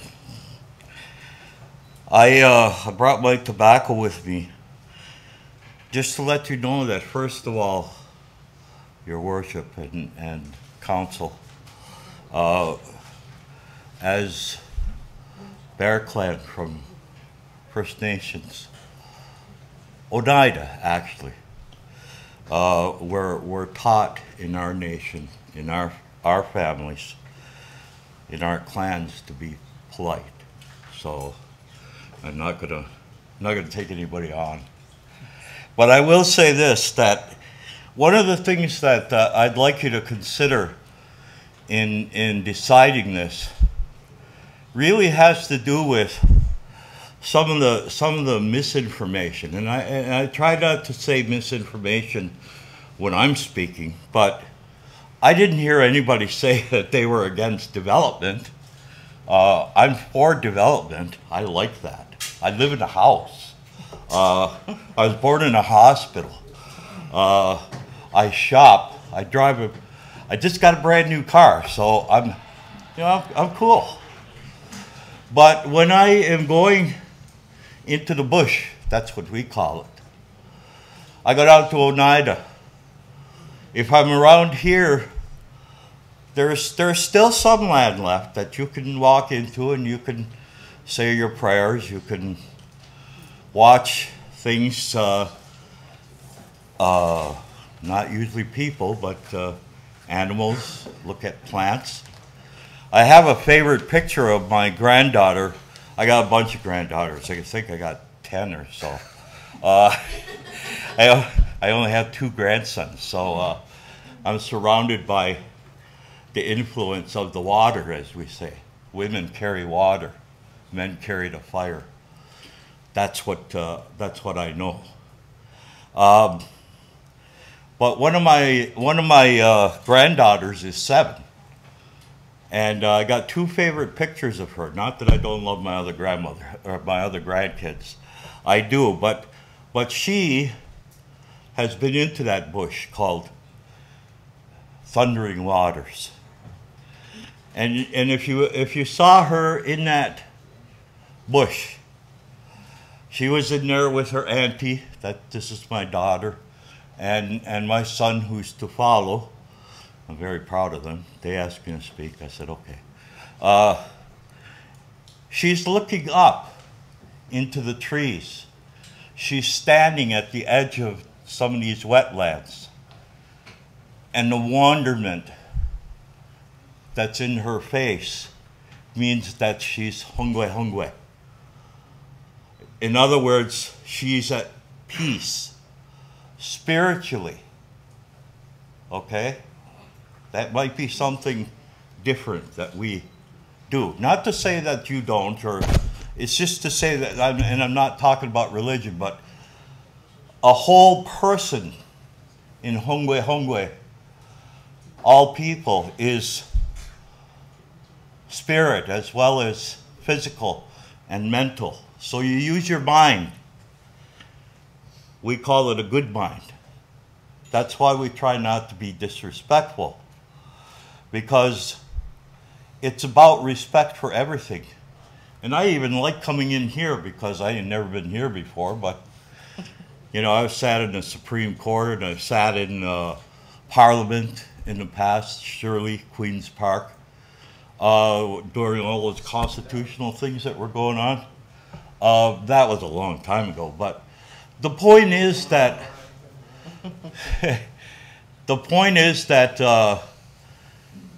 as I look at her face, and the other time was we have what we call a border that's not the same border you have. We like both Canada and the United States, so that border is your two borders, and we respect that. You see what I'm saying? I respect the process that you're going through. I respect that you've stopped a few times and thought about things. I don't necessarily like how some of you carry on, because as a chief, I'm supposed to carry the wishes of the people. I'm not supposed to be telling you what I did or didn't do in terms of justifying it. I'm just supposed to tell you what I did. And I have helpers. You would call them staff, you would call them counsel.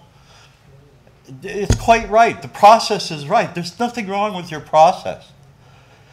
It's only in terms of, I would ask you to make that decision on behalf of, it's not just a salamander or a little mouse or a little frog. I took biology in high school, way back. And what I learned was when animals are in distress, they will reproduce by themselves, including salamanders and frogs. That's just basic biology if you want to look it up on Google or something. So it's not just about something that's simple. Nothing's simple. All I know is that there's a society called Canada that's represented here in these chambers, rightfully so, duly appointed by the people. And I'm one of the people just asking you to make consideration for what others have called trivial. And if you got to do more paper, you know, that's what your staff does. They're bureaucrats. They work for you. With respect. Thank you, Your Worship. Thank you very much, Mr. Dockstader. So we've got now Carl Dockstader up next, and then Miriam Richards.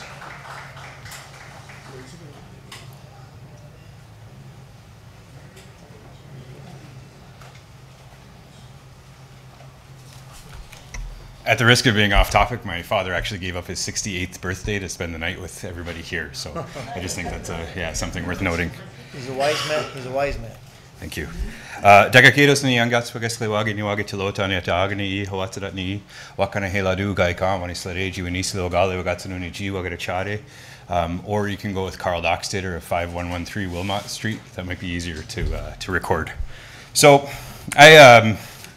you've probably seen me around this particular issue, and at times I think I've been very critical of the city, but I'm also holding the tobacco that my father and I were gifted to share these words. So I'm trying to be very mindful and trying to be very respectful. I think that being critical, though, is a part of the process. I think that it's part of my responsibility as a Nangwehome person. When my dad talked about Yunlundo Laze is her name, that actually means that she sees trees. There's a picture that's circulating out there, and that's what she's looking up at. Is she's looking up at the natural wonder of the Thundering Waters Forest. She's looking up at those natural gifts. But she wasn't just bewildered by the PSWs and by the 200 and however many acres of protected area. She was also looking at the meadow or the savanna. I mean, I think Mr. Kaspersitz debated the name, but she was looking at the beautiful pollinator area. She came out and she saw the beautiful butterflies. She saw the butterfly milkweed. She saw all of nature's gifts in their natural form, and she had a great appreciation for those things. It's rare.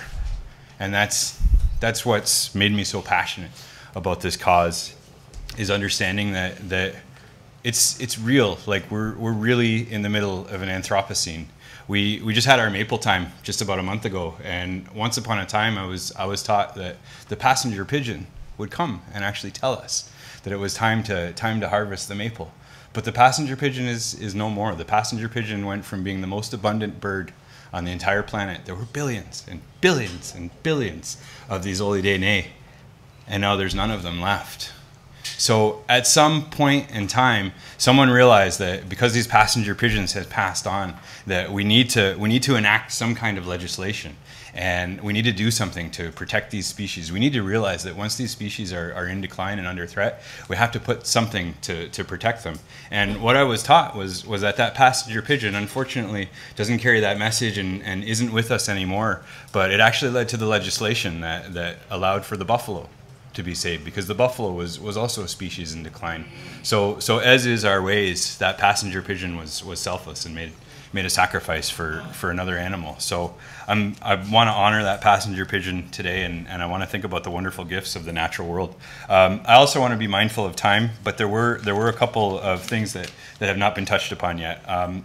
There was a letter issued from the Haudenosaunee Development Institute, and that letter did ask. It was a letter of infringement that was issued, and I have been in touch with the legal department, and I did include that in your notes that you were given for tonight's package, but that's been unaddressed.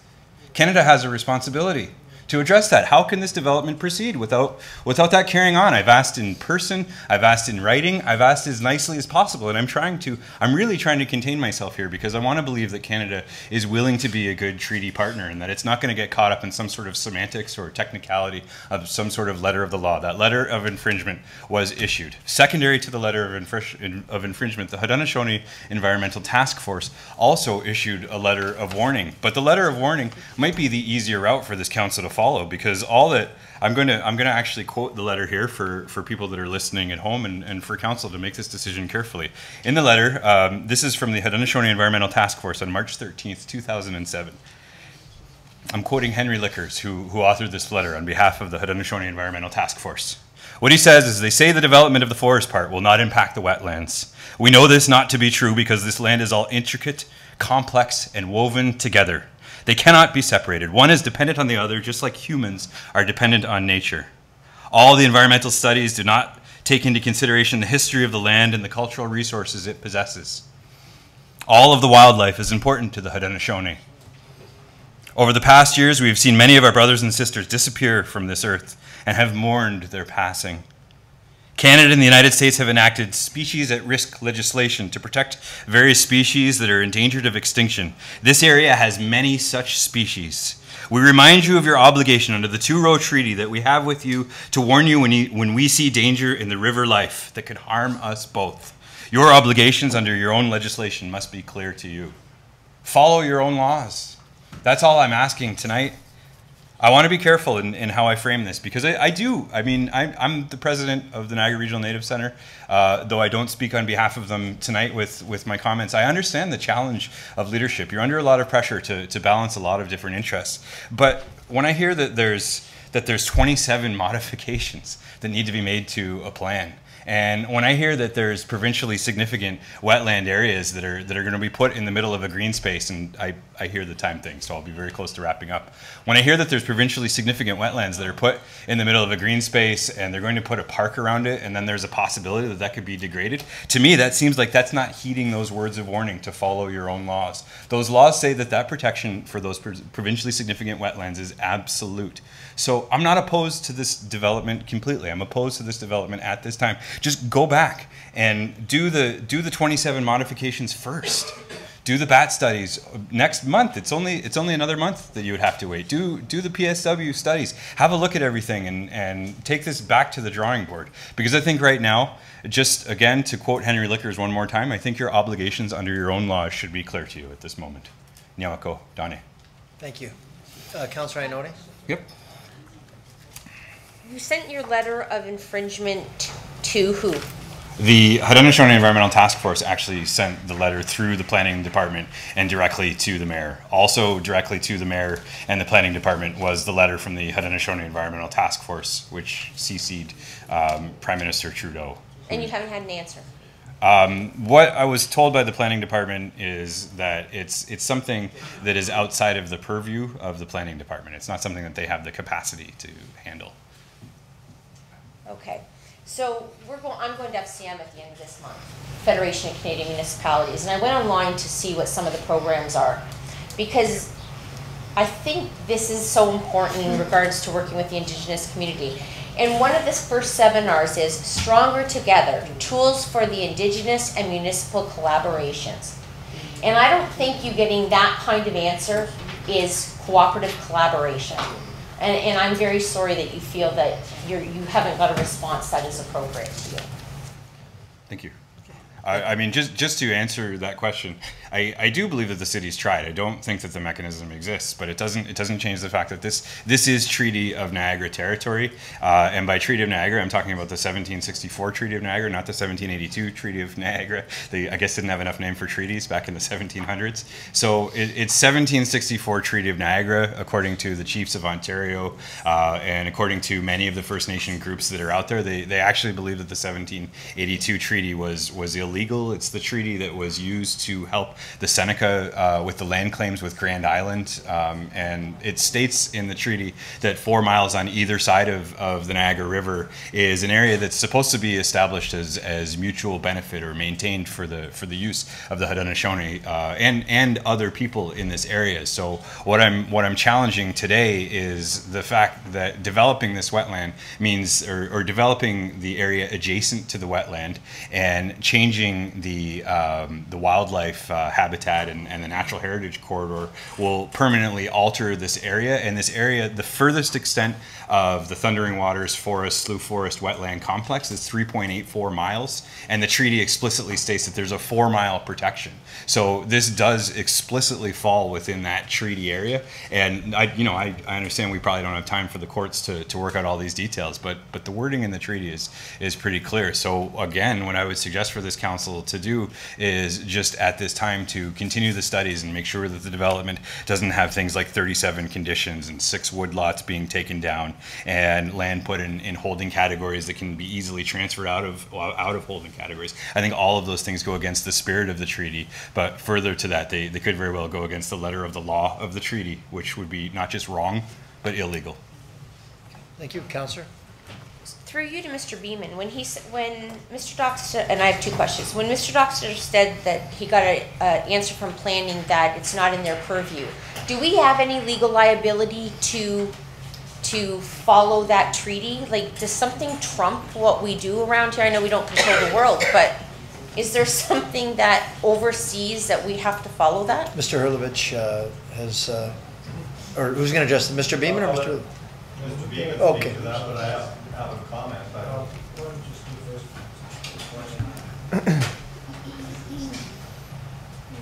The Indigenous people told us that they don't negotiate with the city, that their treaties are with the province, and they would deal with the province in negotiation of those treaties. And so they basically told us it was outside of our purview. It wasn't up to us to determine whether or not we wished to meet with them or not. So it was not my reporting to them that we were not going to deal with them, but what we were told by them. Okay, thank you for that. Mr. Beeman, did you have anything else to add? It is a real difficulty that municipalities face, and not just in this particular matter, but in any time we're trying to interact with an indigenous nation. I met with a fellow named Detler who represented the Haudenosaunee, and the difficulty that he had in what we had in address with each other is that he wants to speak to the Crown, and I am not the Crown. And so he was quite happy, as he pointed out to me, he was quite happy to meet with me and chat with me, but there wasn't much negotiating we could do because he, in order to maintain his position as a nation, negotiating with a nation, was unwilling to talk to make any kind of arrangement with someone who was not representing a nation. And so I respected his position, and it's a very difficult thing because the province wants to thrust the municipality upon the indigenous nations, which don't necessarily accept the municipality as a representative of the Crown. So unless the indigenous nation accepts us as the Crown's representative, we can't really come to any kind of mutual agreement. They're very, I mean, the fellow was very respectful of what I was trying to do, and quite patient with me, but he really wasn't able to, he wanted to maintain his position that whatever went on, it was not actually consulting, which is what the duty of the Crown has when proposals are made that affect indigenous rights. They're required to consult with the First Nations, the indigenous peoples. In order for the Crown to consult, it has to be the Crown that's consulting. I think we got it. Okay. Thank you very much. Yeah, Councillor. And my second part of this, Carl spoke about a number of studies. So my question to Alex would be, through you to Mr. Hilovich, what studies are not being done with the community plan that would be required under the secondary plan?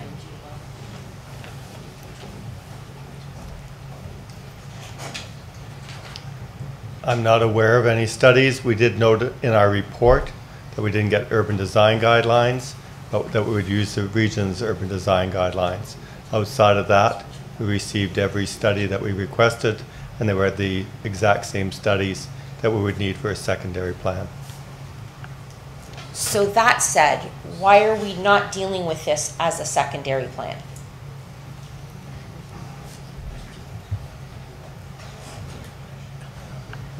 In order to simplify matters and in order to be able to focus the debate and the negotiations and the discussion, it was simplified by focusing on 120 acres rather than the 200 acres that are not wetlands.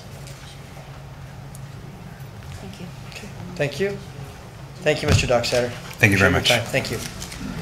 Okay, next up, I've got Miriam Richards, Emily Spanton. So Miriam Richards, then Emily Spanton, and then we've got just another 4 more and we're done.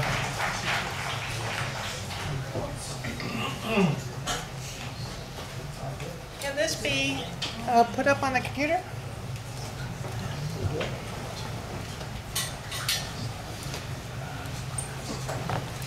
Could be either PDF or PowerPoint.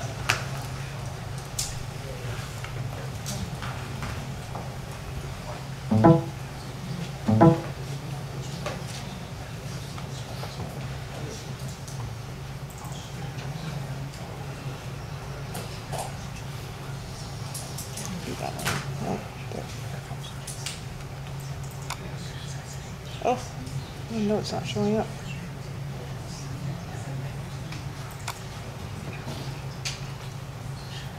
No, I can't read it. It's not empty.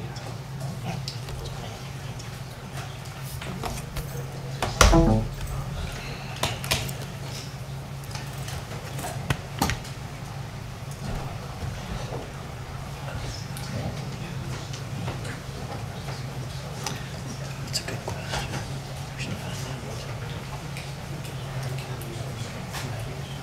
Let's confirm that.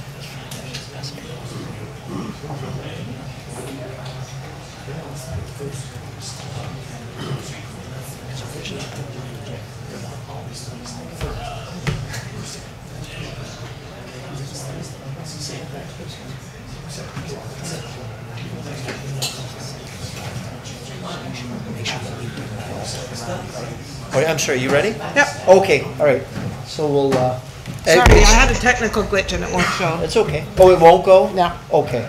Okay, so I'm Miriam Richards. I live at 71 Far Road in Welland. I'm a professor of ecology at Brock University, and my specialty is long-term population declines and population changes in bees especially. I'm especially interested in pollinators in restored land sites. I've worked with Niagara Region Waste Management Division since studying bee populations in Niagara since 2003, primarily at the naturalization sites.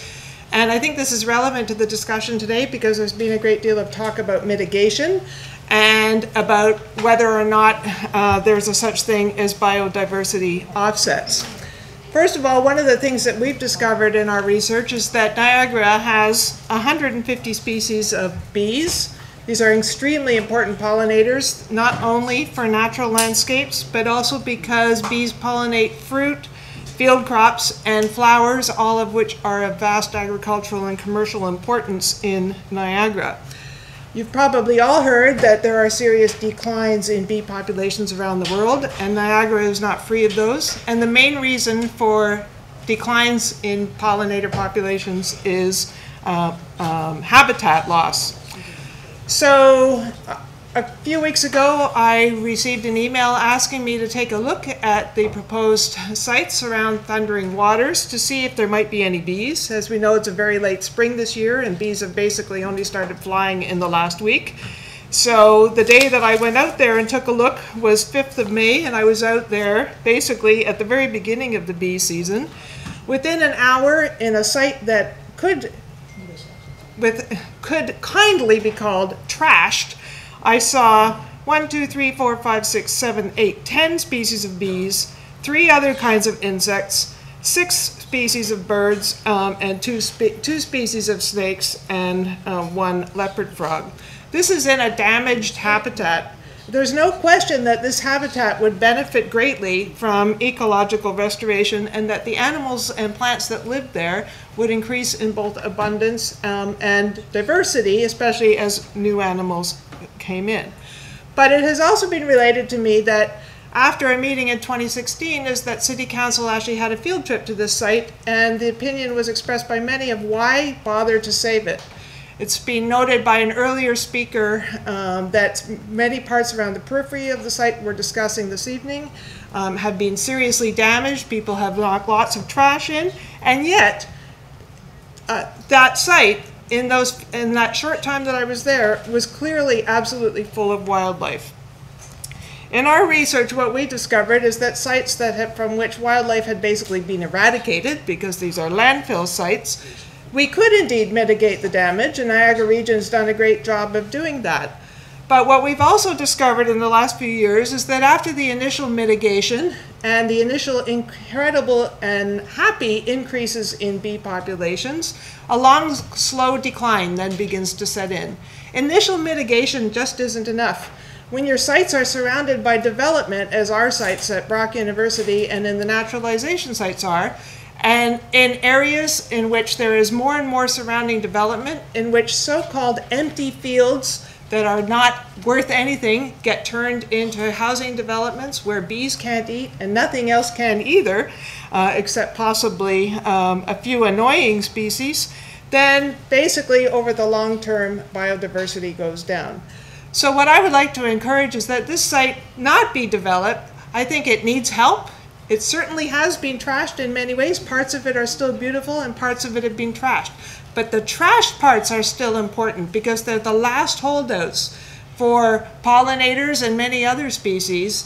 And if we trash those remaining sites, it won't matter how much mitigation we do. We know that the only way to do ecological restoration and have it work is to have source populations. We need to look after those sites that are still there, that are still, even though they're in rough shape, And we need not to surround them with development, because if they're surrounded with development, no amount of mitigation will matter in the long run. Thanks. Thank you very much.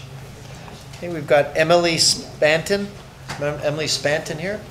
And then Carla Carlson. Carla Carlson will be up next. So my name is Emily Spanton. I live at 56 Bayview Drive in St. Catharines. Good evening, council, mayor, neighbors. Councillor Volpatti's still here. I thought I'd see you last night in St. Catharines, but I didn't. I will be brief. 4,000 people have signed a petition that I started on change.org in opposition to any development of this property, and it didn't even cost me a cent.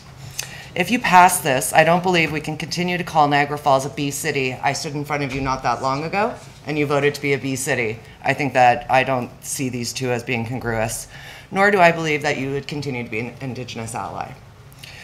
But what I'd really like to discuss is the concept of a community plan, which, according to the Planning Act, could have no legal standing.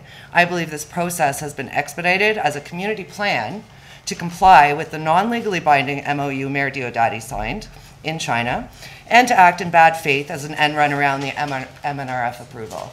Is this true? Couldn't answer that question. I don't know. Is there any truth to that, Mr. Herlovich? I've never seen the MOU. I never got any direction to expedite this. We've been working with this developer for 3 years. If people believe that's an expedited process, so be it. So calling it a community plan is not an end run around MNRF approval. That's the crux of my question, I suppose. I just want that on record. The official plan amendment was made. We decided that since it wasn't a full secondary plan, we would call it a community plan because we wanted it to be completely comprehensive. We wanted it to include all of the studies that we would need through a secondary plan. And so just because it was a smaller area, it's a name on a page. We required all the same studies. We got all of the same policies, and we put it through the same review exercise. There's been nothing different about this than we would have done with a complete secondary plan. But you don't have MNRF approval, according to Appendix A on the website. That was not my decision, and I was unaware that the region would take that position when it was submitted to them. Okay, thank you. Okay, thank you for your time. Thank you very much. Next up, Carla Carlson.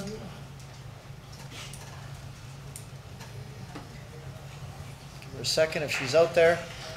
Carla. Okay, so we've got Carla Carlson and then Tom Chen. Tom Chen or Tim Chen? I'm not sure what it says. Okay, welcome. Thank you. My name is Carla Carlson. I'm from 4119 21st Street in Vineland Station. Dr. William Rapley, who had spoken a little while ago, asked me to mention that that the black gum trees have been confirmed in the forest by Dr. Ambrose and John Bacher. That Midland painted turtles are now listed in Ontario as a threatened species, and they are in that forest. And that with the casino traffic that was increased with the building of the casinos, the roadkill has increased as well for frogs, snakes, and birds, and there's a direct correlation with all that extra traffic. So his point would be, of course, that with a big development like this, it would increase roadkill close to a wetland. I hadn't realized that I'd be allowed to speak this evening and found out when I got here, so I sat on the floor with all of the other people that sat on the floor and wrote some notes. A number of years ago, I attended your council and did speak about the loss of green space at the Loretto Academy. I was told in no uncertain terms that because I live in Vineland and not Niagara Falls, that it was none of my business. I was devastated by this feedback because as a person born and bred in the Niagara Peninsula, I care deeply about Niagara Falls. As a graduate from our Brock University in Urban Environmental Studies, I'm aware of the environmental significance of this property. I'm also cognizant of the need for smart planning and development, and this is not. Full stop. Around the world, cities are protecting and valuing wetlands and old-growth forests, protecting them, not building on them or on their doorstep. There is an upcoming conference in Toronto with delegates coming from all around the world to share and learn about cutting-edge ideas about urban forests, which are highly valued by residents and tourists alike.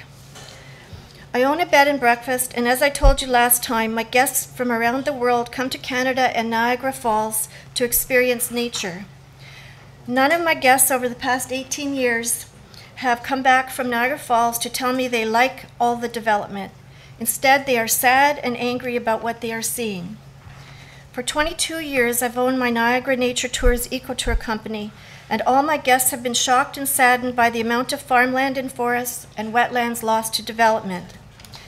As was said earlier, ecotourism is a growing industry, and I see great potential for education and the potential for the city for going along those lines for education and teaching opportunities, and the economic potential for the city of Niagara Falls as well, and its citizens. If you are seen as a green city, all of these things will come into play. I'll conclude by saying that I beg you to put on an environmental cape and become famous for it. This does not stop development or hurt your economy. It's the opposite. Thank you. Okay, next up, Tom Chen or Tim Chen. I'm sorry, it's Tim? Yeah. Tim Chen. And then I've got Kevin Jacoby, and then lastly, Derek Jones. Hello, good evening. My name is Tim Chen. I live at 29 Glenridge, St. Catherine. This is my first time to attend the public council meeting. This is the best lesson I have learned. I never learned this in the school. I hope I should attend more council meeting. It's the best. And I want to thank all the speakers, they spoke earlier, because I love the nature, I love to walk on the trails, but I never realized, there's so many things they helped, they supported. We just didn't know. But anyway, thanks so much for the people, all the volunteers, support, protect the nature. Thanks so much. And during the last 20 years, I have lived in Vancouver, Salt Lake City, New York, New Jersey, and LA, San Francisco, and Florence in Italy, and London in UK, and Paris in France. And then I came to Toronto and Brampton, Mississauga. 4 years ago, I came to Niagara region with my wife. The first time we came here, we started to fall in love with this beautiful land. My wife and I, we called this land Promised Land. We even started a Promised Land Home and Gift small business. Actually, it's pretty good. And we enjoy living here. I personally think Niagara region is the best place in the world. I think this Niagara region can compete with any other areas in the world. Name it, like Napa Valley in the U.S. and Provence in France. So, and also Florence region in Italy. This is the best place in the world. And unfortunately, a few years ago when I came here, there are a few things it just bothered me. There are some serious issues happen in Niagara. When you go to Niagara Falls, the downtown Niagara Falls, and also downtown St. Catherine, you can see the poverty issues, and you see a lot of old houses without renovation. I have no idea what happened. And also I have a lot of friends. They graduated from Brock University and now at college, and they are forced to leave Niagara region. They have to go to Toronto because there are no jobs here. Because I have so many friends, they want to come back to Niagara region, but we don't have so many jobs for them. So that's why, as a member of Niagara Chinese business community, we like to promote Niagara globally. We want to attract more business to come to Niagara region. We try to attract more young people to come here, to live and also to work, to have a family, to enjoy living here. But unfortunately, we cannot do it here right now because we don't have so many business, we don't have so many jobs. So that's why we need to help to encourage more business to come here. We want to bring the voice to the global business community to tell them Niagara is a good place to do business. Niagara is a good place to live. Niagara is a good place for young people. So we want to tell everyone in the global business community, we make the business process easier for everyone. But I don't have wisdom, but I know other councilors, you have more wisdom. So I hope you can, vote and for the best decision. But I also want you to give this company the opportunity. They have been doing this for 3 years. They spent so much money. I think they have learned so many lessons from nature, from this. We should give them the opportunity to raise their voice, because this program, it's not only the kind of the residential, it also has some commercial business. Like a lot of people coming here, they don't have a job. They have to start their own business. So this project will bring a lot of small business people to come here to start their small business. So I hope this project can succeed, and I hope Niagara region can be truly the best place in the world. And I hope all the councilors have the wisdom to vote. Thanks so much. Thank you very much. Okay, I've got Kevin Jacoby, and then lastly, Derek Jones.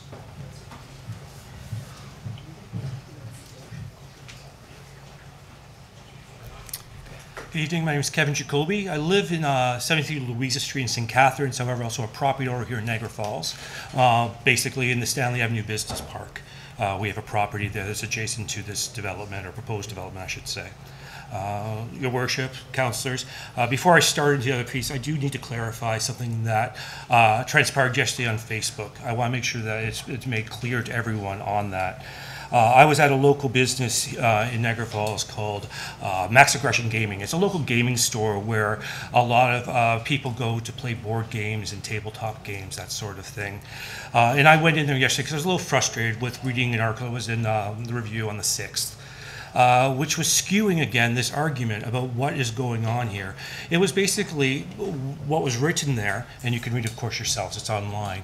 It's basically putting this on two sides here. It's saying that people that are for this proposal are in it for the money. People who are against this proposal are the eco-warriors that are concerned about the environment, and I applaud the enthusiasm I'm hearing from them.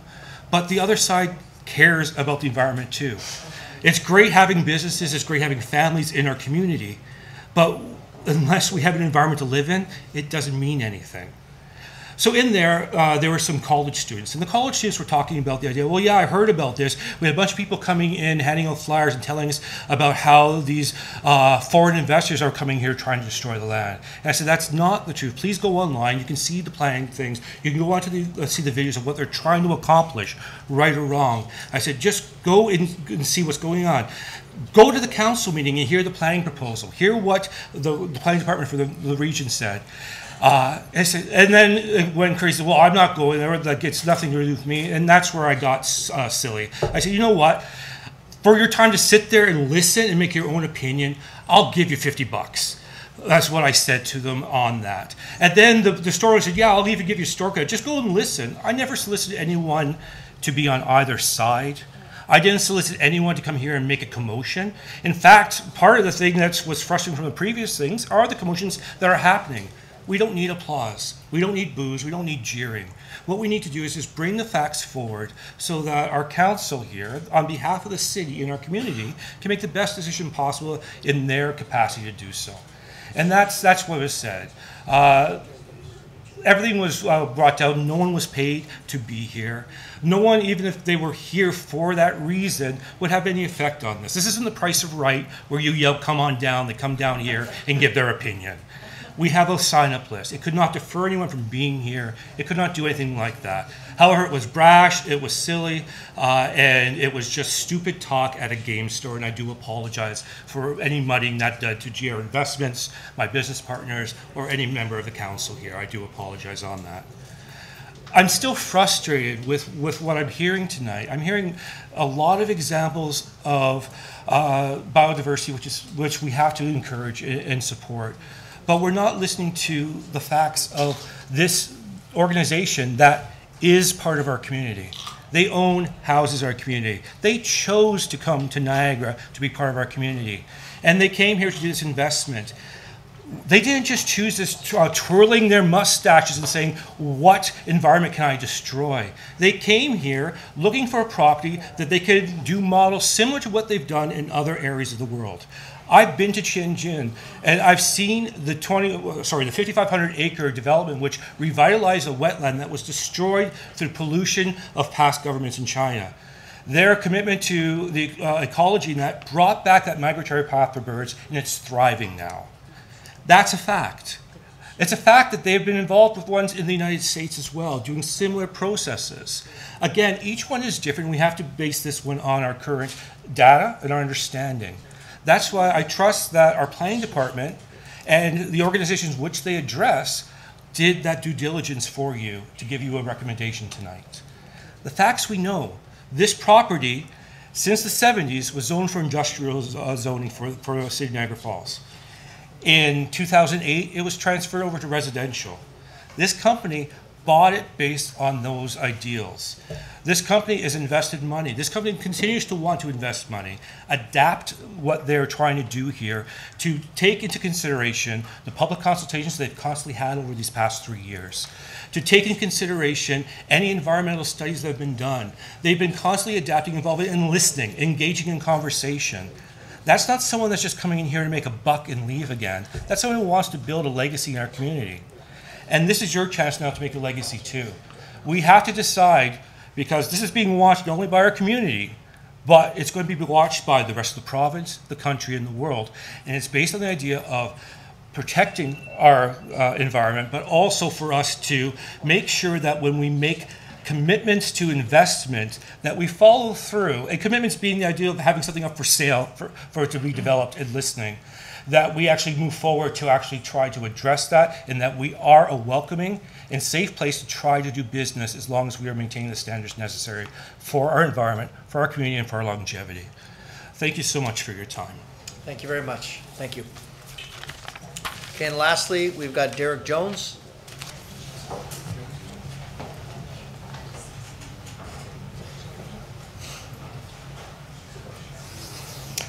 I've got a USB key. Can I get this inserted for a PowerPoint, please?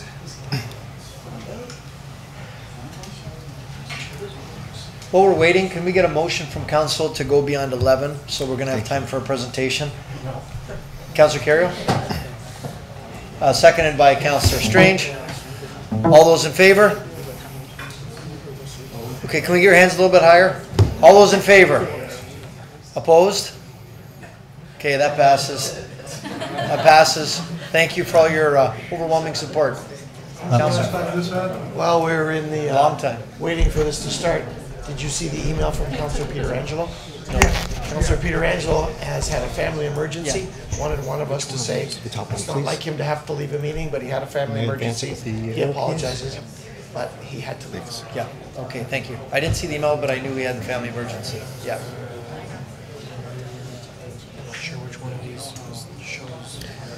Should I start while he's getting this set up, or is that okay? Is it gonna work?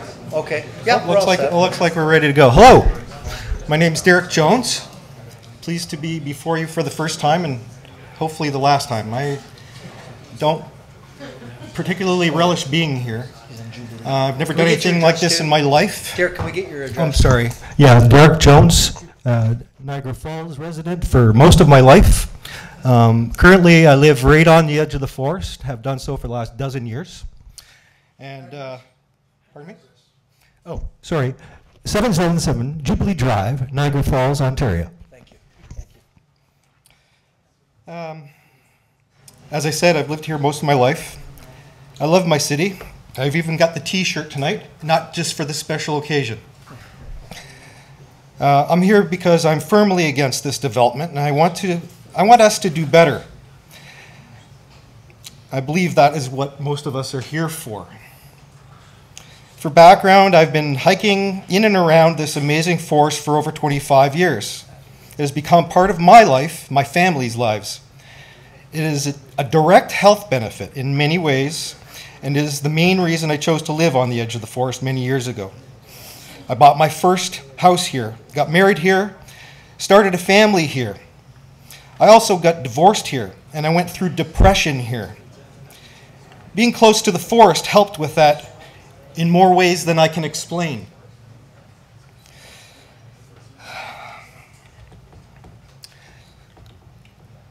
Sorry. Climate change. This is New Brunswick now. There's St. John's, New Brunswick. This is Port Dalhousie this time last year.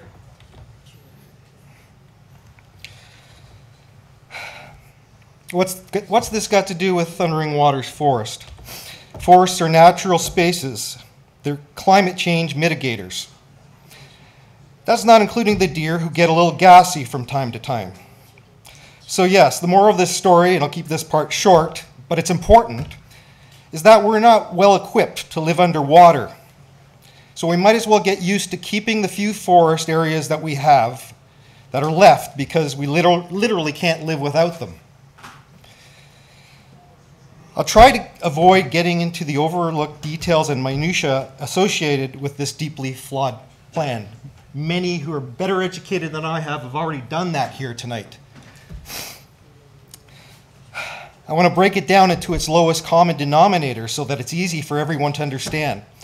There are complex issues at the heart of this debate, and it's leading to a lot of confusion and propagation of misinformation, including that this is a beat-up old farmland.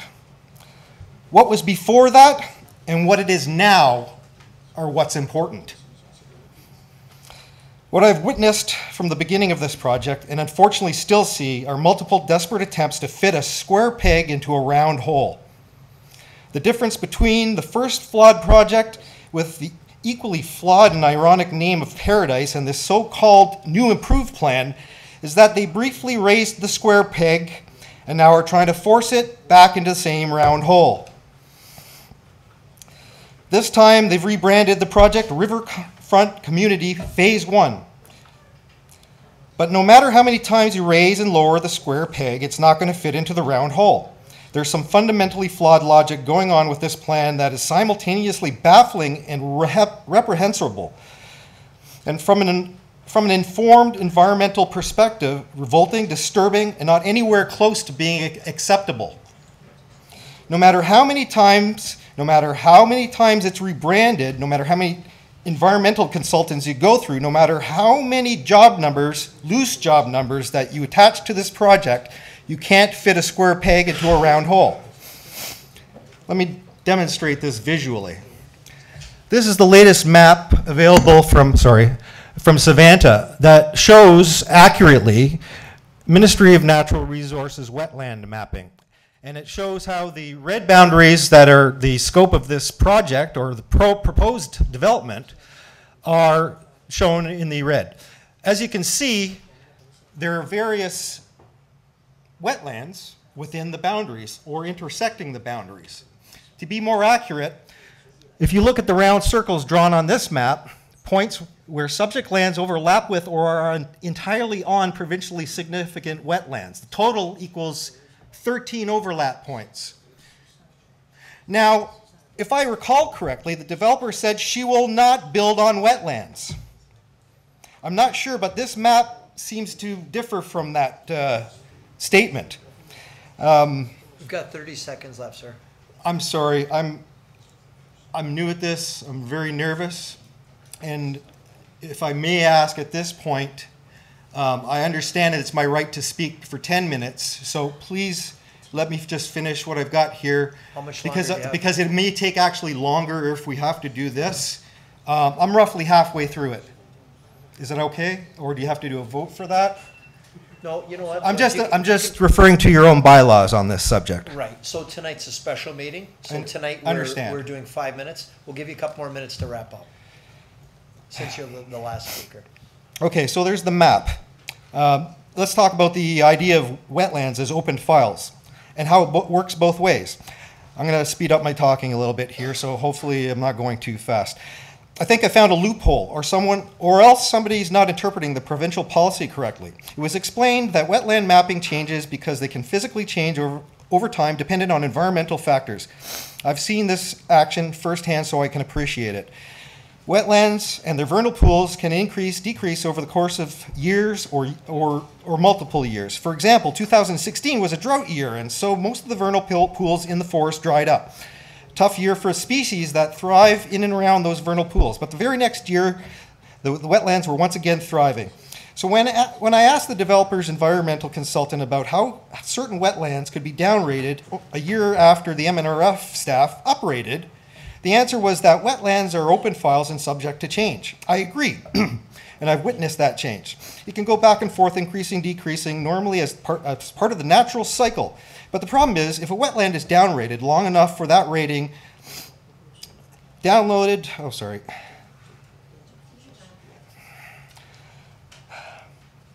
a wetland is downrated long enough for rating, that could potentially allow for development.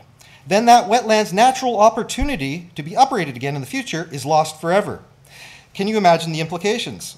So the policy as it exists either has a glaring hole in it that works against the environment, works against environmental protection policies, or that policy is being misinterpreted or abused in order to increase potential development opportunities. What you will find there at this location,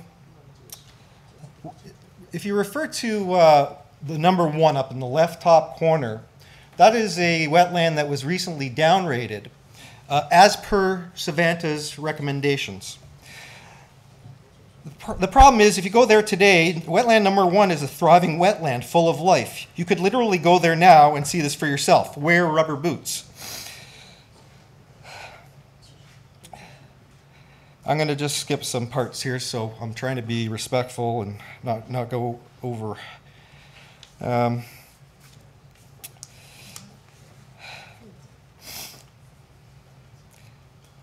Has anyone... Sorry.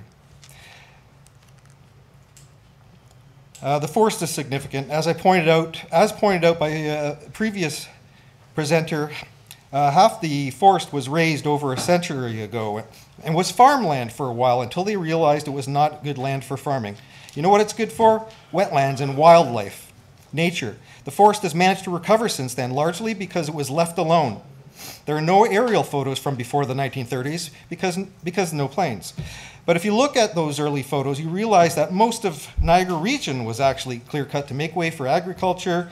And in this specific case, damaged by rail lines cutting through the wetlands, hydro canals changing the form of the ecological function of the forest. But Thundering Waters Forest came back from all that abuse to become what it is today, a vital and diverse ecosystem for many species, including the human species. It is far from the dead zone that some have claimed. I'll wrap it up with a couple of other quick points. The transportation study identified significant problems with this location, and I believe those problems still exist and have never been addressed. The city is currently dealing with the issue of train tracks that run through the city. This development location introduces the same issue here that you're currently trying to solve. Is this not repeating a mistake? If you look at the map, there's a train track that goes right across the main road, which is the only in and out to this development project. Other than that, just north of the forest, the new subdivision on Oldfield Road, there's vacation rentals. There's another current city issue that is going on that has to be addressed. Is that going to be part of this? Are the same rules going to apply for this new neighborhood as far as vacation rentals?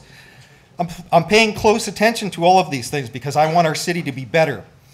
As others have noted, a peer review of the EIS is expected, but has not been performed. I thought that was a minimum requirement for a project like this. I have so much more, including what I think is a better solution. I didn't just come here to complain, but I realize I'm out of time. I appreciate all of your hard work, Council. Thank you, but you still can't fit a square peg into a round hole. Thank you, sir. Appreciate your time. And there's a picture I took of the forest last year at this time. Not too many people get to see this. And that's a good thing. Yeah. Don't forget your USB as well. Should I just whip it out here? Is that what it is? I didn't mean it that way. Thank you.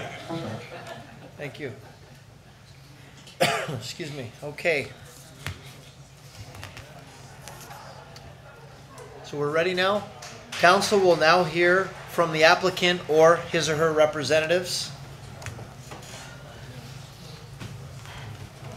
Stand stiff. Sorry, I've been sitting a long time. Good evening, Mr. Chair and Mr. Mayor and members of council. My name is Jane Pepino. I'm from the City of Toronto. I'm with the law firm of Aird & Burles, and I am representing the applicant landowner this evening.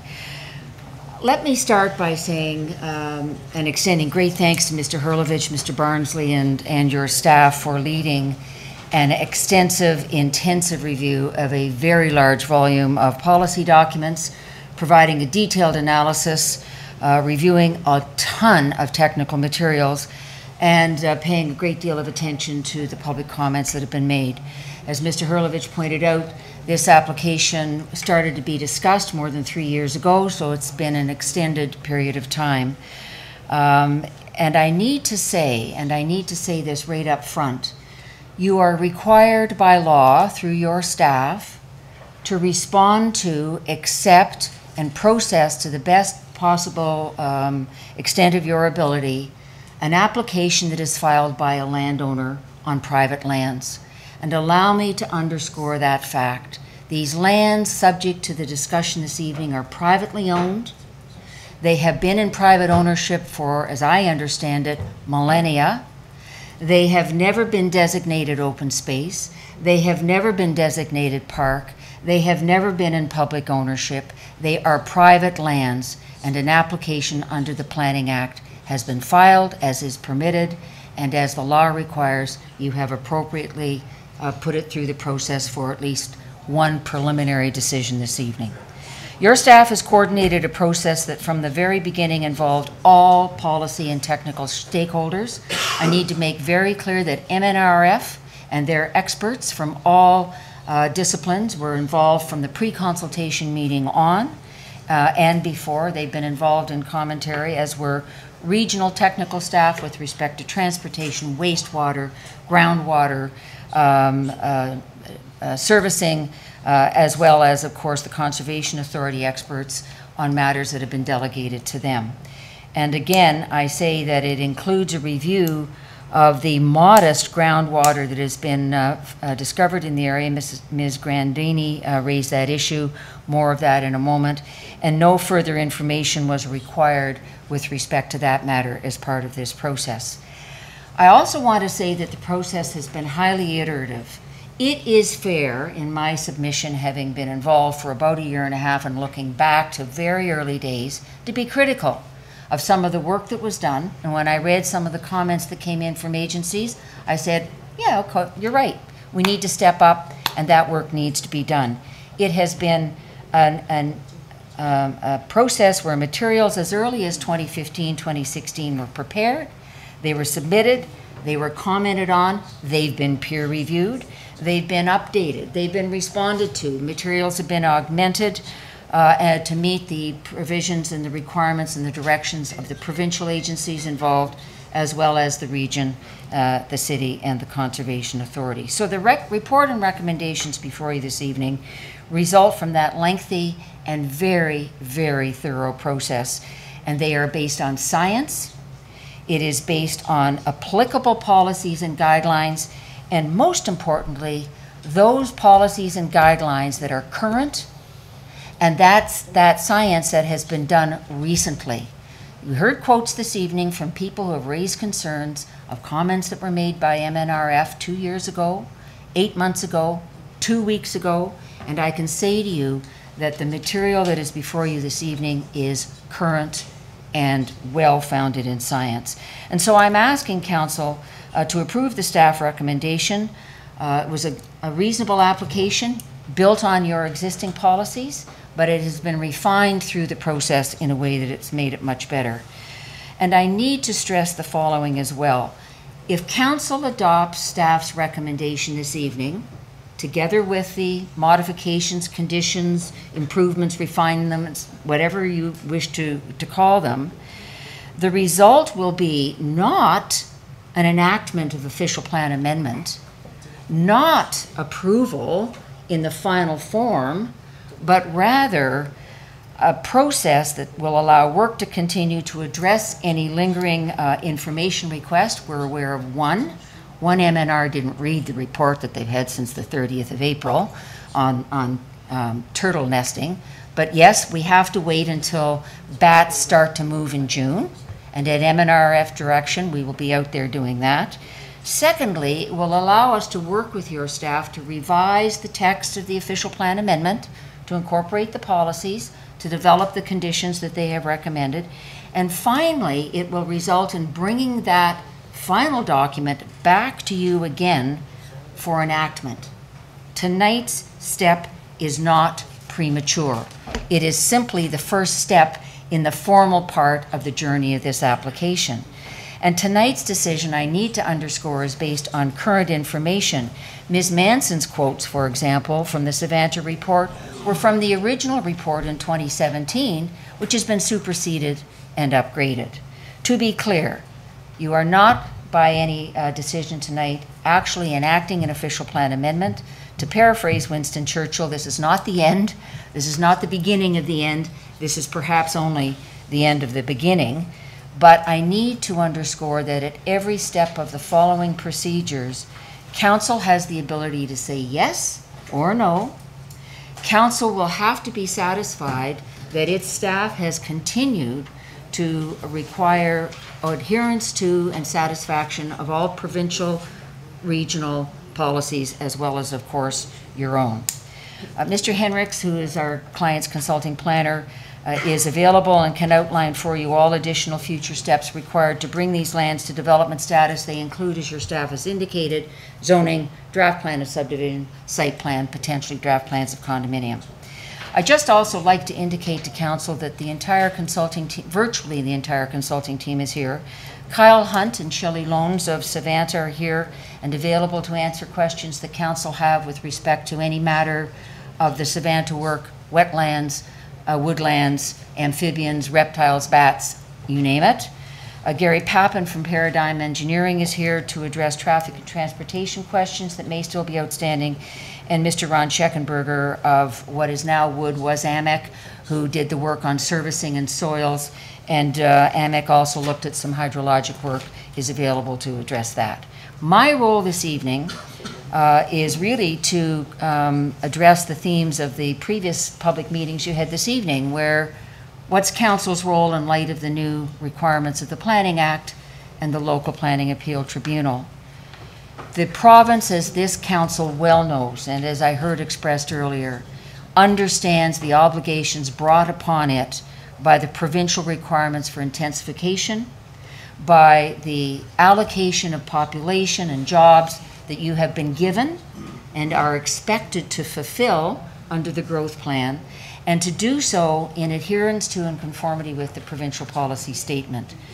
And this evening, I would like to address as briefly as I can how the material that is before you tonight, brought by your staff, satisfies the new and much higher tests of the recent amendments to the Planning Act. And I need to say Mr. Bitter just doesn't understand them and has the LPAT rules wrong, and I will address that in some detail.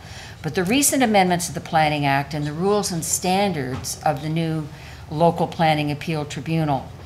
First of all, I submit that the proposed amendment has been established by your staff to be, and I'm now going to read the tests, the new tests, consistent with the provincial policy statement. It conforms with or does not conflict with the applicable provincial plans, and that includes guidelines and directions on how to test this and how to measure a vernal pool and figure out whether something is a significant woodlot or not. To conform to the relevant official plan, in this case, Special Policy 56, as well as the regional official plan. And it also includes the expectation, as your staff has pointed out, that there will be requirements for controls on implementation. There will be guarantees that will have to be posted. There will be agreements that will have to be entered into. There will be standards for permitting that not this council, but the province will have to grant. All of those things have been addressed by your staff and satisfy the new higher standard. And I need to say as well that the status quo documents, Official Plan Amendment or Special Policy 56 and even 81, also no longer meet the test of addressing the current standards. Rather, they are not any longer consistent with those current standards, and so that's an extra fill-up to the new test. Put conversely, and this is where I hope I can help members of the public understand what the new rules require of them, as well as permit of them, of course.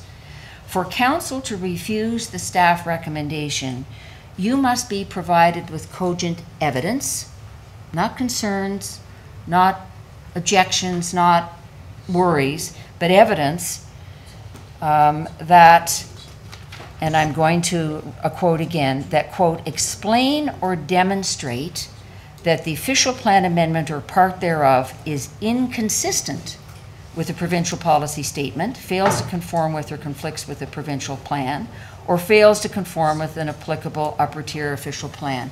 And let me give you one example.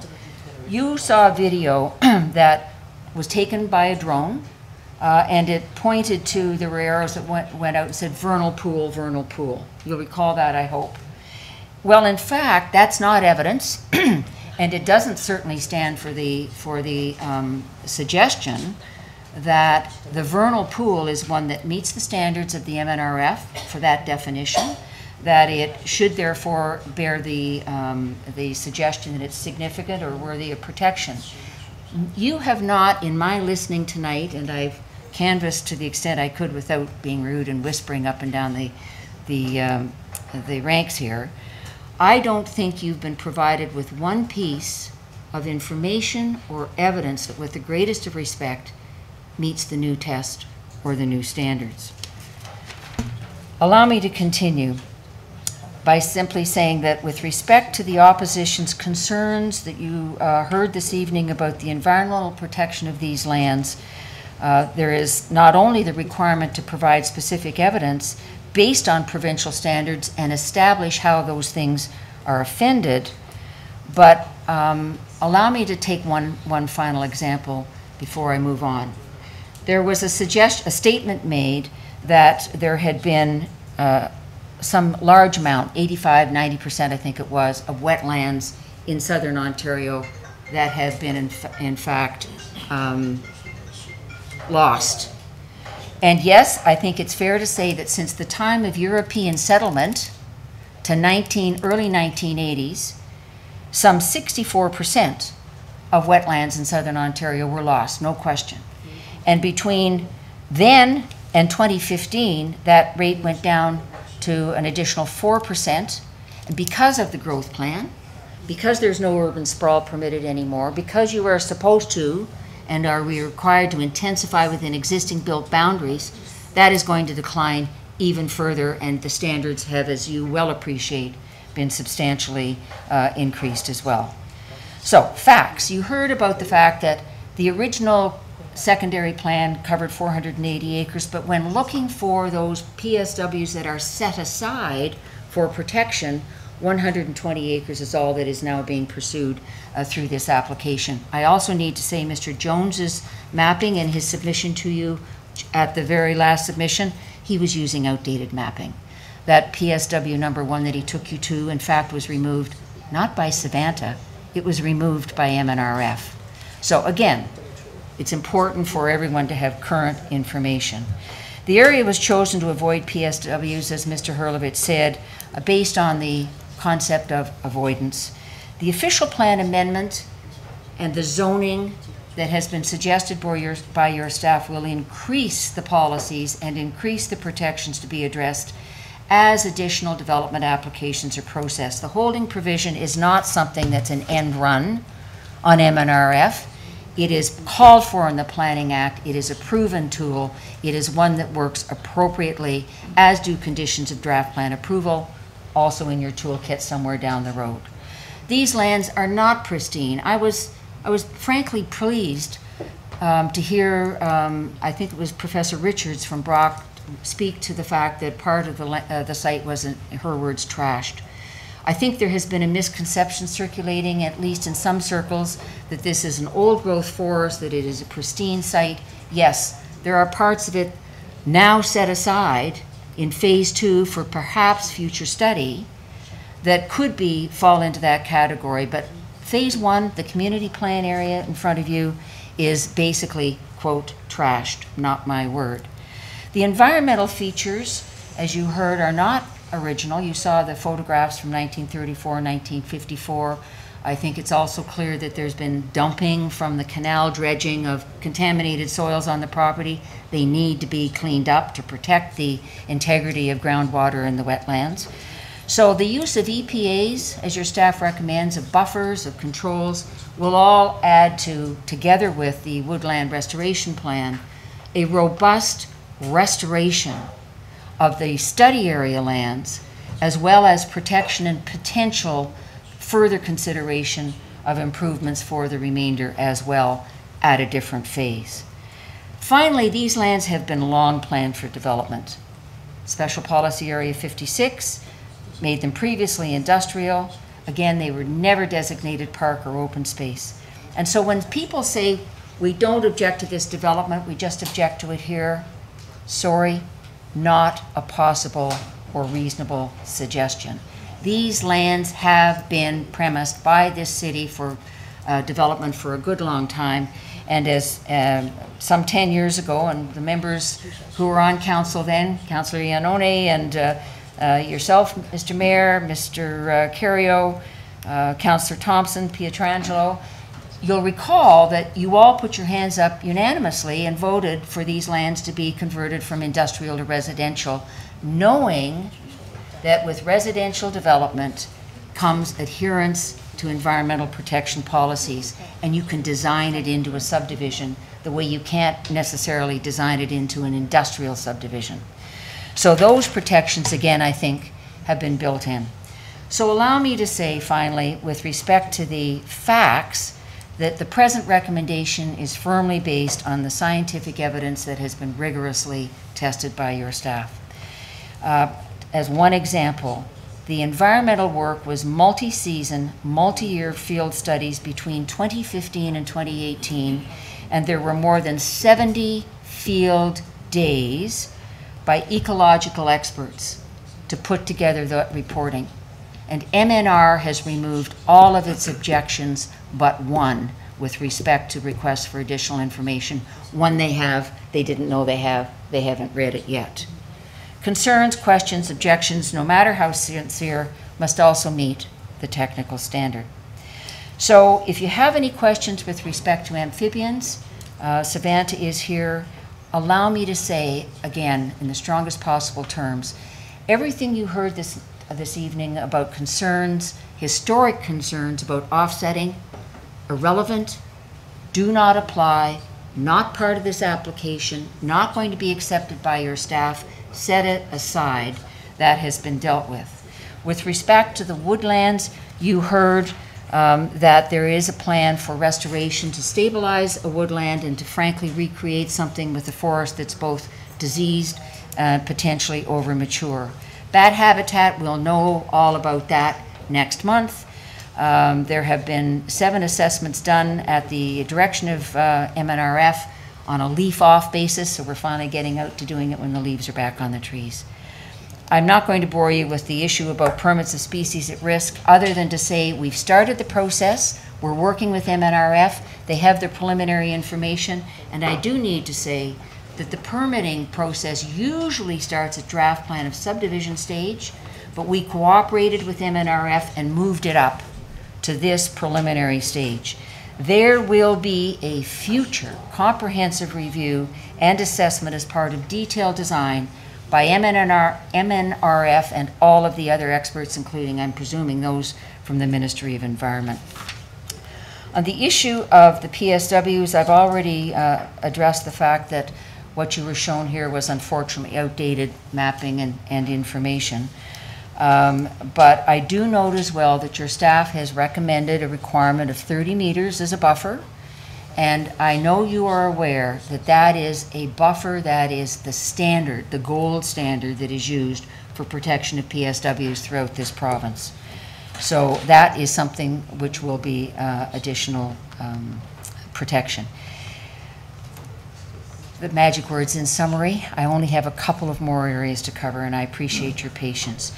At page 3 of your staff report, I think it is made entirely clear that, and I quote, a natural heritage system is a system-based approach is being used to ensure long-term sustainability and no negative impact on the environment. And no negative impact is one of the key tests of the province. It's not don't change anything. Of course you're allowed to change things, but it's no negative impact on the environment. I continue, quote, the significant natural heritage areas are to be protected and conserved utilizing a hierarchy of techniques, avoidance, mitigation, and enhancement restoration. No offsetting, no replacement. The subject lands are removed from areas of significance, employing avoidance as the primary technique of protection. That is the approach that's been taken and which has been reported on. Land use compatibility, very briefly, the staff report is clear that the Ministry of Environment and Climate Change guidelines can be met. So your official plan is met. Page 11 and 12 of the report makes it clear that this will result in a complete community. However, not with a hospital. I'm not sure where that concept came from. No hospital is being proposed as part of this plan. But there are jobs. There will be housing for Niagara Falls residents. There will be a number of additional components that will burnish and add to your tourism economy, as well as a quality lifestyle. Finally, there is welcome recognition in your staff report, and I want to be particularly respectful of the very balanced submissions from Chief Dockstetter and his son, that there is welcome recognition of my client's commitment to Indigenous consultation to the extent we are able to undertake it, recognizing that it is the role of the Crown, but also GR-CAN's willingness to affirm treaty rights in accordance with Section 35 of the Constitution Act. GR-CAN has already reached out and to First Nations representatives, and I was not aware of the letters that had been sent, and I would welcome getting a copy of those from Mr. Beeman or Mr. Hurlovich so that I can put that, factor that into what it is we are going to attempt to undertake. But your staff report has also addressed a policy. In closing, we commend the staff recommendation, and I need to say, I think what your staff has done has met the so-called Keesmaat test. It has provided accessible information in language that is entirely understandable. There's no jargon in here. You can read this report and understand what it's saying. Your staff has listened, has provided opportunities and for public comment. All the information has been posted on the website as developed. There are detailed appendices. This is a very extraordinary and extensive staff report in my experience. So the process has been rigorous, iterative, and from a legal perspective meets all the requirements of the new Planning Act and the LPAT. The Council can adopt it with confidence, knowing that this decision is very well supported and that much more process lies ahead to fine-tune the development to meet the needs of Niagara Falls, the region, and to meet the requirements of the province. Now, there may well be questions of me, but I would like to close by indicating that not only is the team here, having heard all the comments, to respond as requested, but Councillor Iannone had asked a question and it had been referred to me, so perhaps I can address it.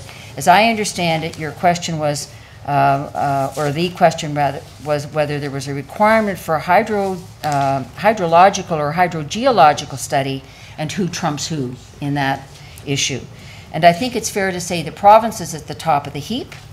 Sometimes they delegate stuff down to the Conservation Authority or to the region by way of a delegation agreement.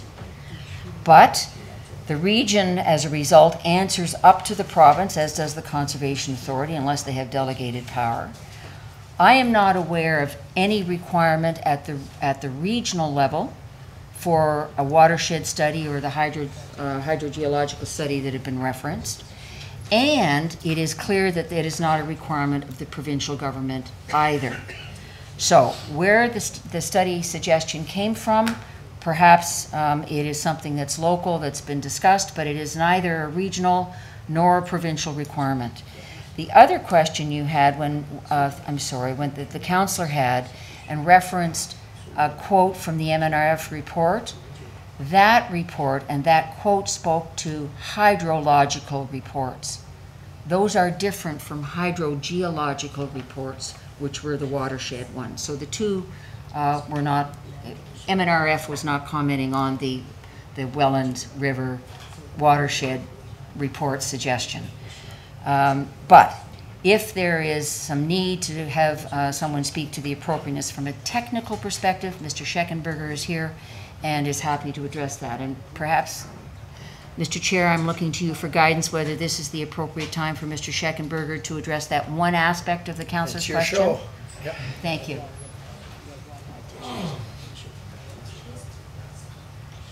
Thanks very much, Jane. So in brief, I'll start a little bit from the beginning. I've been involved in this project since 2015, and one of the first steps that we took was to actually pre-consult on the studies that were necessary.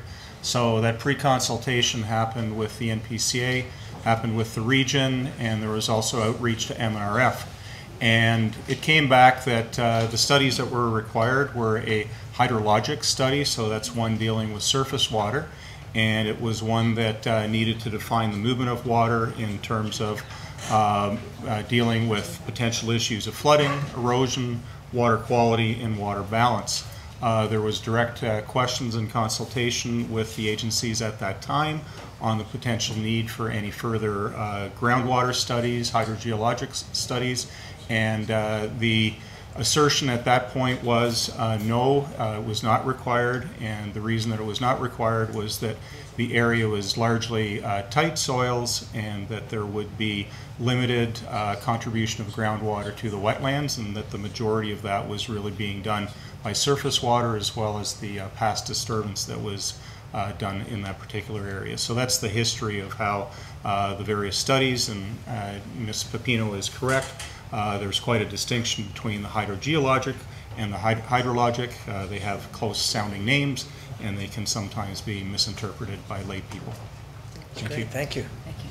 And with that, Mr. Chair, Mr. Mayor, members of council, unless there are questions of me, I think you've heard enough of my voice. I've got Councillor Ioannoni. Thank you. Through you to Ms. Pepino. I had one other question that I asked. Perhaps your client could respond.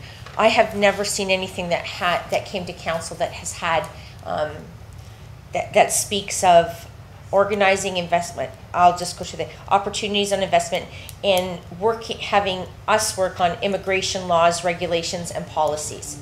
So why would that be in the MOU, and on whose insistence was that? Because we in our public meetings, we have had people state that because that is in the MOU, they do not believe the jobs will go to local people.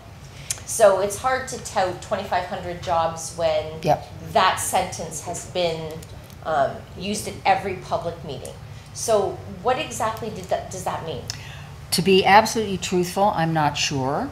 Okay. I can say what I know it doesn't mean. There's no reference in that MOU in my review of Planning Act applications.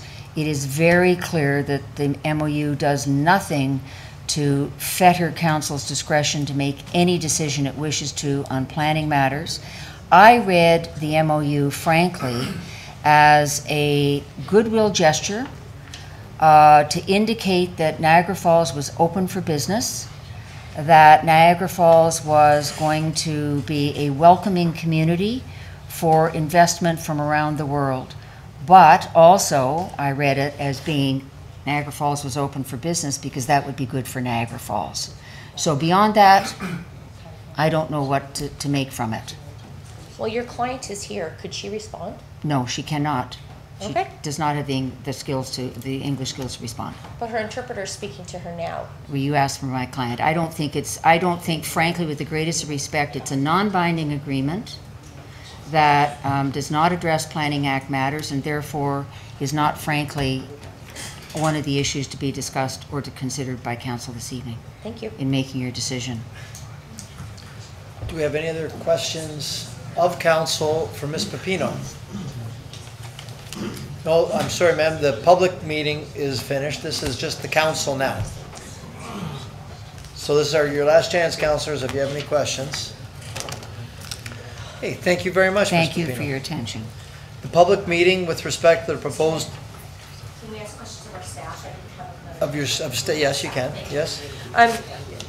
One of the, Is the public meeting still open? It is of us, yes, so you can ask staff. That's Oh, right, or we can Ms. ask staff Pepino. if he closes the public. Yes, Mr. Beeman? Okay, Oh, okay. all right. That's fine. That's my point. So the public meeting with respect to the proposed amendment to the official plan is now concluded. Councilor Ioannoni, you wanted to ask staff questions? One of the reports from consulting agencies or consulting groups that was not in here that surprised me was there are no comments from our fire service. There's one exit in, one exit out. Generally, we have a fire service comment. Why is it absent from this document? Oh, Mr., who wants to answer this? Mr. Jen, Mr. I'll take the Lambito? first stab. First of all, it's not one entrance in and one entrance out. There's an entrance from Dorchester Road and McLeod and Chippewa Parkway and Stanley. There are two entrances. We're not talking about a subdivision where we have only one access. Those subdivision plans will come later. So this is a large-scale plan. It shows collector roads. It's not just a single entry. Okay, Councilor? Thank you, Mr. Mayor. This has been touted as a city within a city, even 2 days ago in the newspaper. So I would think if we were building a city within a city, we would have a fire plan and comments on safety from our fire service. We have it in every other application that comes before us. Okay. Any other questions of council? No? Okay. Well, council, we're looking for a motion. Councilor Campbell? Yes, thank you, Your Worship. I'm not prepared to make a motion, but I'd like to make some comments. The frame scientific investigation was used tonight. I was brought up in a scientific environment. For something to be scientific, it has to be valid, reliable, and reproducible. If it does not satisfy those three issues, it cannot be taken as true. For example, Linus Pauling. What's that name familiar with? What did he do? He said vitamin C in massive doses can prevent the common cold. Everybody takes vitamin C. But you know what? No one has been able to reproduce those results that prove vitamin C helps the common cold. Now, things are changing so fast that I can't accept moving this forward on this basis. For example, I've taken it upon myself to educate myself to the best of my ability, and I found out that the hurricanes in the Houston, Texas this past spring or last spring resulted in significant flooding. You know why? Because they built that city on environmentally sensitive land. They brought it upon themselves for that flooding to occur. I'm of the firm mind that, first of all, I'm not against the development. I think it's great. I think the problem is it's in the wrong place. I think that any development in that area, it might not happen in my lifetime, but my great-grandkids will see that area die, because when you start changing things, it is a house of cards, and it's going to end up being no longer a significant wetland. So I can't support moving this out today. Sorry. Thank you. Anybody else have comments, questions, motions? I've got Councillor Carrier, Councillor Campbell. Well, Your Worship, I listened to everyone this evening. The comment that got me the most was the very first comment that Ms. Pepino made, was that this property is owned by these people. It would be maybe better if they could maybe do it somewhere else, but I think they spent in excess of $30 million to buy this property and get it ready to develop. And I'm a firm believer that they have the right, as was explained to us by their lawyer, to proceed in the proper manner with the proper studies given. It's their right to proceed to where they're proceeding. I'm not unhappy with what I've seen. I listened to all of the people make their pitch. They haven't convinced me that this is the wrong thing to do. Our council and our city has been pro-development. We pride ourselves on being pro-development. You going to China and promoting development is something I think you should do. I think every level of government talks about how they're going to try and reduce red tape to get more industry, more development, more jobs, more housing. We have one in our lap. We have these people here that have spent the money, closed the deal on the property, hired all of these people that they bring with them tonight. And I find it very difficult to believe that they would proceed without local jobs. There's no way in the world they can do this project without hiring local people. They're not going to bring a developer from Asia, or they're not going to bring contractors or equipment from wherever some of the speakers have suggested they're going to bring them. They're going to hire the people that can do the job the best at the best price, and I think it's local people. Local regional people, may not be everybody just from Niagara Falls. They're going to hire people from all over the region. I'm very happy to be able to say I'm prepared to support what's before us by staff. Move the staff report. Okay, we've got a motion by Councillor Carrier, second by Councillor Morocco. You want to speak to it, Councillor? I'm going to support staff's recommendations for a number of reasons.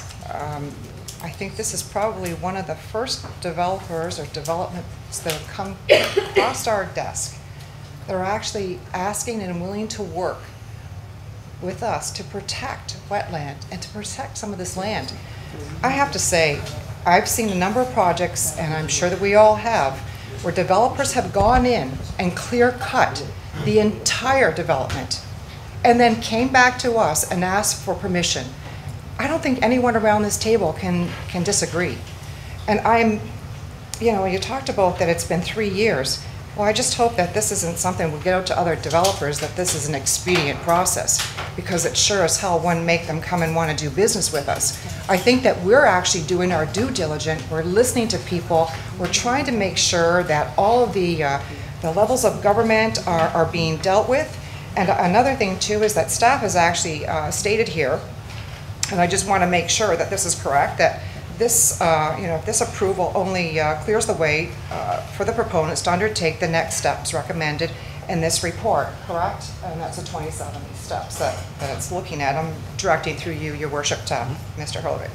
And that should the proponents fail to comply with these recommendations, council and other agencies would have the ability to stop the project by not granting additional approvals, such as a draft plan. And I'm sure that's yes to all those points.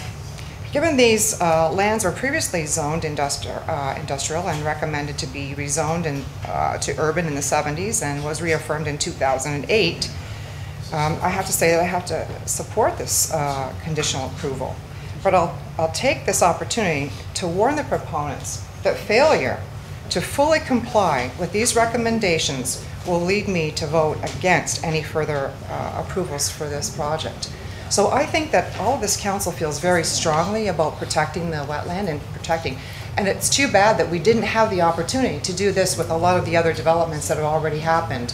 And many of us are living in subdivisions that already have no trees in there, there's no wetlands, and it's park that's been man-made. So I'm really pleased to say that we are on the right track, and hopefully future developments, we will look as closely with those developers as we are with this development in front of us today. Okay, thank you very much, Councillor. I've got Councillor Thompson and then Strange. Well, it's been a wonderful night. Been around a long time, but I think this was probably the most stressful evening in political life. I want to say that I have been very serious from the initial stages with respect to where we're going with this project, because I would hear both sides of the story all the way through, and I deliberately resisted meeting with the proponent simply because I didn't want to be swayed one way or the other. I wanted to have factual information before I came to a conclusion. And, you know, I think if you look back over the years, this has been in the urban boundaries since 1966, I think. It's been designated as industrial land. Somebody could have built an industry there in the past. I think we really set the pace for this when we approved the residential development in 2008 with respect to this. We've already intruded into this particular area.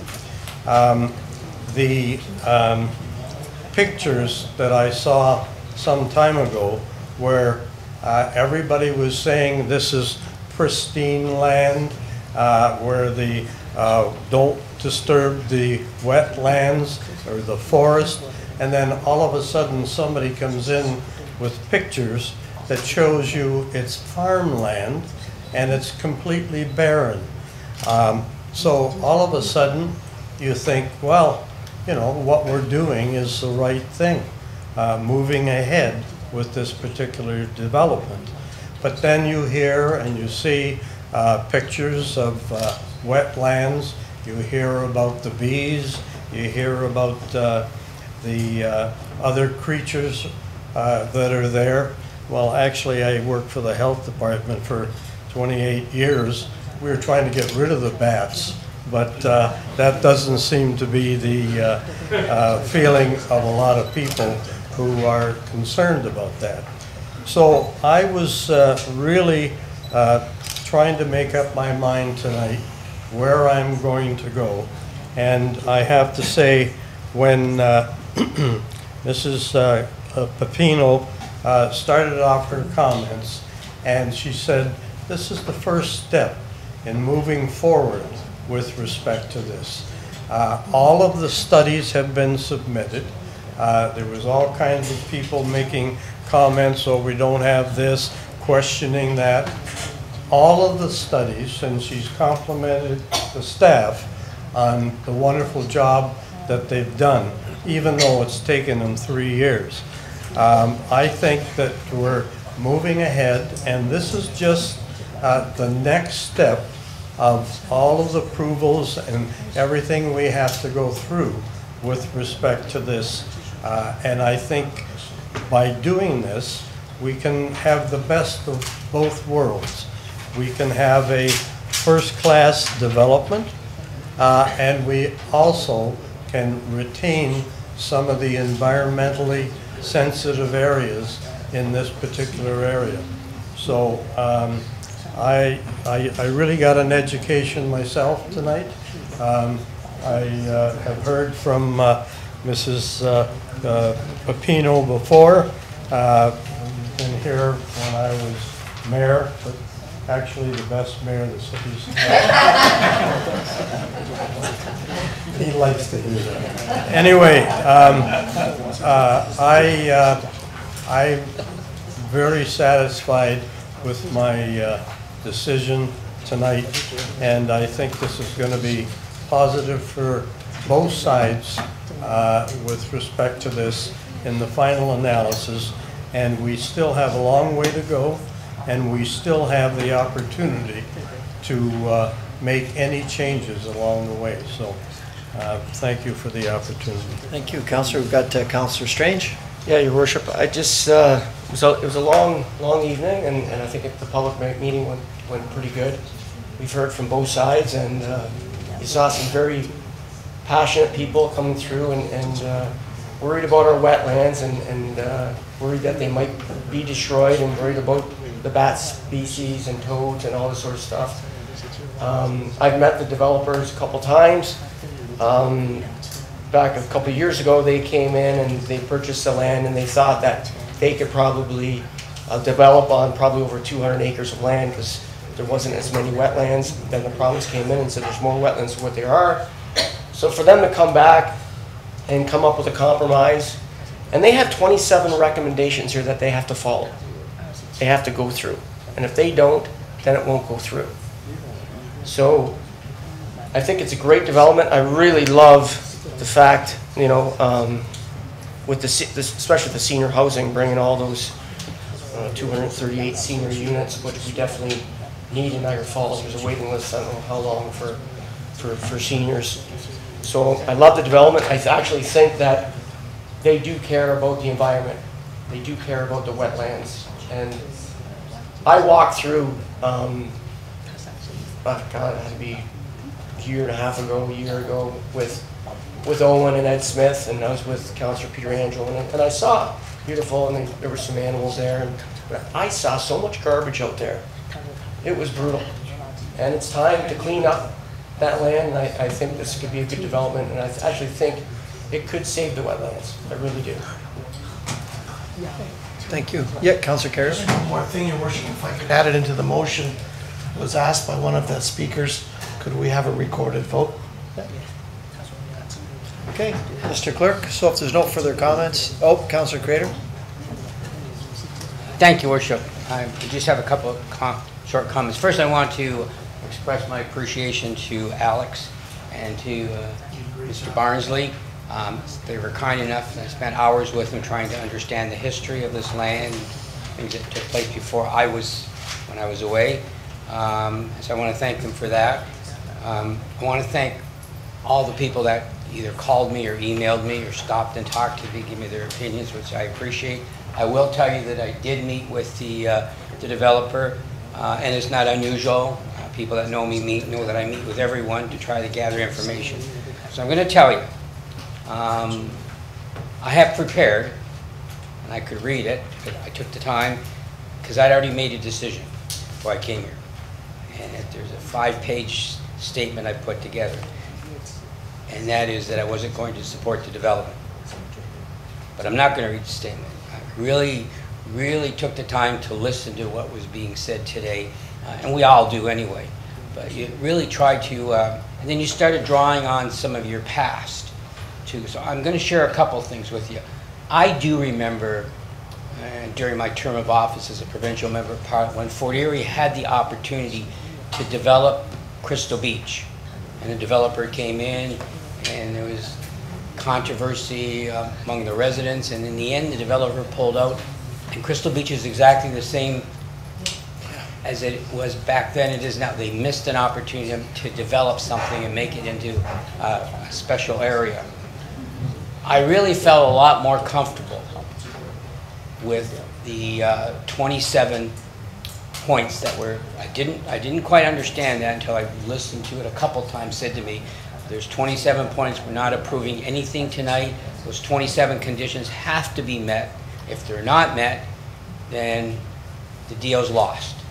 And that, obviously I missed it, didn't realize it, but I heard it 3 or 4 times said over and over that that's a priority. So I am going to support it. I know I'm going to lose some friends because of it, but that's the world of politics. I do know when I go home, my 3 dogs will still love me. I know that for sure. You can always buy another dog.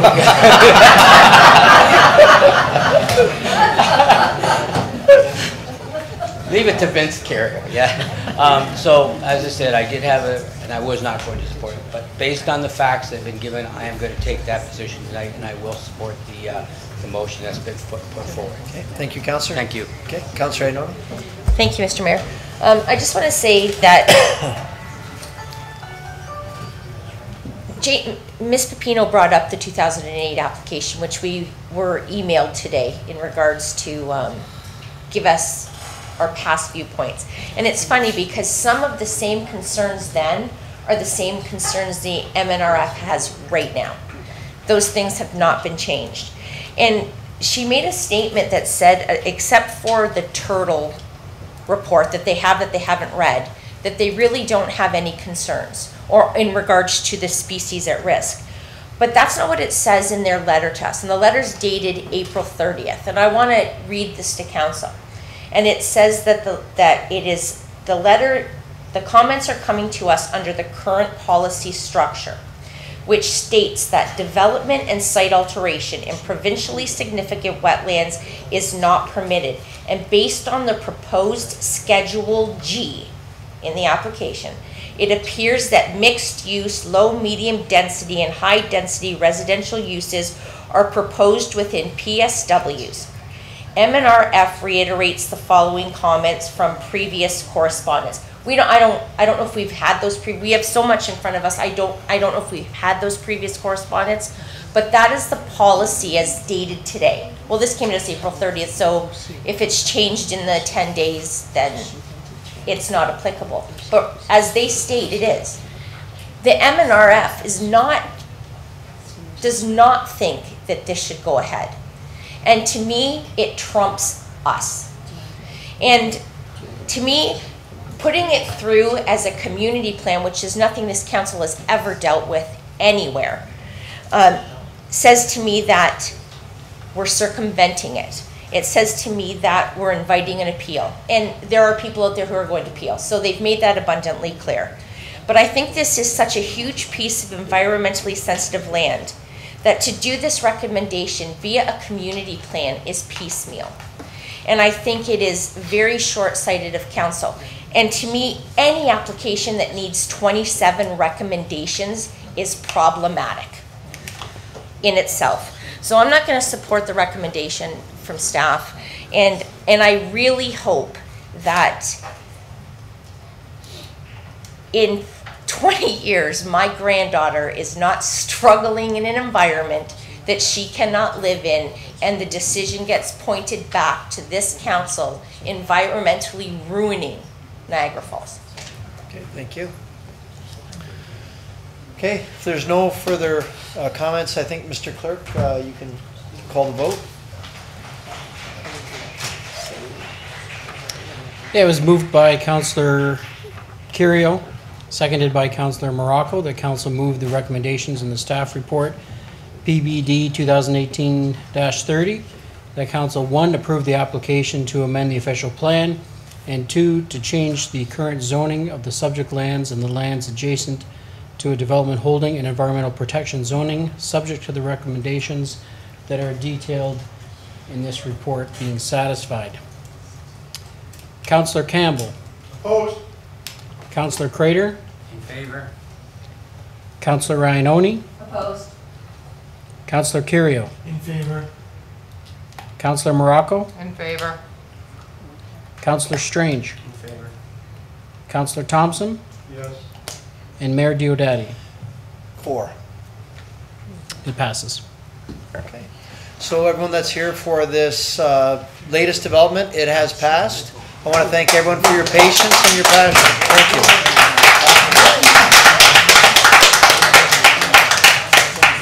Okay, the bylaws. How about a reading for the bylaws? First reading. Moved by Councillor Crater, seconded by Councillor Morocco, that the bylaws be given a first reading. All those in favor? It's approved. Call your dog. Bylaws 2018-48 through to 2018-58, read a first time. Okay. Bylaws be given a second and third reading. Moved by Councillor Strange, second by Councillor Morocco. All those in favor? Bylaws 2018-48 through to 2018-58, read a second, third time, and passed. No? Okay. Motion for adjournment. Moved by Councillor Carrier, second by Councillor Campbell. All those in favor? Okay, and we're adjourned. Thank you.